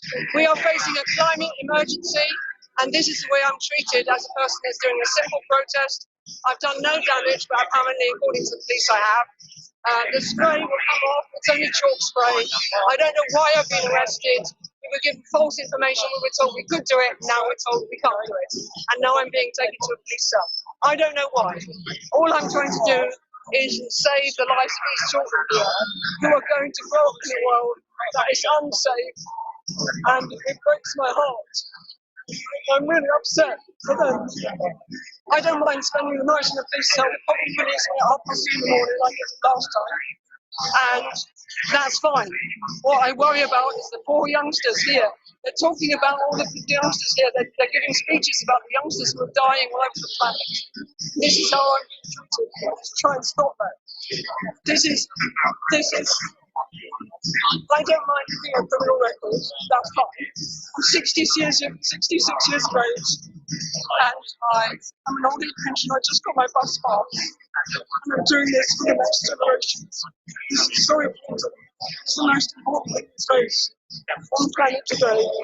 And I just wanted to bring a bit of joy and laughter to the people that are here, because it's a very sad situation that we're in. The next generation are facing complete climate collapse, and our leaders, whether they be financial, corporate or political, are just doing nothing. Many companies around here are actually funding fossil fuel extraction, and the government is doing absolutely nothing about it. This is a complete travesty of their role as a government, which is to protect our rights and the rights of future generations. This is ridiculous. All I've done is chalk sprayed a bit of pavement, which will wash off in a few days' time. I don't know why I've been arrested. We came here to dance, that's all. And I can't believe that the state sanctions this kind of arrest. For somebody that's, I was arrested for the first time last year. I was 65 years of age. I have never broken the law consciously, except perhaps for speeding. I don't want to break the law. I respect the law. This is ridiculous that I've been arrested for chalk spraying the pavement. I wasn't even spraying on a building. I was actually just spraying the pavement.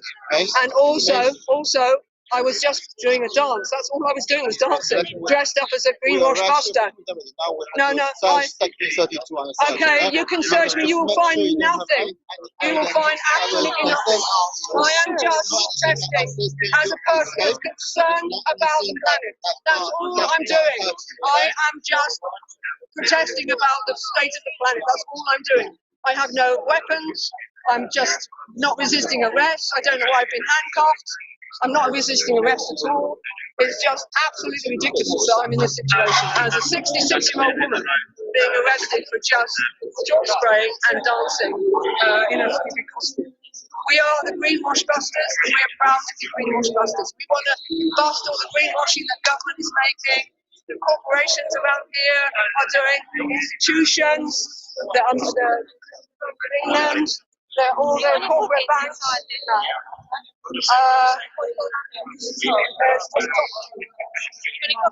Well, I've got a couch, but that's got things like my keys and my.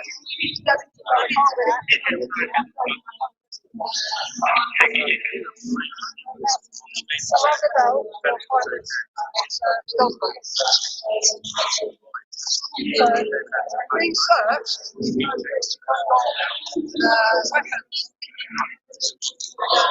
This is a most distressing thing to see, especially as she had several colleagues which weren't arrested. The police just came up and slipped while they were doing their routine, which is a dance to the Ghostbusters theme. Just came up and slipped handcuffs over their wrist, but only several. It seems to me you're either going to do it all or nothing. It's crazy. And here we are, Bank of England.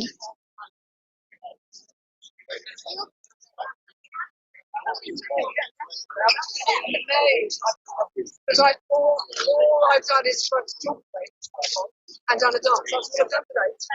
Yeah, no, I think it's ridiculous.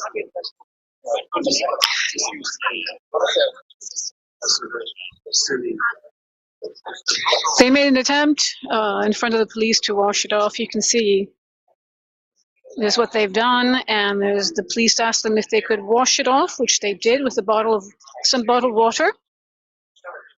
And even so, they own here someone else. We've got a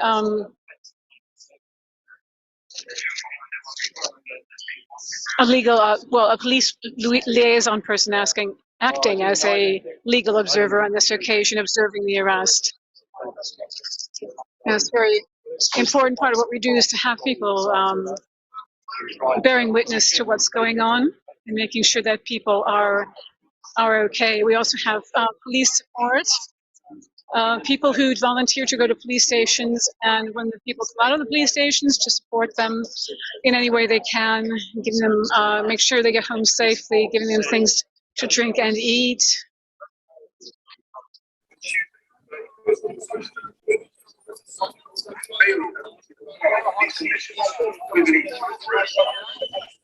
So at the south side of London Bridge, and the police are moving in to arrest people now.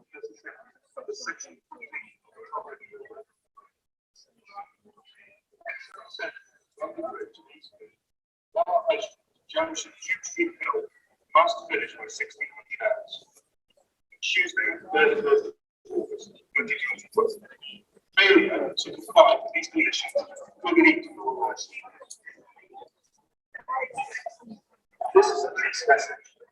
There have been conditions imposed on this assembly under Section 14 of the Common Law Act 1996. The extra assembly under the original moral magistrate Junction Street Hill must finish by 1600 hours. We've been holding the site for a few hours now.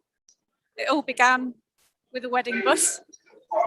These conditions will lead to arrest. This is the police message. There have been conditions imposed on this assembly under Section 14 of the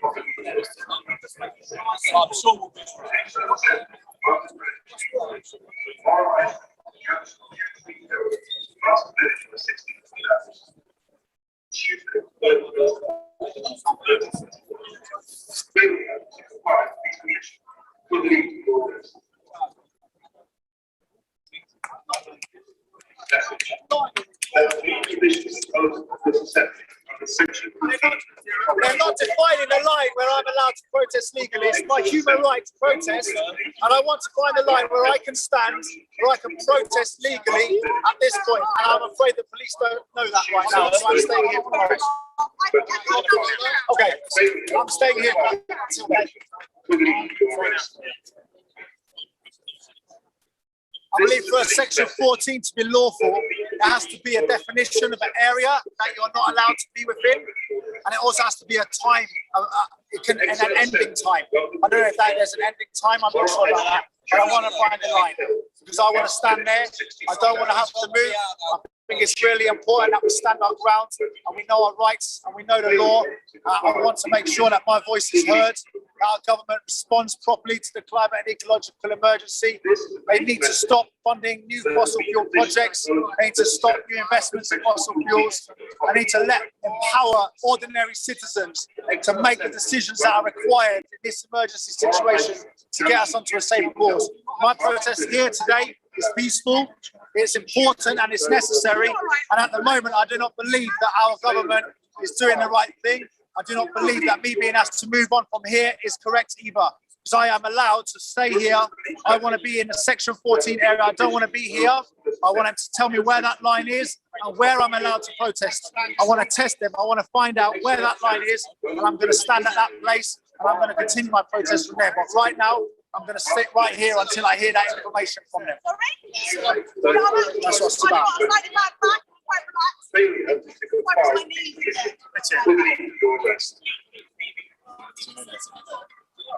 This is a police message. There have been conditions imposed under Section 14 of the Public Order Act 1986. It's an excellent assembly of London Bridge, A3, Borough High Street, Junction, Duke Street Hill, must finish by 16th.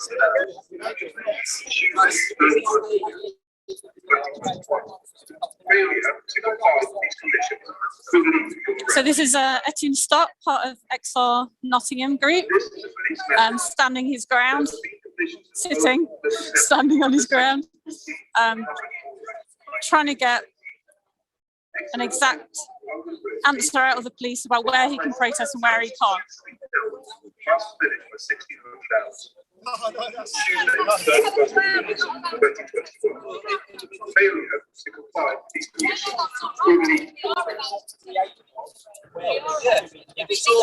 This is a police message. There should be a line, there should be an area that says you're not allowed here and you are allowed here. And I want to be there. Must finish by 16th. Tuesday, 31st of August, 2021. That's beside the point. Section 14 has to have an area that is defined. There has to be an area where I should go to. No, it's not. No, but where is designed as a defined as a place protest? That's where I want to do. That's where I want. There should be an area. Must finish by 16th. So where does this section 14 finish?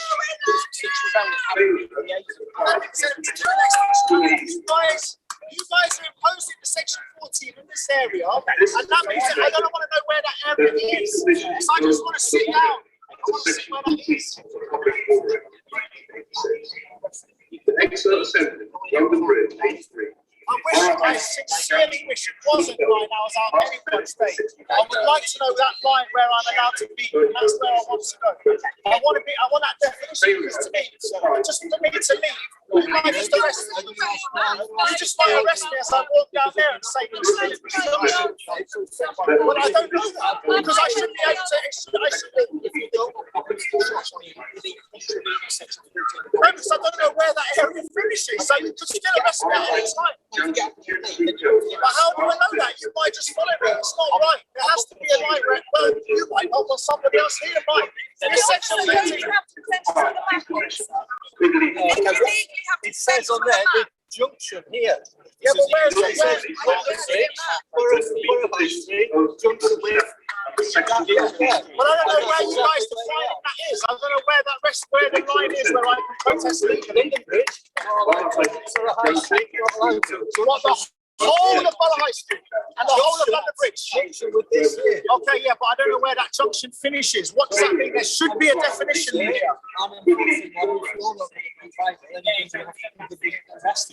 I don't actually think what you're doing is correct. I don't think it's right. If there's not an area where I know that I can protest and get around this section 14, I want to go to that position and protest outside. I'm not sure. I don't know. Section 14, you show us a map. From where exactly? Well, you don't Where's the map? Draws this. No, it's not the coin. It's not saying that over and over again. Let me get him on word to bring a map for us. Is there anything you can say or do? There is. What you can do, absolutely. I know you just said the same thing you said. Give me the area where you say protest, but I told you there is no place now. So there is no place that I can see protest right now. That's actually quite a bold thing to say. Because I actually said protest. I'm asking to I know you are. But I want to know where to one, two, where I can't get arrested. Yeah, but I don't know. They might be getting arrested right now because they might still be in this zone here. I don't know where that zone is. No, simply I can't right now. I don't have my phone on me and I don't know. What I want to do, someone, it must be someone over here who can show me a map of where Section 14 is placed. I wish there was, but I would like to be able to move to a place where I know that I'm not going to get arrested. That young lady is about to walk on. Yeah. But I don't know that. I don't know where she's gone. Because there should be a place where it's allowed, not where I'm allowed not to be arrested. I just don't think it's right. I don't think it's right. There should be a place. Now,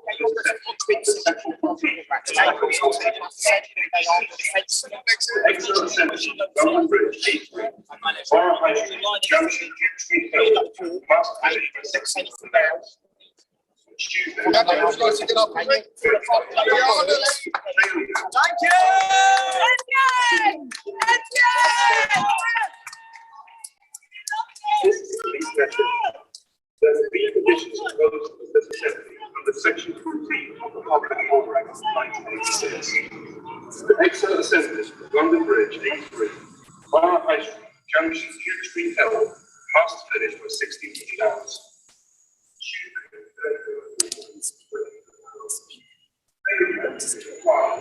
Got to talk to High Street.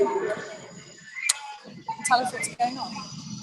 Do it. So we just in this disgraceful situation here. We're on the top end of London Bridge. We have a bus which is blocking, and the police basically have been blocking the whole junction all morning, and they're making a pretense of gradually clearing protesters. It's a totally inefficient operation they're going on here. It's totally illogical, and there's just no sense in this number of police being here.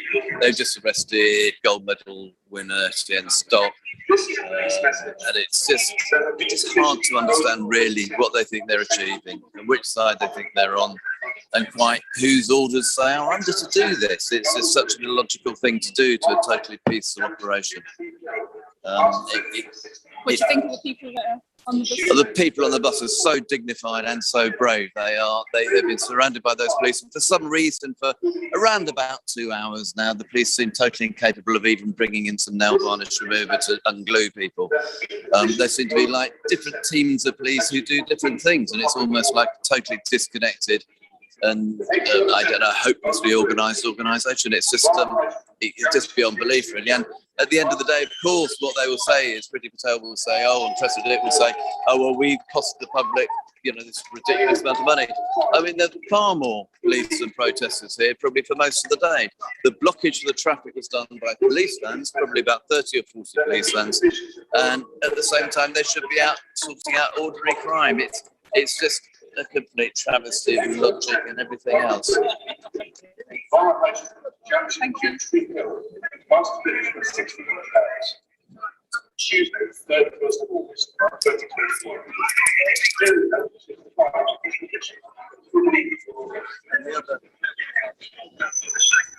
The United Nations estimates that drought brought on by the effects of climate change could displace as many as 700 million people by the end of this decade. This is no more acutely being felt than in southern Madagascar, where years of failed rains has left hundreds of thousands of people staring down the barrel of what the UN is calling the world's first climate change famine. Marina Darras has more.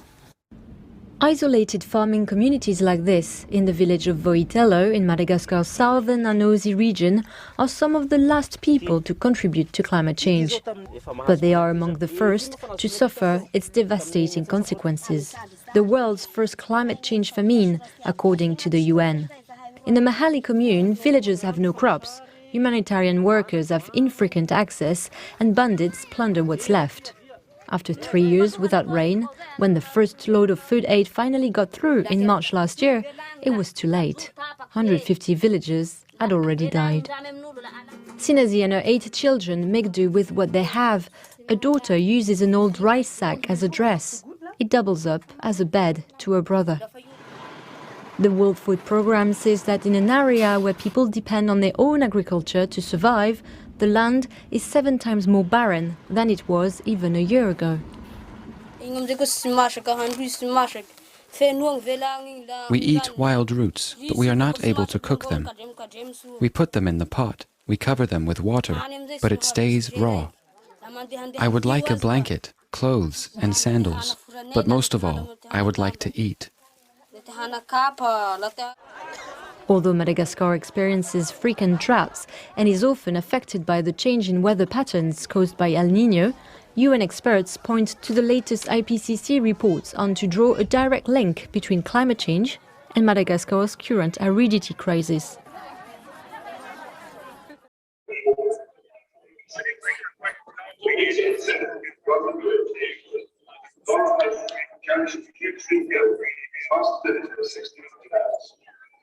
Tuesday, 11th of August 2021. Failure to comply with these conditions will lead to your arrest. This is a police message that the meet conditions both under section 14. So we're south of London Bridge. Most people have left around the bus because the police cordon's now wide around the bus, and the people locked on underneath the bus and in the bus are slowly being removed. This is a police message that the meet conditions under section 14 of the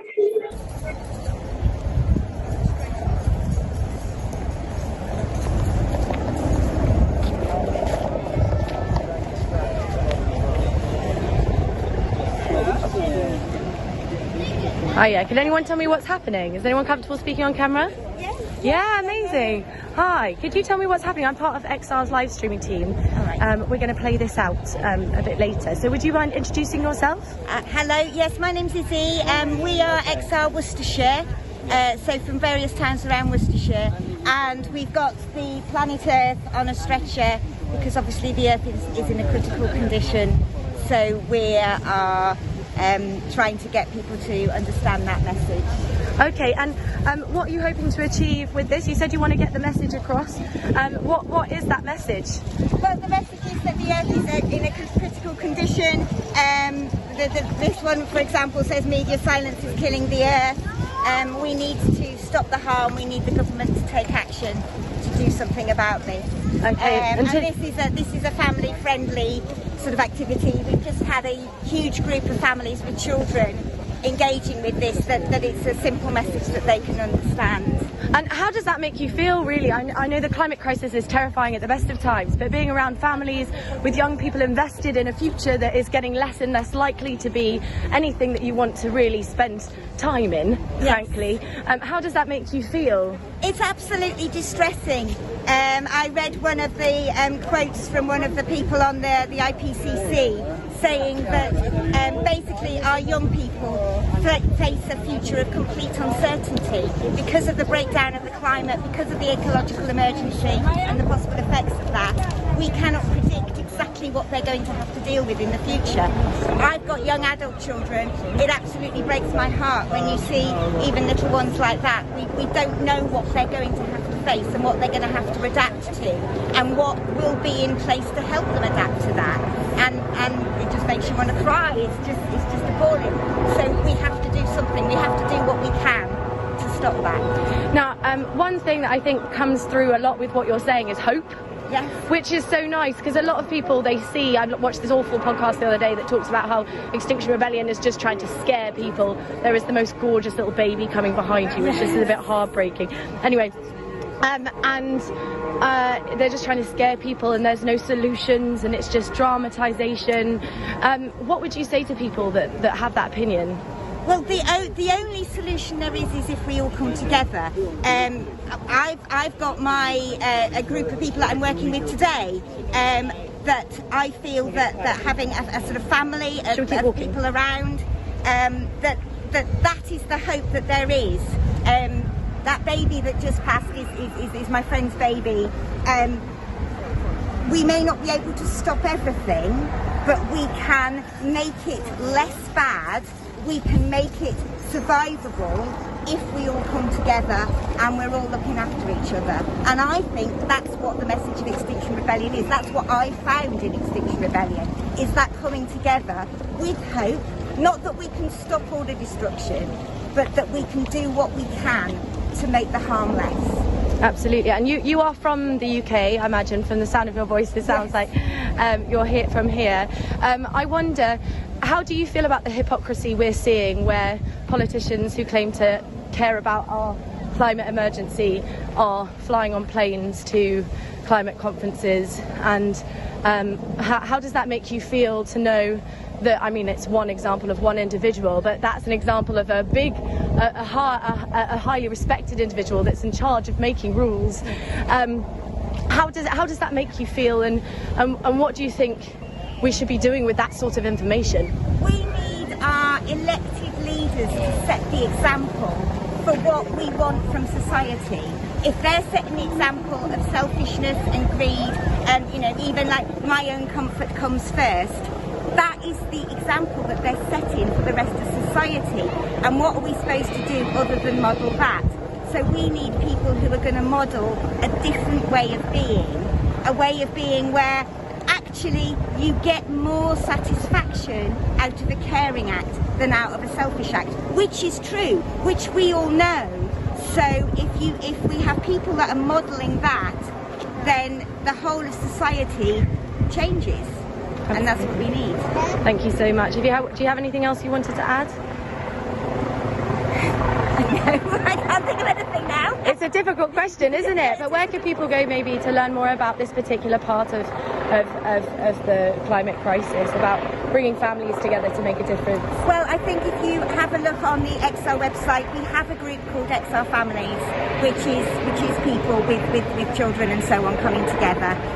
So I think people can find people in a similar family position to them through that. And local groups, this is our local group that we all come together and we all support each other. So if you can connect with your local group, you can find real people local to you that you can connect with. So. Amazing, thank you so much. Enjoy, thanks. Where are you headed to, by the way? I think we're just going to find the next suitable spot. Okay, so, amazing. Yeah. Thank you so much. See you later.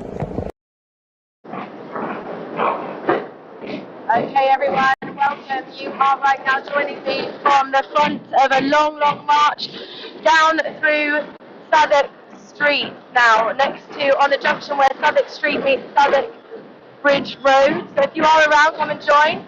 This is a sign in front of me saying, "Stop funding the climate chaos." You're probably quite bored of it at this point. If you haven't got the message, then you're just not listening. We're trying to ask our government to do its part and stop funding fossil fuels. Now, rebels took over this road just moments ago. They walked down from near London Bridge, and we're here today. So if you're joining us now, this is where we are. I'm going to see if I can try and talk to anybody about why we're here. It's quite noisy, the Samba band are in full force. Is there anyone here who's reporting on camera? You're seeing police are very paranoid at this point. They're checking vans. Is there anyone here about to drive into the road? This is a tactic that's been used before to get attention. So far, this man saying, "I'm just doing my job. I've got nothing to do with Extinction Rebellion." This is how paranoid the police are at this point. They're worried. Too much attention perhaps is getting put on this. I would argue not. I can see a few people here. Let's see if we can talk to anyone. I'm going to walk around. See a lot of flags. Does anyone want to talk to me about why they're here? I'm live streaming for XR. Can you guys talk to me about why you're here? Yeah, is that okay? Yeah, okay, amazing. So if you could introduce yourself, that would be wonderful. Well, I'm Carl. I'm a student in Cape Manor, and I'm studying animal care. You're studying animal care? Yeah, animal management. Okay. Why are you here? Well, to protect animals and to protect our planet from becoming more polluted, and to express myself that I care for the planet. Okay. And at the moment, as you know, I'll do one of you at a time. It's probably easier than doing both at the same time, if that's okay. So do you want to say hello? We've got 2 people here. Do you want to say Hello! I'm here because I'm 73. I'm worried about the children of tomorrow. The environmental is crazy at the moment. You're worried about the people of tomorrow, you said? Yes, okay. And you're 73. Wow, a lot of people who are 73 will probably be wanting to be at home with their feet up right now. This is probably not where you want to be, is that fair? I want to be. You're sure you want to be here? Oh, fantastic. Fantastic. What message do you have from anyone at home who's watching this with their feet up? Remember, the planet is flooded, fire, and tornadoes at the moment. We must remember tomorrow's future for the children. We're going to have to live through it if we don't do anything about environmental change. Now, if you didn't hear that, he was talking about how the planet is flooded, there's fire, there's all sorts of bad things going on, and it's really important that we make changes. And we need to change for the future, and actually for right now. We're talking about these things happening, they're happening in all sorts of places in the world, from Kuwait to Canada. Things need to change. I'm going to keep talking to you. You work in animal behaviour, you said, or you've been studying animal behaviour, you're a student. You talk about people's futures. You're quite young. Really, this is your future. This is your present. How do you feel about that? Do you feel like that's being missed out of the dialogue much, or keep talking about the future? It's not the future, it's happening now. Well, I'm glad that also younger people are also joining in, so we can express for our own future and our own generation. Because we want to experience animals who are currently living, and sadly we've lost one of the white rhinoceroses in Africa, and we don't want to lose any more animals at all. So we want to continue to see animals in their natural habitat, and also to help their habitat so we can do more work like conservation work. There will be wildlife lovers watching this, no doubt. When we talk about extinction, some people think that, you know, this is a faraway topic. We're talking about creatures in Africa and things like that. It's absolutely not just the case. Every minute I think something ridiculous, like in the hundreds of species go extinct. And that is 1,000 times what is considered normal. We've lost 68% of world's wildlife in the last 40 years. That's madness, absolute madness. And in the UK, our government is funding HS2, the high-speed railway. It is putting 5 species of British animals at extinct. So we can talk about the white rhino, but for some people that will be quite distant. Whereas we're talking about creatures that are right here. We're being asked to move now because a lorry has passed the Extinction Rebellion test. They've said, I believe you're not part of XR, but you do need to move. So we're moving slightly. I've got with me a student who's studying animal behaviour and said that frankly what's happening to the animal world is equally not okay. We need to do something about it. So I'm going to continue this conversation now. So what are you hoping to achieve from today? Well, get through the streets and to get everyone else involved. That's why we're here, to express our own opinions about climate change and to get everyone else involved, get in action, and to spread the word, really. That's about it. What shocked you the most about climate change and the climate crisis that we're in right now? What got you to a point where you're here and you're like, oh my goodness, we need to do something? Because for some people standing on the street like you are, it's quite a serious, quite an extreme thing. Well, the reason why is because, the reason how I got here is because seeing documentaries on TV, and especially my relatives in Australia, seeing all the wildfires happening, and I wanted to do something about it until when I found out this group in 2018.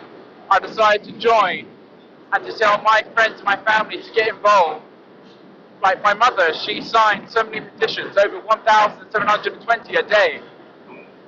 So she's very passionate about this planet. Plus, we live on this planet and we also share the planet. We need to stop being selfish and get things done. And the government needs to sort out right now to get it over and done with, so we can get the climate change justice complete. Thank you very much. We don't need the atom bomb. We are the atom bomb, the way we're destroying this planet. And tomorrow's future, if we don't do anything now, tomorrow's future is no future at all. We're talking about tomorrow, but really it's today. It's what's happening now. It's happening all over the world. There is no future. There's fire, flood, there's water, there's earthquakes. What will we have next? A nuclear bomb? We don't need it. The way we're destroying the planet, you know. Now, you told me you're 73 or 74? Yeah, 73. 73. So as I said, this is quite something to have you out here in the streets. I remember like the this Vietnam today. War. I remember the Vietnam War, the North Korean War, Afghanistan, Syria, and Iran. You know, we need to work together, not bomb each other. Absolutely. We need to work together. Yeah, absolutely. I agree with you completely. For Afghanistan, I hope the people themselves will rise up and say enough is enough of their religion.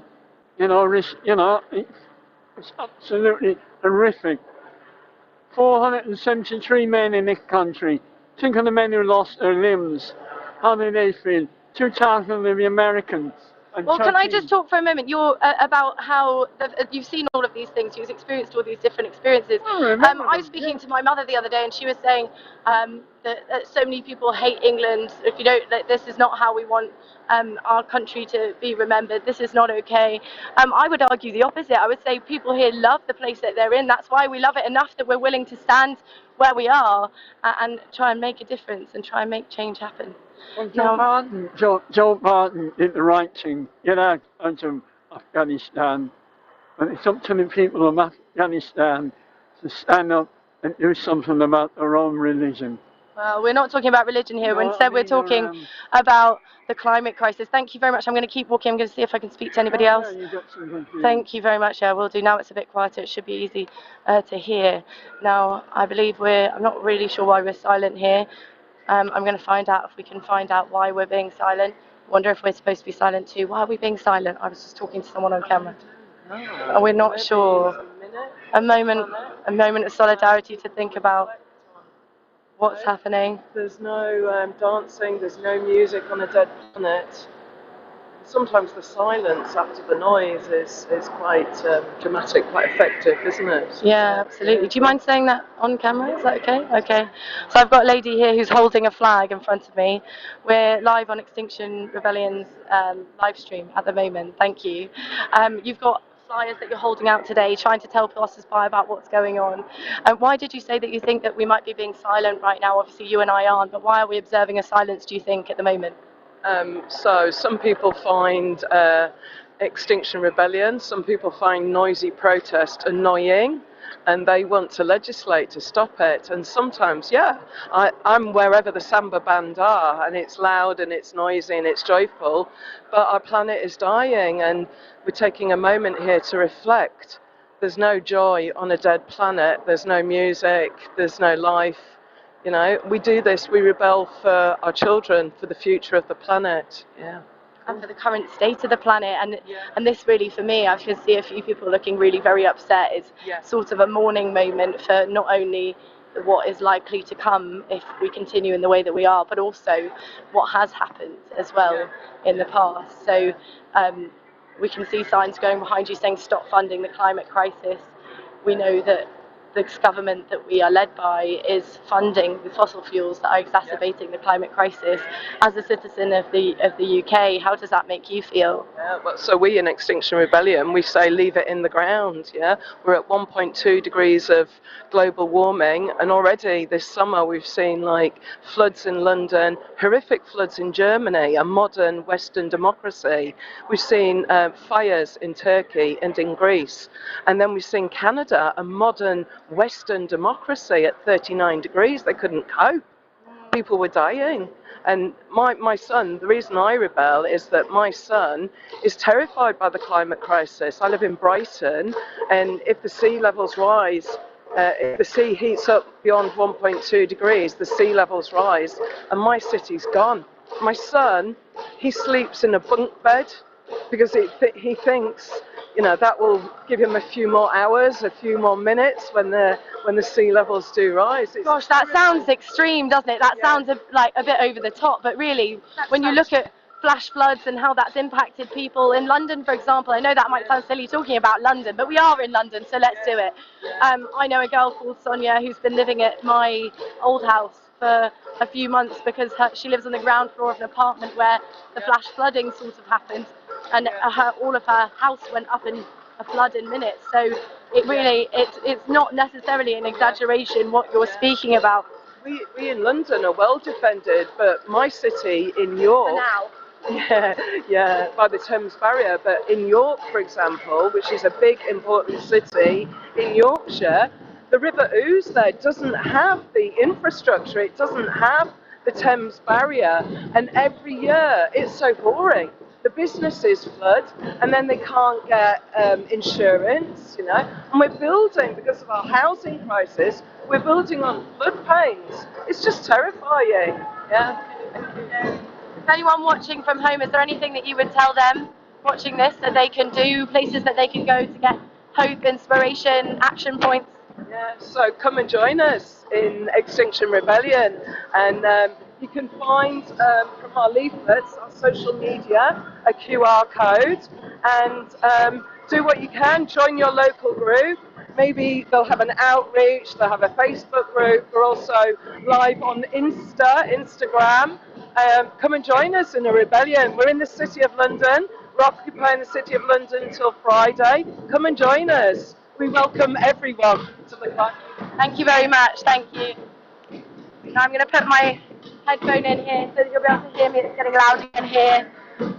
We are, as I said, in central London, a place fueled by blood money, colonial history and imperialist history, filled with people who are trying to reject this pattern of funding fossil fuels and ignoring the consequences. So if you're watching this today and you have something to say, please add your comment. If you feel like this is a bit extreme, if you feel like this is not what we have to do, please, please, please add in your comment what you think we could do. What is a good alternative? I want to know, we all want to know. If there's a way that we could do this in our pyjamas from home, please let us know. And speaking of that, if you're watching this and thinking, I want to be involved, but getting into London is not possible, being in my pyjamas at home is the only thing I can do right now. There is a possibility for you to join the remote rebels. The remote rebels have been doing some great stuff, looking at disrupting big fossil fuel investors such as Barclays, and there's all sorts of things that you can do to join that, support that. Just have a look online, there's all sorts of things you can do. Now the lady we just spoke to mentioned that you can join Extinction Rebellion.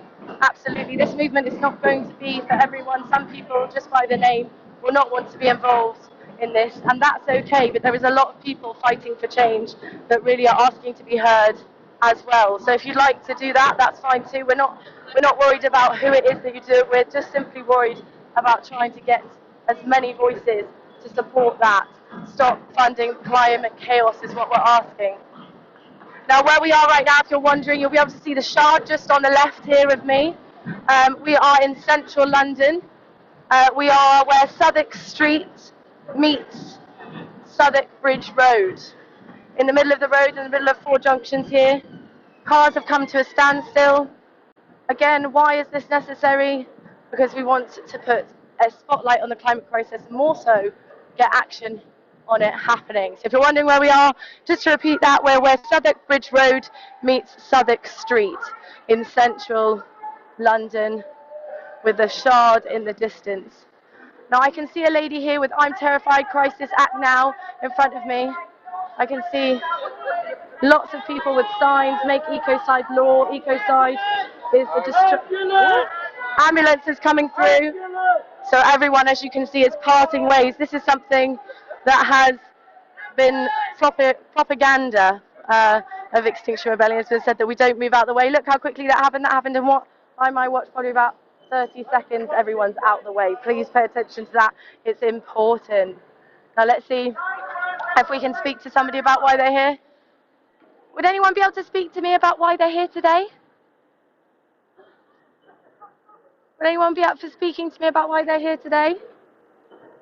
Let me have a look now. You can see a red traffic light here. Symbolic. We are code red for the planet right now. Code red according to the IPCC report.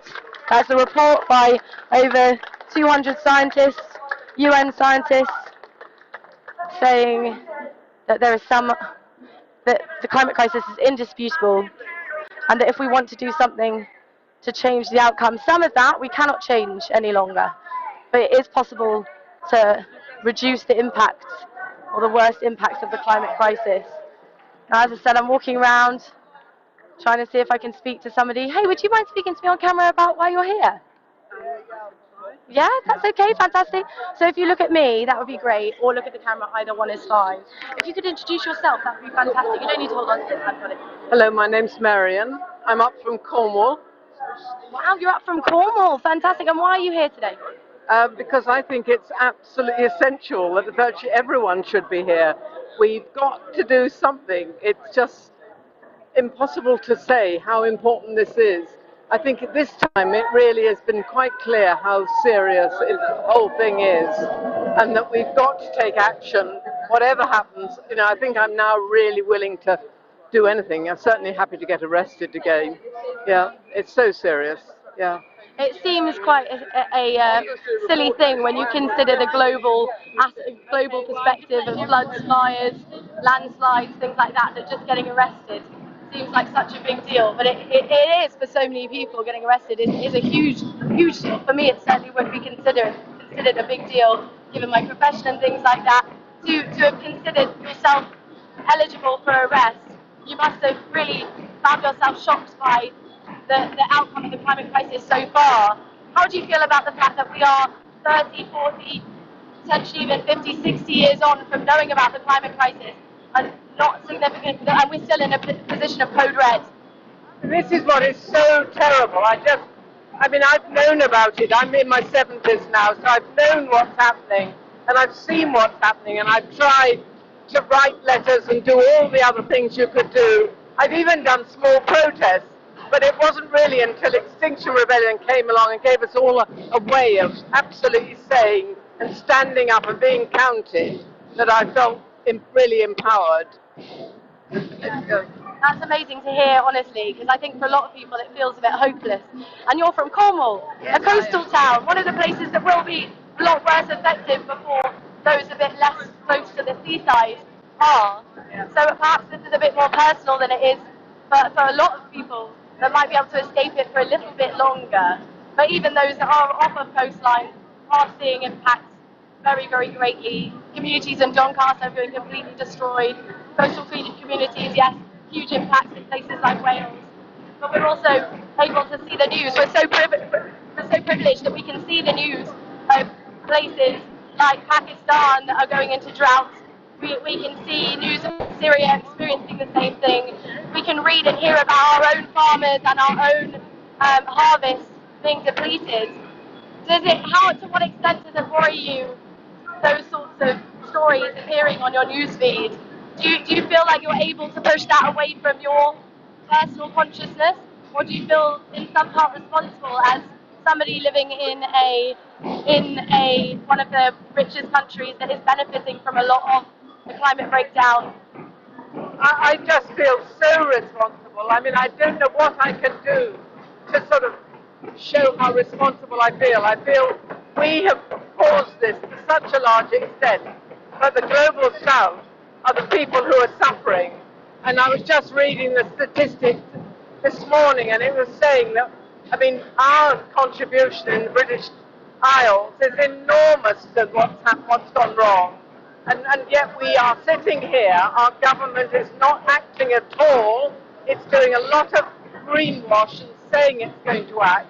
And it doesn't seem to be doing anything. I do not know what to do But thank you for speaking to me and giving me a chance to say maybe to other people, please, if you can, join something, XR or whatever group it is just absolutely vital if you care about your children or your grandchildren or your pets or your worms or your flowers or anything. Thank you so much. And one last question. Obviously, you talk about feeling responsible and a huge amount of guilt on your shoulders for what's happening, because we are, like you said, benefiting in some way from this. But I feel like I'd like to alleviate that a little bit, because the people in power that have the ability to have changed the outcome have known about that for so long, 30 to 60 years is the estimation. Alexander von Humboldt, actually, so many years ago, was one of the first people to highlight that climate change was what we're looking at, like the climate crisis as it is today. How do you feel about the people who did know for a long time, like ExxonMobil or Shell or people in power who have known that this was the outcome that we were going to face and have not done enough? How do you feel about those people? And if you could say something, what would you say to them? I would say, how can you possibly have done this? How can it be on your conscience? You knew, maybe 40 years ago, definitely, in the 70s anyway, and you even put it in your minutes of your companies, that what was going to happen is that this overheating from your fossil fuels was going to destroy the planet. I personally think it is, I just can't get no words to say how much I just despise people who cannot understand that the world is for everyone and everyone to share. Thank you so much. Thank you for talking to me. I hope you enjoy this as much as you can given the circumstances, and it's lovely to be here standing with you. Thank you very much. Thank you. Okay, everybody, I'm going to keep walking, give you some perspective. My camera's getting a bit wonky. Let's see if I can fix that. There we go. Okay, we're going to walk around a bit more. I've got my bike helmet in one hand, my bicycle helmet. I've got a camera in another hand. I've got my microphone dangling from one ear. So if there's anybody else live streaming out there, please feel free, or anyone with live streaming skills, do come along and join in. There's a lot that can be done, and that includes filming what's happening, getting the voices of the people who are trying to fight climate crisis in action. And those include these beautiful people here.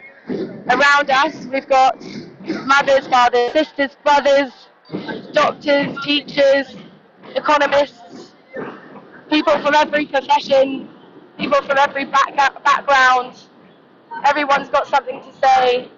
People are handing around flyers here, so if you're not 100% sure on what you would like, on what you want to, what we're doing, sorry, I got distracted by someone coming and talking to me in my ear, by the way.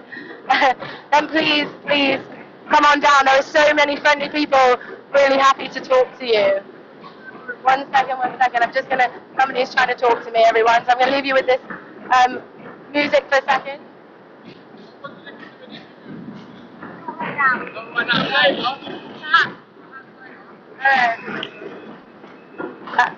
Everything's fine. Okay, brilliant. So you can hear me. That's really good. Let's walk around and see if we can talk to somebody. As I was walking around, someone was asking if I would do an interview. Kind of busy at the moment, trying to show what's happening here. As you can see, there are some people sitting in the road.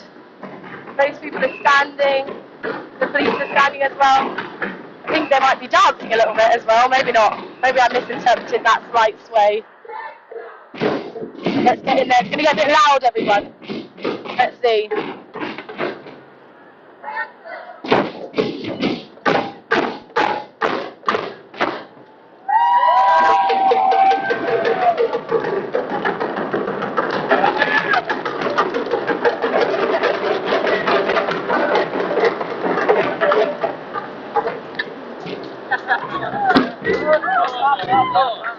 Okay, we're in the middle of the samba band now.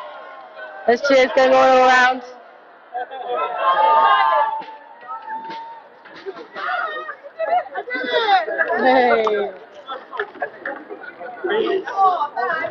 Okay, this is a rare moment in Samba where everyone's a bit quieter. Got here at the right time. Hiya. Would you talk to me on camera about why you're here? Sure. Yeah? Okay, amazing. Perfect. Where are you from? I'm from XR, so we're live streaming right now. Have you done any camera stuff before? So if you just look at me and don't try and speak into the microphone because that looks a bit weird and it's unnecessary because it will pick up on you. So I've got this gentleman here just in front of the Samba band. Thank you for talking to me. It's really great to get some opinions from people because this whole crowd has come down this street just now. So for some people, they're probably wondering what on earth is going on. So could you explain why we're here and what's happening around us? So we're currently here to demand systematic change. What does that mean? What does systematic change mean? I can hold on to this. We need to stop burning fossil fuels, and that's not going to happen by expecting individual people to make lifestyle changes. We need changes at a high level as well, and that's why we're asking the government to do more. We're all here because we care about the future of humanity and the planet, and not enough has been done. So we're hoping that by non-violent direct action, that's going to hopefully make a difference. Now I forgot a key thing, and that was to ask you to introduce yourself. Would you mind doing that now? Okay, Do a bit backwards. I'm Tiger, I'm from Bath, and what else? Well, I suppose you're from Bath XR, which is what most people usually say, where they're from or what their profession is. You're in a suit, which I find very interesting. I actually live in the Pacific, and I haven't been here for a long time, so this is my first UK XR event. Oh my goodness, you live in the Pacific! So you're one of those people who lives in a country that's probably going to be underwater. There's so many countries in the Pacific that will be. I live in Papua New Guinea, which has lots of forests, so for them the big thing is trying to protect the forests. That's very important for us as well. Wow! But there's lots of countries over there that are going to be underwater quite soon. So this hits home more personally for you than a lot of people more immediately, I suppose, because you're so surrounded closely by people who don't just have their house, they won't just be left without a house, they won't just be left without they're being financially destitute, they'll be left with literally nothing. That's quite something. So you were talking before about systemic change, you were talking about fossil fuels not needing to be in the ground. Is that an easy feat? Do you think that that's something that people in power can do easily? No, it's obviously going to be a big challenge. We have to stop subsidising the fossil fuel industries. We have to start investing more in renewable energies. We have to challenge the system and the status quo, because only through big change are we going to be able to live in a more sustainable world. It's not going to be easy.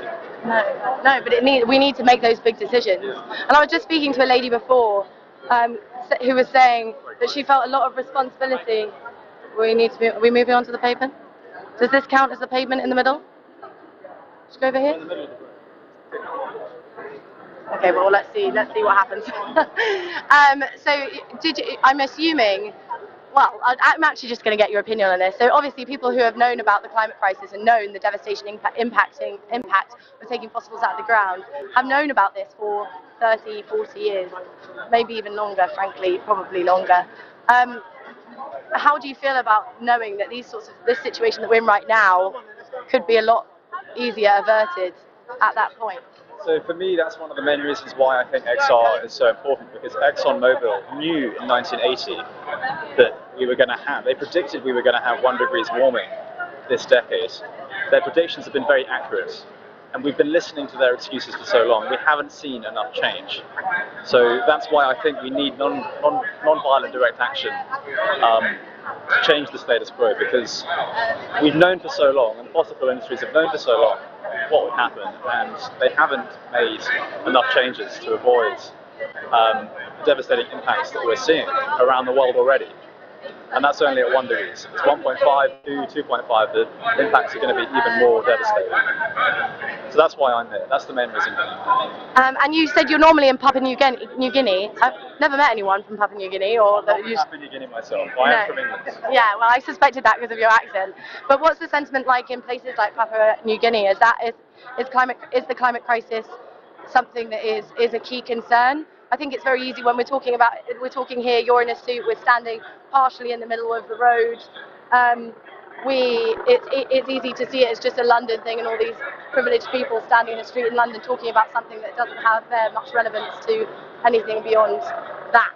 But really, when we're talking here, we're talking and standing in solidarity with people in Kuwait, in Canada, in the 23 or 25 countries now that have experienced heat waves over 50 degrees, which is deadly. We're talking standing in solidarity with people in Syria, Afghanistan, and Pakistan, who are experiencing drought and food shortages, and in solidarity with farmers in the UK even who are experiencing massive harvest faults for the first time in a long, long time, or in such a significant way. So I wondered whether or not you, when you were in Papua New Guinea, if climate change was a topic that was talked about there, or...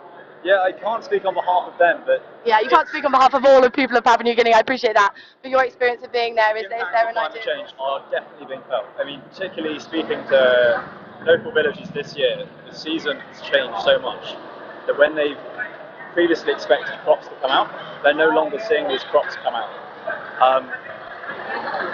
So many ways they're already experiencing the impacts of climate change. Papua New Guinea was actually interesting.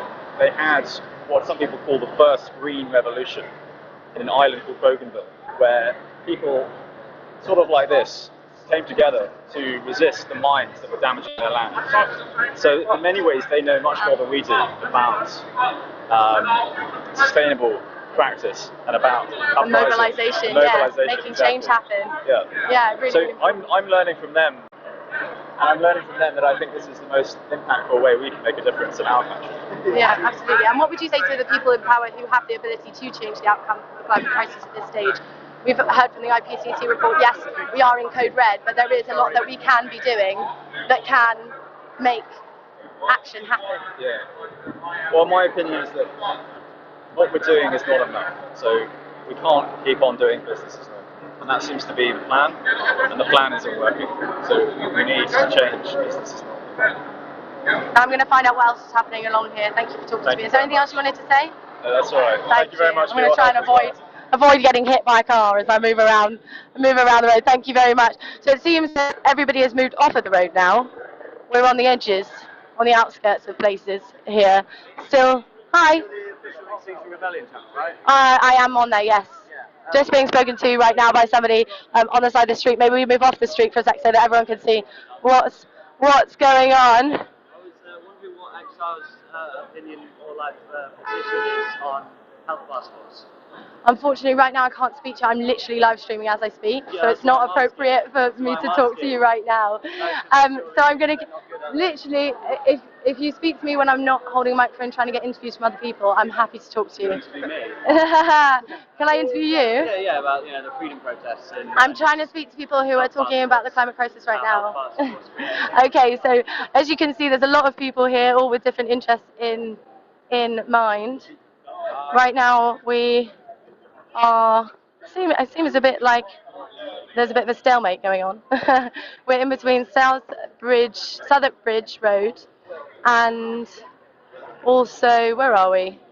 Southwark Street and Southwark Bridge Road, in the intersection between those two places. I'm on the opposite side of the action, it seems. So I'm going to see if I can get a little bit closer. The people on the other side of the road are holding signs up that say, I believe they're saying, keep fossil fuels in the ground. How do you feel about that statement? Let's get a conversation going. Earlier today there's been actions all trying to push the same outlook. Please just do something. Do more than what is happening. Do as much as you possibly can. And we can change this. We need to change this. And we need to change this now. The IPCC report says that we are in a critical moment. We've already messed up our chances of being able to meet the Paris Agreement. We are already in a position where we won't be able to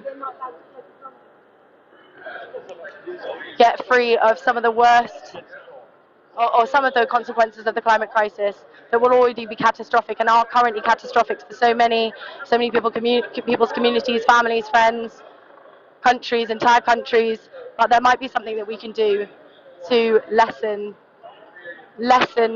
the impact of the consequences of the climate crisis. I'm going to walk around again and see what's happening on the other side. It does seem that still one road is being blocked. That's the road coming down from outside the Novotel near Miraflores Bar and Lounge. Ooh, we're going to try and cross the road. Act now or lose everything. That's what the sign on this person's sign is saying. Hi, can I talk to you on camera about why you're here today? Amazing, brilliant. Now I can see, well, both. Let's see both of them. So I can see act now or lose everything. And what's on the other side? Ah, there we go. 1.5 is now officially locked in. What that means is it's going to reach 2 degrees very likely. Global South is already going to be decimated by 1.5, creating crop shortages all over the world. Migrant crisis like has never been imagined before. We're beyond fucked. We're at the point now where there's not much we can do now apart from rebel, get arrested, do as much as we can to make a noise to get the government to do something. I mean, originally I was here hoping that cutting emissions within 4 years, net zero, would give us a chance, but now we're beyond that. The government's still doing nothing. What do we do at that point? What can we do at that point? I think these are questions that we all need to be asking ourselves. I mean, my future's already completely tattered. The idea of my future anyway. And this is why you need to get through the idea that your life's going to be the same as you've always thought it was going to be. It's not. It's fucked. It's gone. So this is why we're here. Probably going to go somewhere else later on. Just make as much noise as possible and hope that the tide will change before it's way too late. Now, a lot of people who are watching, well, I've got so many questions based off of what you just mentioned there. The first one is about numbers. So you mentioned 1.5 degrees, 2 degrees. Could you explain that in a bit more detail for somebody who's a bit confused by what the numbers mean? Absolutely. So before the industrial era, there was Keep the sign. The sign was good. Sorry? The sign was great. I'll keep the sign up if my arms can hold it. Yeah. So before the industrial era, before the massive amounts of pollutants like carbon dioxide and methane and everything was put into the atmosphere, greenhouse gases, where we are right now is plus 1.2 degrees global temperature from that. What we're seeing from that already is floods around Europe, wildfires around the global south, even in places like Siberia. It's raining in the North Pole. This is at plus 1.2. Now the way that the temperature increase works exponentially, similar with COVID for instance, the science is saying that we're going to hit 1.5 by 2030 at the latest. And the science also says that at plus 1.5, global crops aren't going to grow. Kazakhstan, for instance, right at least a quarter of their global crops, are just not growing. They are the biggest crop exporter in Central Asia. That's only at 1.2. London's going to be underwater in 10 years' time, as well as a lot of the coast around the UK, as well as the coast around everywhere else in the world as well. But bringing it to a UK-centric issue, I mean, the Gulf Stream is closing down. It's collapsing. That means in about 15 years we're going to be the same temperature in winter as Canada is. And we're also going to be getting the heat domes from having plus 1.5. And when we hit plus 1.5, as I've said, that means that 2 is going to be locked in, and then that's even worse. I mean, we've got a sign here as well. Yeah, let's see what yours says. It says global crop failures. You describe it, maybe. Yeah, sure. So this is currently what temperatures each of these things is predicted to happen at. So global crop failures, we're already seeing, 1.5 closing in between 2025 and 2035. We've got 1.5 and 2 degrees. That's already what we're coming in on. Billions will die if we hit 3 degrees, which is predicted by latest 2059, and obviously even sooner if we keep up at the exponential rate that we're at now. You can see by 4 degrees we've got most humans dead, which is 2075, and Earth uninhabitable by 6 degrees. And that is exactly what we're rapidly approaching within the next sort of 50, 55 years, if we keep up at the rate that we're currently going. And that might even be conservative as well. I think yesterday we were talking to Claire Farrell, who was explaining how she'd been approached by somebody who had co-written the IPCC report, and she said that the estimations that they put in there were had to be conservative. So when you're talking about these sorts of things, 4 degrees warming, especially most humans dead, is just makes me feel sick. It's like that's really not that far away at all. It's only a couple of generations, if that. How do you feel given that that is likely to be an underestimation? Terrified. Terrified for all of the people who don't quite realise how bad it is. All of the people who are already facing these situations right now. Because for a lot of us in the West, it's our future and it's our near future. But there's also millions and billions of people right now who it's their present. And I'm terrified for all of us. Yeah, absolutely. And it's not like you can't see what's coming. We are literally watching it unfold. Isn't it insane? It's madness. Now, you guys seem really well informed. Ooh, I've lost you off camera. You guys seem, if you want to move a bit closer together, that'll make my life a bit easier. Amazing. You guys both seem really well informed. Are you climate scientists or are you just good at internet searching? I mean, working within these movements, you kind of get an idea of how broken it is. And then eventually, it just clicks in your mind how unbelievably fucked everything is. And at that point, it's just pure nihilism, to be honest. And there's so much stuff, especially with the IPCC report, and as you said, that's diluted. And that is terrifying enough. Code Red for humanity, and that's diluted. How much worse can it get? Absolutely. Now, one thing that I have been reading, as much I know you're not supposed to read the comments, but I have been reading the comments. So if you're watching this right now and you have something to say, please add your opinion. Be that what you think that we should be doing instead of this, if you think this is too drastic. Be that some statistics that you think that we could look at to share the knowledge that we know that we're talking about right now.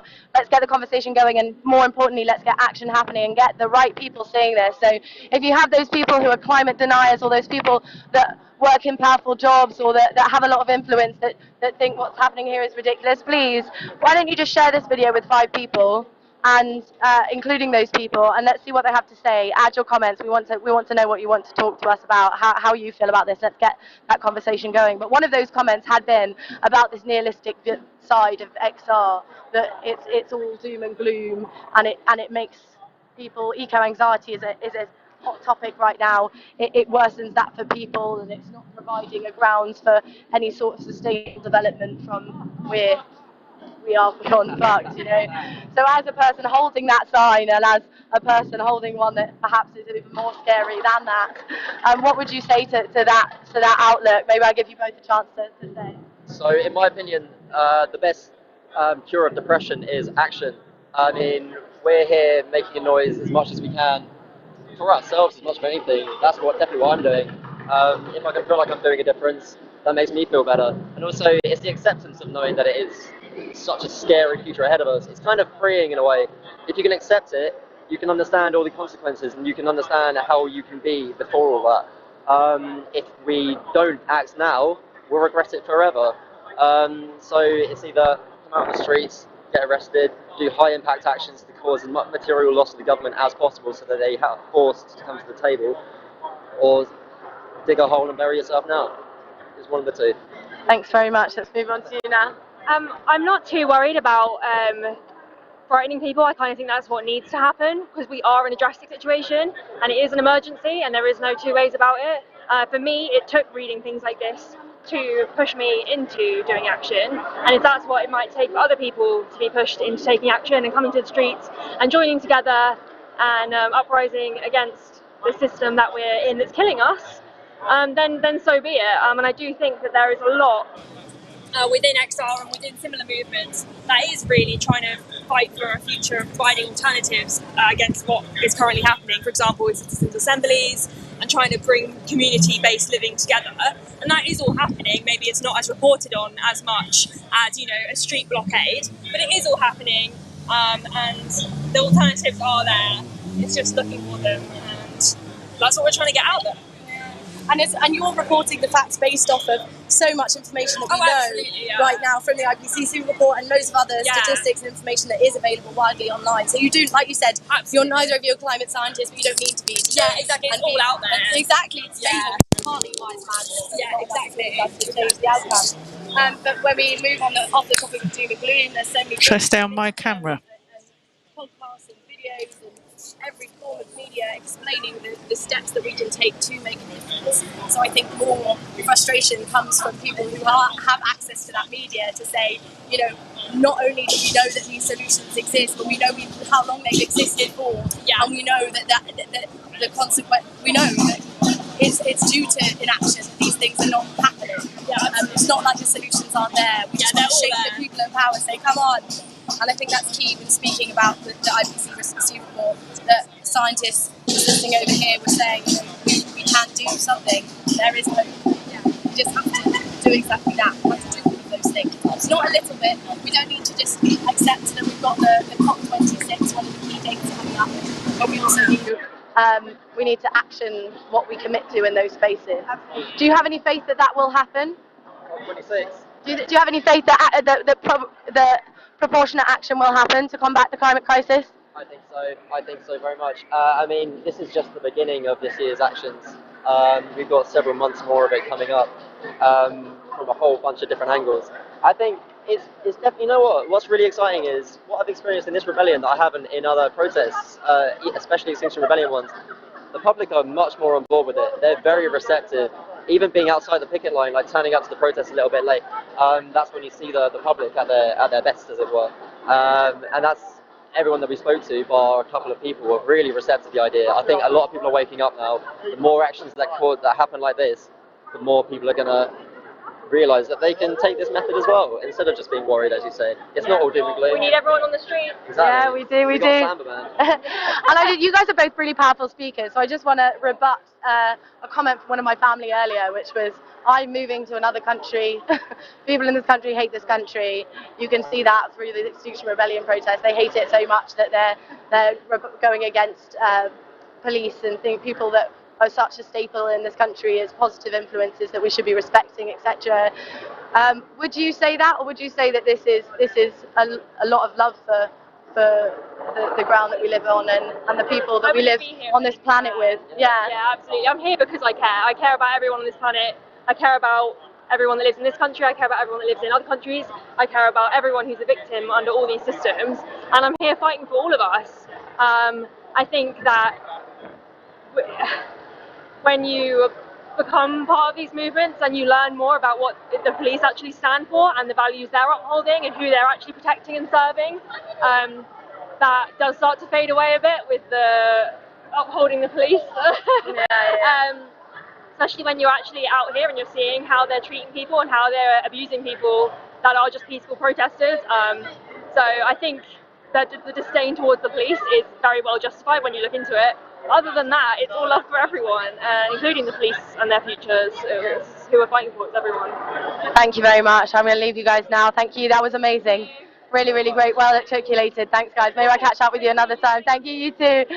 Okay, so now we're going to head across the road. It's sort of a strange blockade, this.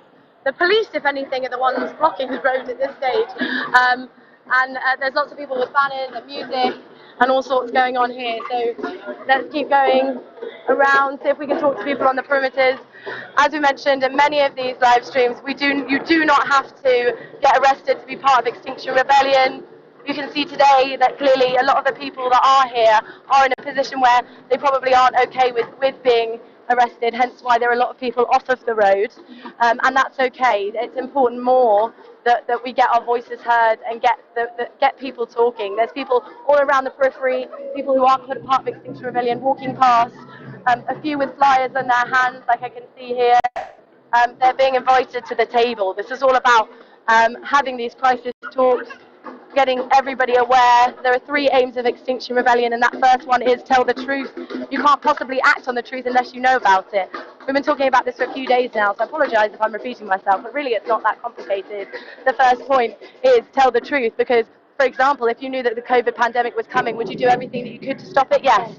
So if you know that the climate crisis is happening right now, and the consequences of it are playing out in countries where they cannot afford to not do something about it right now. Really good book.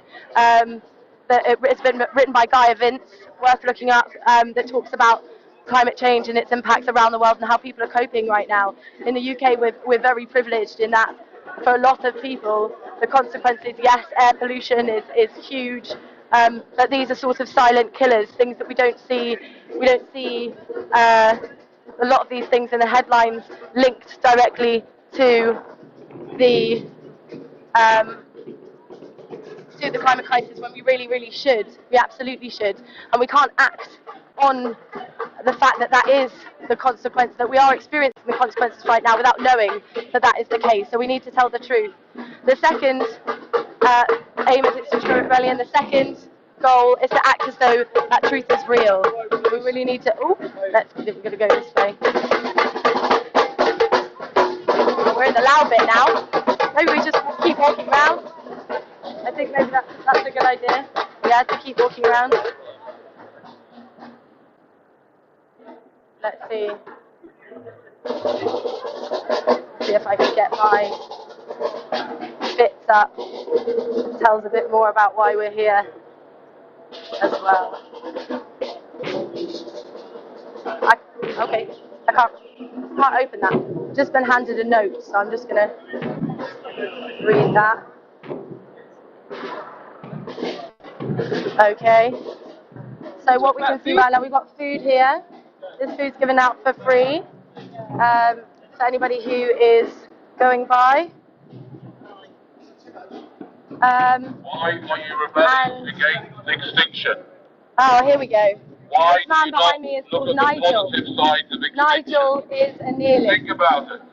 This is the consequence. This is the alternative opinion to Extinction Rebellion. People here, hi, nice to see you. I see you at everything now. Yeah, it's funny that. I'm just going to narrate what's happening in the background. We need to move away. Okay, we're just going to go over there. You're not doing anything. Now, I think this guy is a really particularly important person to notice. His name's Nigel, and he's a nihilist, self-confessed nihilist. We had a chat last year, and he said to me, why are you standing in the street talking about Extinction Rebellion? We don't want people to rebel against extinction. Humans should go extinct. They're appalling. They've caused 68% of the world's wildlife to go extinct in the last 40 years. Why should we exist? So if you heard that voice in the background, that wasn't someone from Extinction Rebellion. That was quite a famous nihilist called Nigel, who was leading a movement trying to support the obliteration of humankind.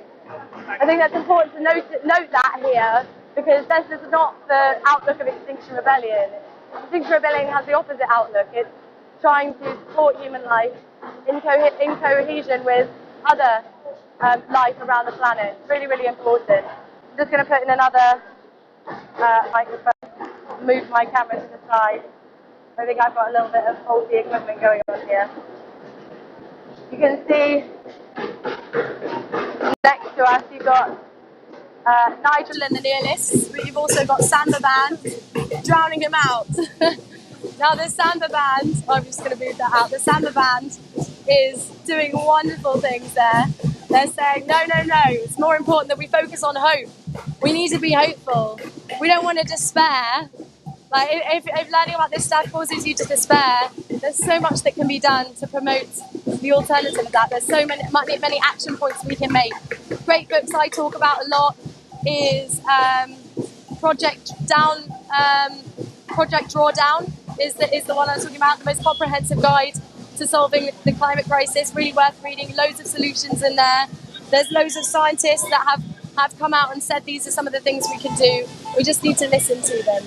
We don't need to be listening to Nigel and his nihilistic views. These are the 3 demands I was telling you about before. So as you're looking at these Samba bands trying to drown out the nihilism and drum a beat for hope, these are some of the demands. The first one is tell the truth about the climate change. This means we know the extent of the emergency. 30 years on, after fully being aware of the consequences of the climate crisis, we have not acted as if this is an emergency. We've been privileged enough, in many cases, to be able to ignore that fact. Act on that truth is number 2. So that means we must meet net zero targets by 2025. It is impossible to do this unless we are aware of all of the different aspects of the climate crisis. Number 3 is move beyond politics to create a citizens' assembly.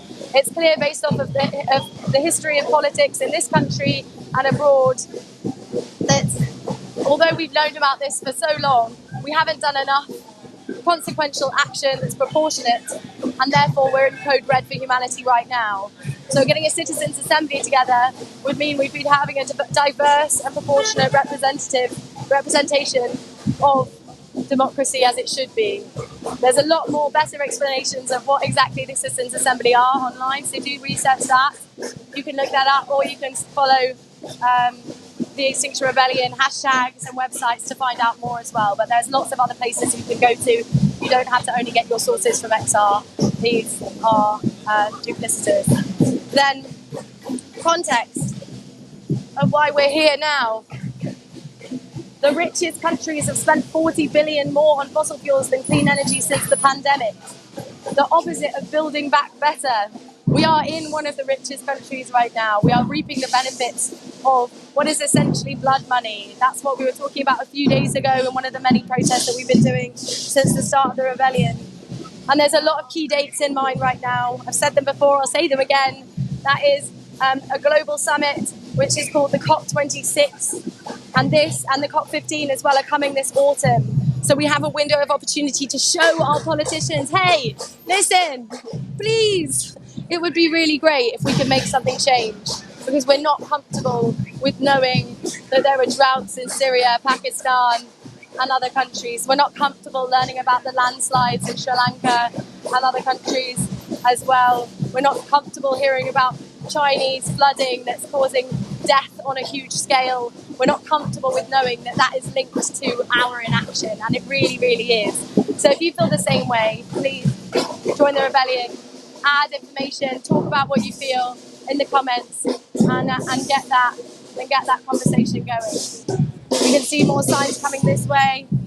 Extinction Rebellion, that's who you're watching. If you're a bit unsure, what am I tuned in today? You're listening to Extinction Rebellion. I'm Alice. I'm at one of these, a roadblock that was here a bit earlier. It's now dissipating slightly. We've still got a lot of police presence here. There's still people handing out flyers explaining why we're here. There's still people talking about fossil fuels and why we should stop funding it. There's still people holding Stop HS2 signs. What's HS2? Perhaps you're asking. Well, let me talk about HS2 for a second there. Let's just all get angry together. I'm not an angry person. I'm generally very happy. But HS2, like most people, I feel, HS2 makes me very angry, because we, at the moment, HS2, high-speed rail network, high-speed rail, which is being pushed through, and it's been agreed by our government right now. It costs 106 billion at the moment plus.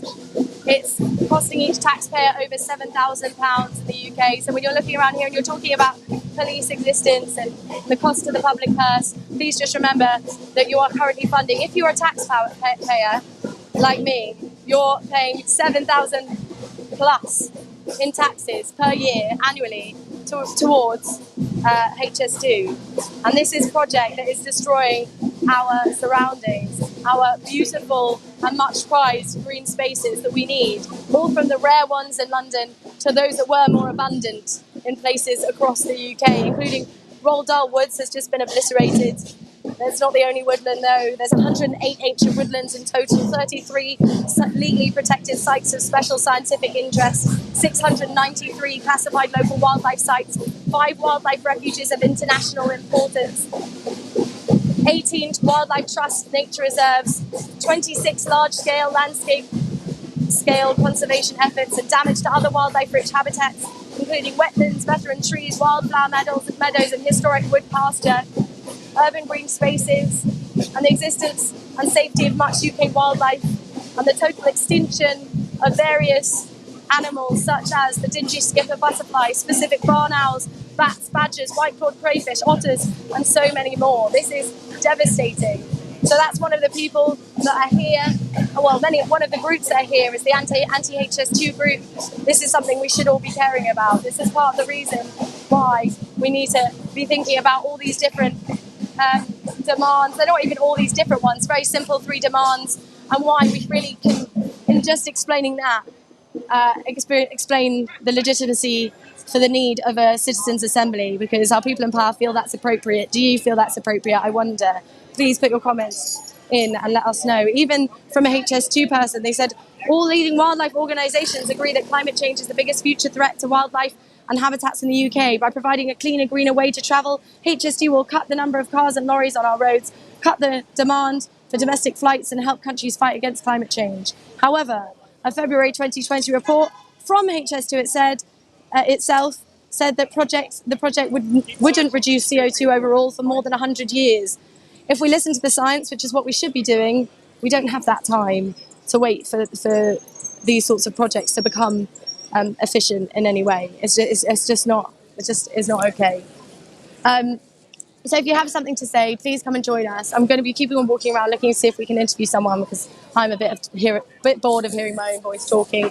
I'm sure you probably are too. The Samba band has gone down a little bit. Earlier today, there was a bus that took over one of the roads in central London. Perhaps you saw it. I'm going to be speaking to some of the people that were involved in that. We do speak to a lot of the same people because there's a lot of really good confident talkers. Here we've got a sign saying "Stop the Harm." That's something that we're hearing a lot. We'll also be hearing a lot about hypocrisy from the UK and otherwise. "Stop the Harm" is in front of a Barclays sign. Barclays is the UK's, or not just the UK's, the European's most fossil fuel invested bank, I believe, the most polluting bank, I suppose. Is there anyone here who would be up for talking on camera about why you guys are here today? If not, that's absolutely fine. Don't worry, we can keep walking and narrating what we see. Exile. We're live streaming for Extinction Rebellion.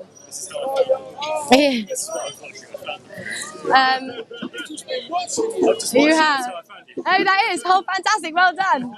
I did try and narrate where we were, but it can be a little bit difficult. Now, let's just see some of the more signs, because some people don't feel comfortable speaking, but they're happy to put the way their sentiment is, their feeling, on the signs that they have. So next to us, we've got someone with deeds, not words, non-violence, disobedience. For many people, they feel that this is an act. Sorry? A chant? A chant? Oh. There are 5 things we need to know. Number 1, keep the coal in the hole. Wow. Number 2, keep the gas in the ground. Number 3, keep the oil in the soil. Number 4, let the forests flourish. Number 5, let the sea life survive. That makes carbon sense. I like that. Well done. Well done. Wise. Do you want me to chant it again, or do you want me to back off? There we go. There we go. Like that. Thank you so much for doing that. That was great. I mean, it's very simple, isn't it? It's really not that complicated. We're not asking for the world. We're just asking for those simple things. Let's see if we can try and protect our environment by being a bit less shit. There's a lot that we can do. Let's keep going round. Let's keep going round. Let's see who we can talk to. Oops. Okay. Oops. Sorry, guys. Just behind you. Oops. Do you guys feel comfortable talking on camera about why you're here? No, I'm fine. No? Okay, no worries. Let's see if we can read some more signs. Guys, do you guys feel comfortable talking about why you're here on camera? You can say no, that's absolutely fine. Yeah, I'm going to say no for the minute because I've not done my research to know whether... Okay, amazing. No worries, don't worry about it. I probably won't have any great sound bites. No. I'll come prepared for the next one. Okay, no worries. You've just asked me. We're going to keep going, Okay. Right. Thank you so much. Right, I'm not sure how long we're going to be live streaming for. Should we just keep going until we hear otherwise? Okay. Hey! Yeah, sure. About 5 minutes. Yeah. Okay, we've got someone here who's going to talk to us now. So... Okay. Hey, we've got someone to talk to us now. We've already talked to him, but we did talk to you at the end of a very, very long stream. So it could be that not many people got to hear exactly what you were saying. Okay. So your nickname is Mothman because you're sort of an insect expert, aren't you? Yeah. Conservationist is the correct formal term rather than I've worked in wildlife conservation, and then a lot of my enthusiasm has gone into moth and butterfly conservation. Yeah. I've always had an obsession with them my whole life. Amazing. I think some people have a specific animal that they kind of species and it's a special place in the heart. I love all wildlife as well, but there's kind of like a bit of an obsession when it comes to moths. Yeah. Now I'm gonna move this a bit closer to you because this is the microphone. Yeah, it is. Yeah, I'll give you this. human mind is holding onto this pushcase. So if you could hold on to that for a minute. We've got a few angry people here, which I think is fair enough. Angry that we're not being listened to. Yeah. We've got everybody here, though, is ultimately peaceful, non-violent, and this is a way that we're hoping to get action. Yeah. Could you please use your experience to explain why you feel this action is, or not this action that's happening now, but why action on the climate crisis and action on the Code Red that we've been told is the situation we're in right now is important? Well, I think as a wildlife conservationist and someone that's been very fortunate to like be involved with people that have either worked in that field or working in that field myself, you know, it came as a rude awakening to me that there's not going to be a miracle paper. You know, I was doing surveys, I was doing all sorts, woodland management, but then realising that, you know, there wasn't going to be a miracle paper that was going to change the government in action kind of woke me up to things, and why I kind of got involved with direct action and protest and Extinction Rebellion like today, because we need more immediate action. You know, a lot of people might say, oh, change happens over a slow period of time, but when you look at the science of biodiversity loss, like we were saying the other day, it is getting pretty scary. It is reaching tipping point, especially in this country. It's getting really, really bad. I mean, even the state of decline that we saw this year. And a lot of that's happening, especially in insect decline in the UK, because we're quite a seasonal country. It's because insects don't have a physiological mechanism that allow them to adapt to temperatures or be awoken by temperatures. Say, like, overwintering insects will have to be, you know, born again. So overwintering is that you know, most people know that insects don't live that long. They go through various stages in their lives. So whether it's egg, pupa, the fruiting body, so the adult. So a lot of the time, the caterpillars of a moth or a butterfly actually live longer than the one that hatches out of the chrysalis. So it can be seen as a fruiting body of the adult. But for that mechanism to take place, for example, the animal emerging from like a chrysalis or a cocoon, is that there needs to be a certain temperature, a very specific temperature at times. And if that temperature isn't reached, then the insect doesn't emerge. And it's not just moths, it's a number of other animals as well, like bees. And we know how critical insects are for our ecosystem and a balanced ecosystem. So climate change is actually affecting the emergence of insects in the UK.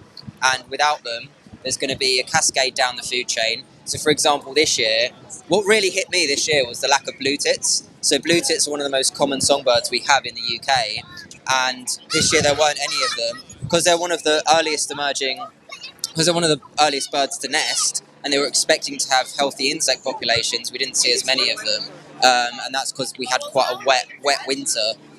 So yeah, like blue tits numbers were really down. It's actually funny, blue tits nest early because they have thicker shells that kind of insulate the young, because they eat snail shells, so they eat lots of calcium. Sorry, this is kind of turned into Springwatch now. No, I'm anyway. enjoying it. But yeah, so climate change, we might think about climate change affecting ours, and you'll see images of flooding and so forth, but we have to remember, like, it's going to hit our biodiversity really hard that we continue to see these changes, because they can't adapt like some of the ways that we can without mitigation.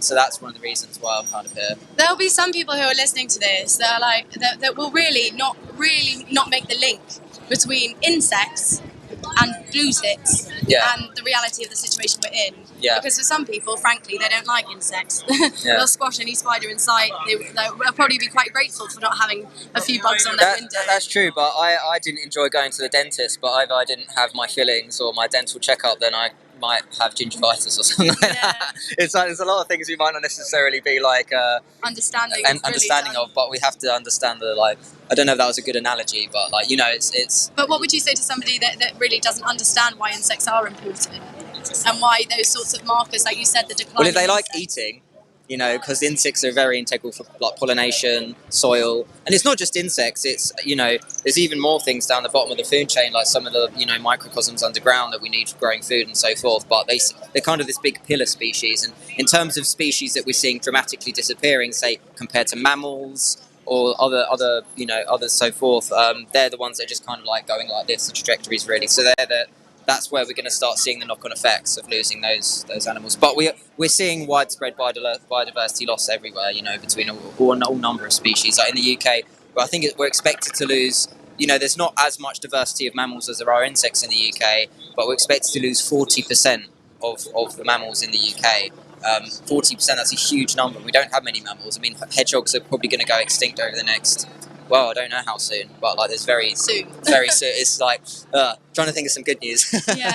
But like, yeah. But we can, you know, repair and restore. That's totally possible. You know, we need, like I was saying to you the other day, there's kind of terms coined like tree planting. Oh, we can just plant some trees. What we should really be saying is, you know, stable ecosystems. We want stable ecosystems in rewilding, not just planting trees. So we can do it. We've reintroduced beavers. Beavers actually help prevent flooding. So that's a really key way that we can rewild. But yeah. When we're talking about rewilding and these things that should be happening, one of the things a lot of people watching this will be, without realising, funding projects like HS2. Yeah. There'll be, I think it's over £7,000 that each individual taxpayer is paying per year towards HS2. Yeah. Could you get across, please, the devastation that something like that will cause to UK landscapes? So HS2, the main reason that I was campaigning with HS2, because I did a lot with Stop HS2 and HS2 Rebellion, and we did the Lost Along the Line campaign, is that for me, the scariest thing with HS2 is the legislation it then opens up for surpassing wildlife protection. So they're trying to push different bills, or trying to review our wildlife protection legislation to allow HS2 to do so much destruction. So that destruction itself is terrible. I mean, you know, it's gone through woodlands where there's like bat species that will go extinct, like the Bechstein bat or even the Debenton bat in the UK. And also, you know, it doesn't really give a very good image to the public if someone, you know, might be starting to be considerate of wildlife protection, or if, you know, there might be a bat roost in their home and then they're just seeing, you know, HS2 like completely destroying all these precious habitats that we deem to be so precious. It doesn't look good, you know, in terms of that sense. But in terms of the woodlands, I mean, we're going to lose over 108 ancient woodlands. A lot of people argue and say it's not 108, but actually, like, HS2 are getting away with, like, not having previous woodlands registered on the woodland register, so they're not on the list, so therefore they don't count. Right. Was what we found out. So there was one woodland that wasn't actually registered as an ancient woodland yet. You know, there was documents to say it existed in 1600. There was, you know, flora in that woodland, so like wood anemones and bluebells to say, okay, that's a sign of an ancient woodland, but it wasn't yet registered, so HS2 didn't put that on their list. So you need to be very careful in terms of how these things are worded, because they'll try and like curb as much stuff as they can. Right. But yeah, in terms of the specific destruction of HS2, we're going to lose a lot of midland species. We could see bat species going extinct, and even other species that are critically endangered, or, you know, hair-streaked butterflies are going to be affected. I wish I could list them all, but this live stream would go on for a long time. We'll go on for a very long time. Thank you so much for getting that across. If there's anything that you could say to the people who are in a position to be able to make changes, there might be somebody watching this who has someone powerful in their contact list who might be able to share this with those people. What would you say to those people? If I could give 3 bits of advice, like, number 1, if you like wildlife, don't mow your lawn. It's a silly human ritual. If you've got a lawn, don't mow it. I like to try and get that out there. Come and campaign. Activism is really important. Get involved. I'm talking more if you could speak to the people who are causing the problems, that are not who are causing the problems. Who are politically involved enough to be able to make changes. What would you say to those people? I would say, I think a lot of this destruction and kind of disjointedness is happening because of our disconnect from the natural world. And if you're in a city like this in London, which is unfortunately disenfranchised from wildlife, then why would you care about it? There are some beautiful, nice London plane trees up there and so forth, but it's not like being in an ancient woodland. So just try and get out and spend time and value these spaces and learn about it, and hopefully that will, in a good way, affect your decision making. In the concrete jungle, maybe, or wherever. But I just say that, get out there and really connect with it, spend some good time in nature. It's something easy that everyone can do, I think. And do that, because before long, we don't know what's going to happen. So that would be my advice off the top of my head. Thanks for chatting. No worries, thank you. Thanks again. We keep pulling you aside. I saw you earlier, I was like, I'm not sure if I want to interview you again. No, it's fine. I can always ramble on about moths and badgers. For amazing. Thanks so much. Guys. See ya. Okay, so we're now still in central London. I think we're going to wrap up soon, if not now. But I just want to push some of the messages from today. So today's messages really are stop the harm. It's as simple as that. Stop the harm, stop putting fossil fuels out of the ground. If you are in a position of power, then wonderful. It must be brilliant to be one of those handful of people that can make such a huge impact on the devastation that we're seeing around the world. I said it yesterday, I said it the day before, but I'll run through a few of the extreme weather events that we're seeing in different countries at the moment so that we can really get out of this London-centric view of the climate crisis that we're giving to you right now, because this is where protests are happening. So some of those places that we're standing here in solidarity with are Czech Republic and Montreal, where deadly tornadoes are happening. Wildfires are happening in Algeria and California, Greece and Turkey. Droughts are happening in Syria, Afghanistan, Iraq and Pakistan. Sri Lanka, Mexico, Bhutan and Nepal have had flash floods and landslides that have caused deaths on huge scales.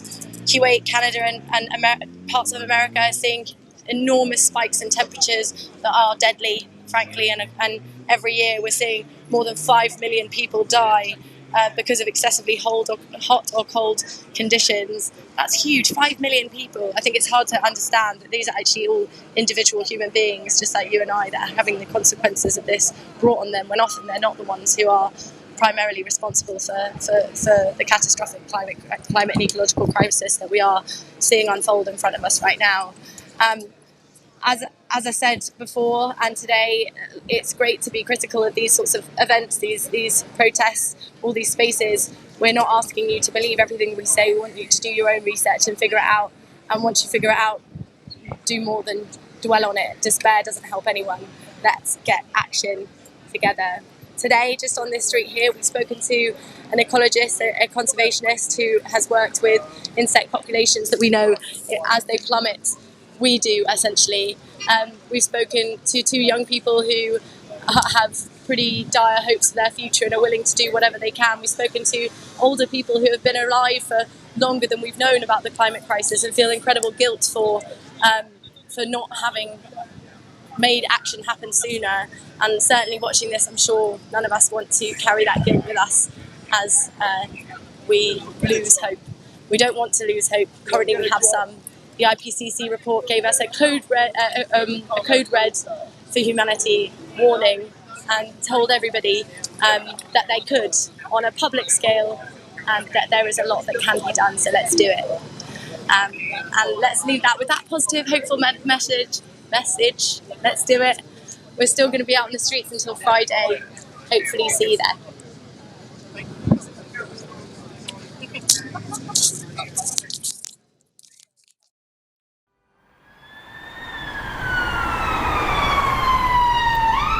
In May 2019, the UK declared a climate emergency. Since then, more and more people around the world have woken up to the climate and ecological crisis, putting ever-growing pressure on the people in power. They have started to act. Not acting as in taking climate action, but acting as in role-playing politics, acting as saviors, playing with words, trying to convince us that everything is taken care of. Pretending to change while they continue pretty much exactly as before. Pretending to wage war against fossil fuel while opening brand new coal mines, oil fields and pipelines.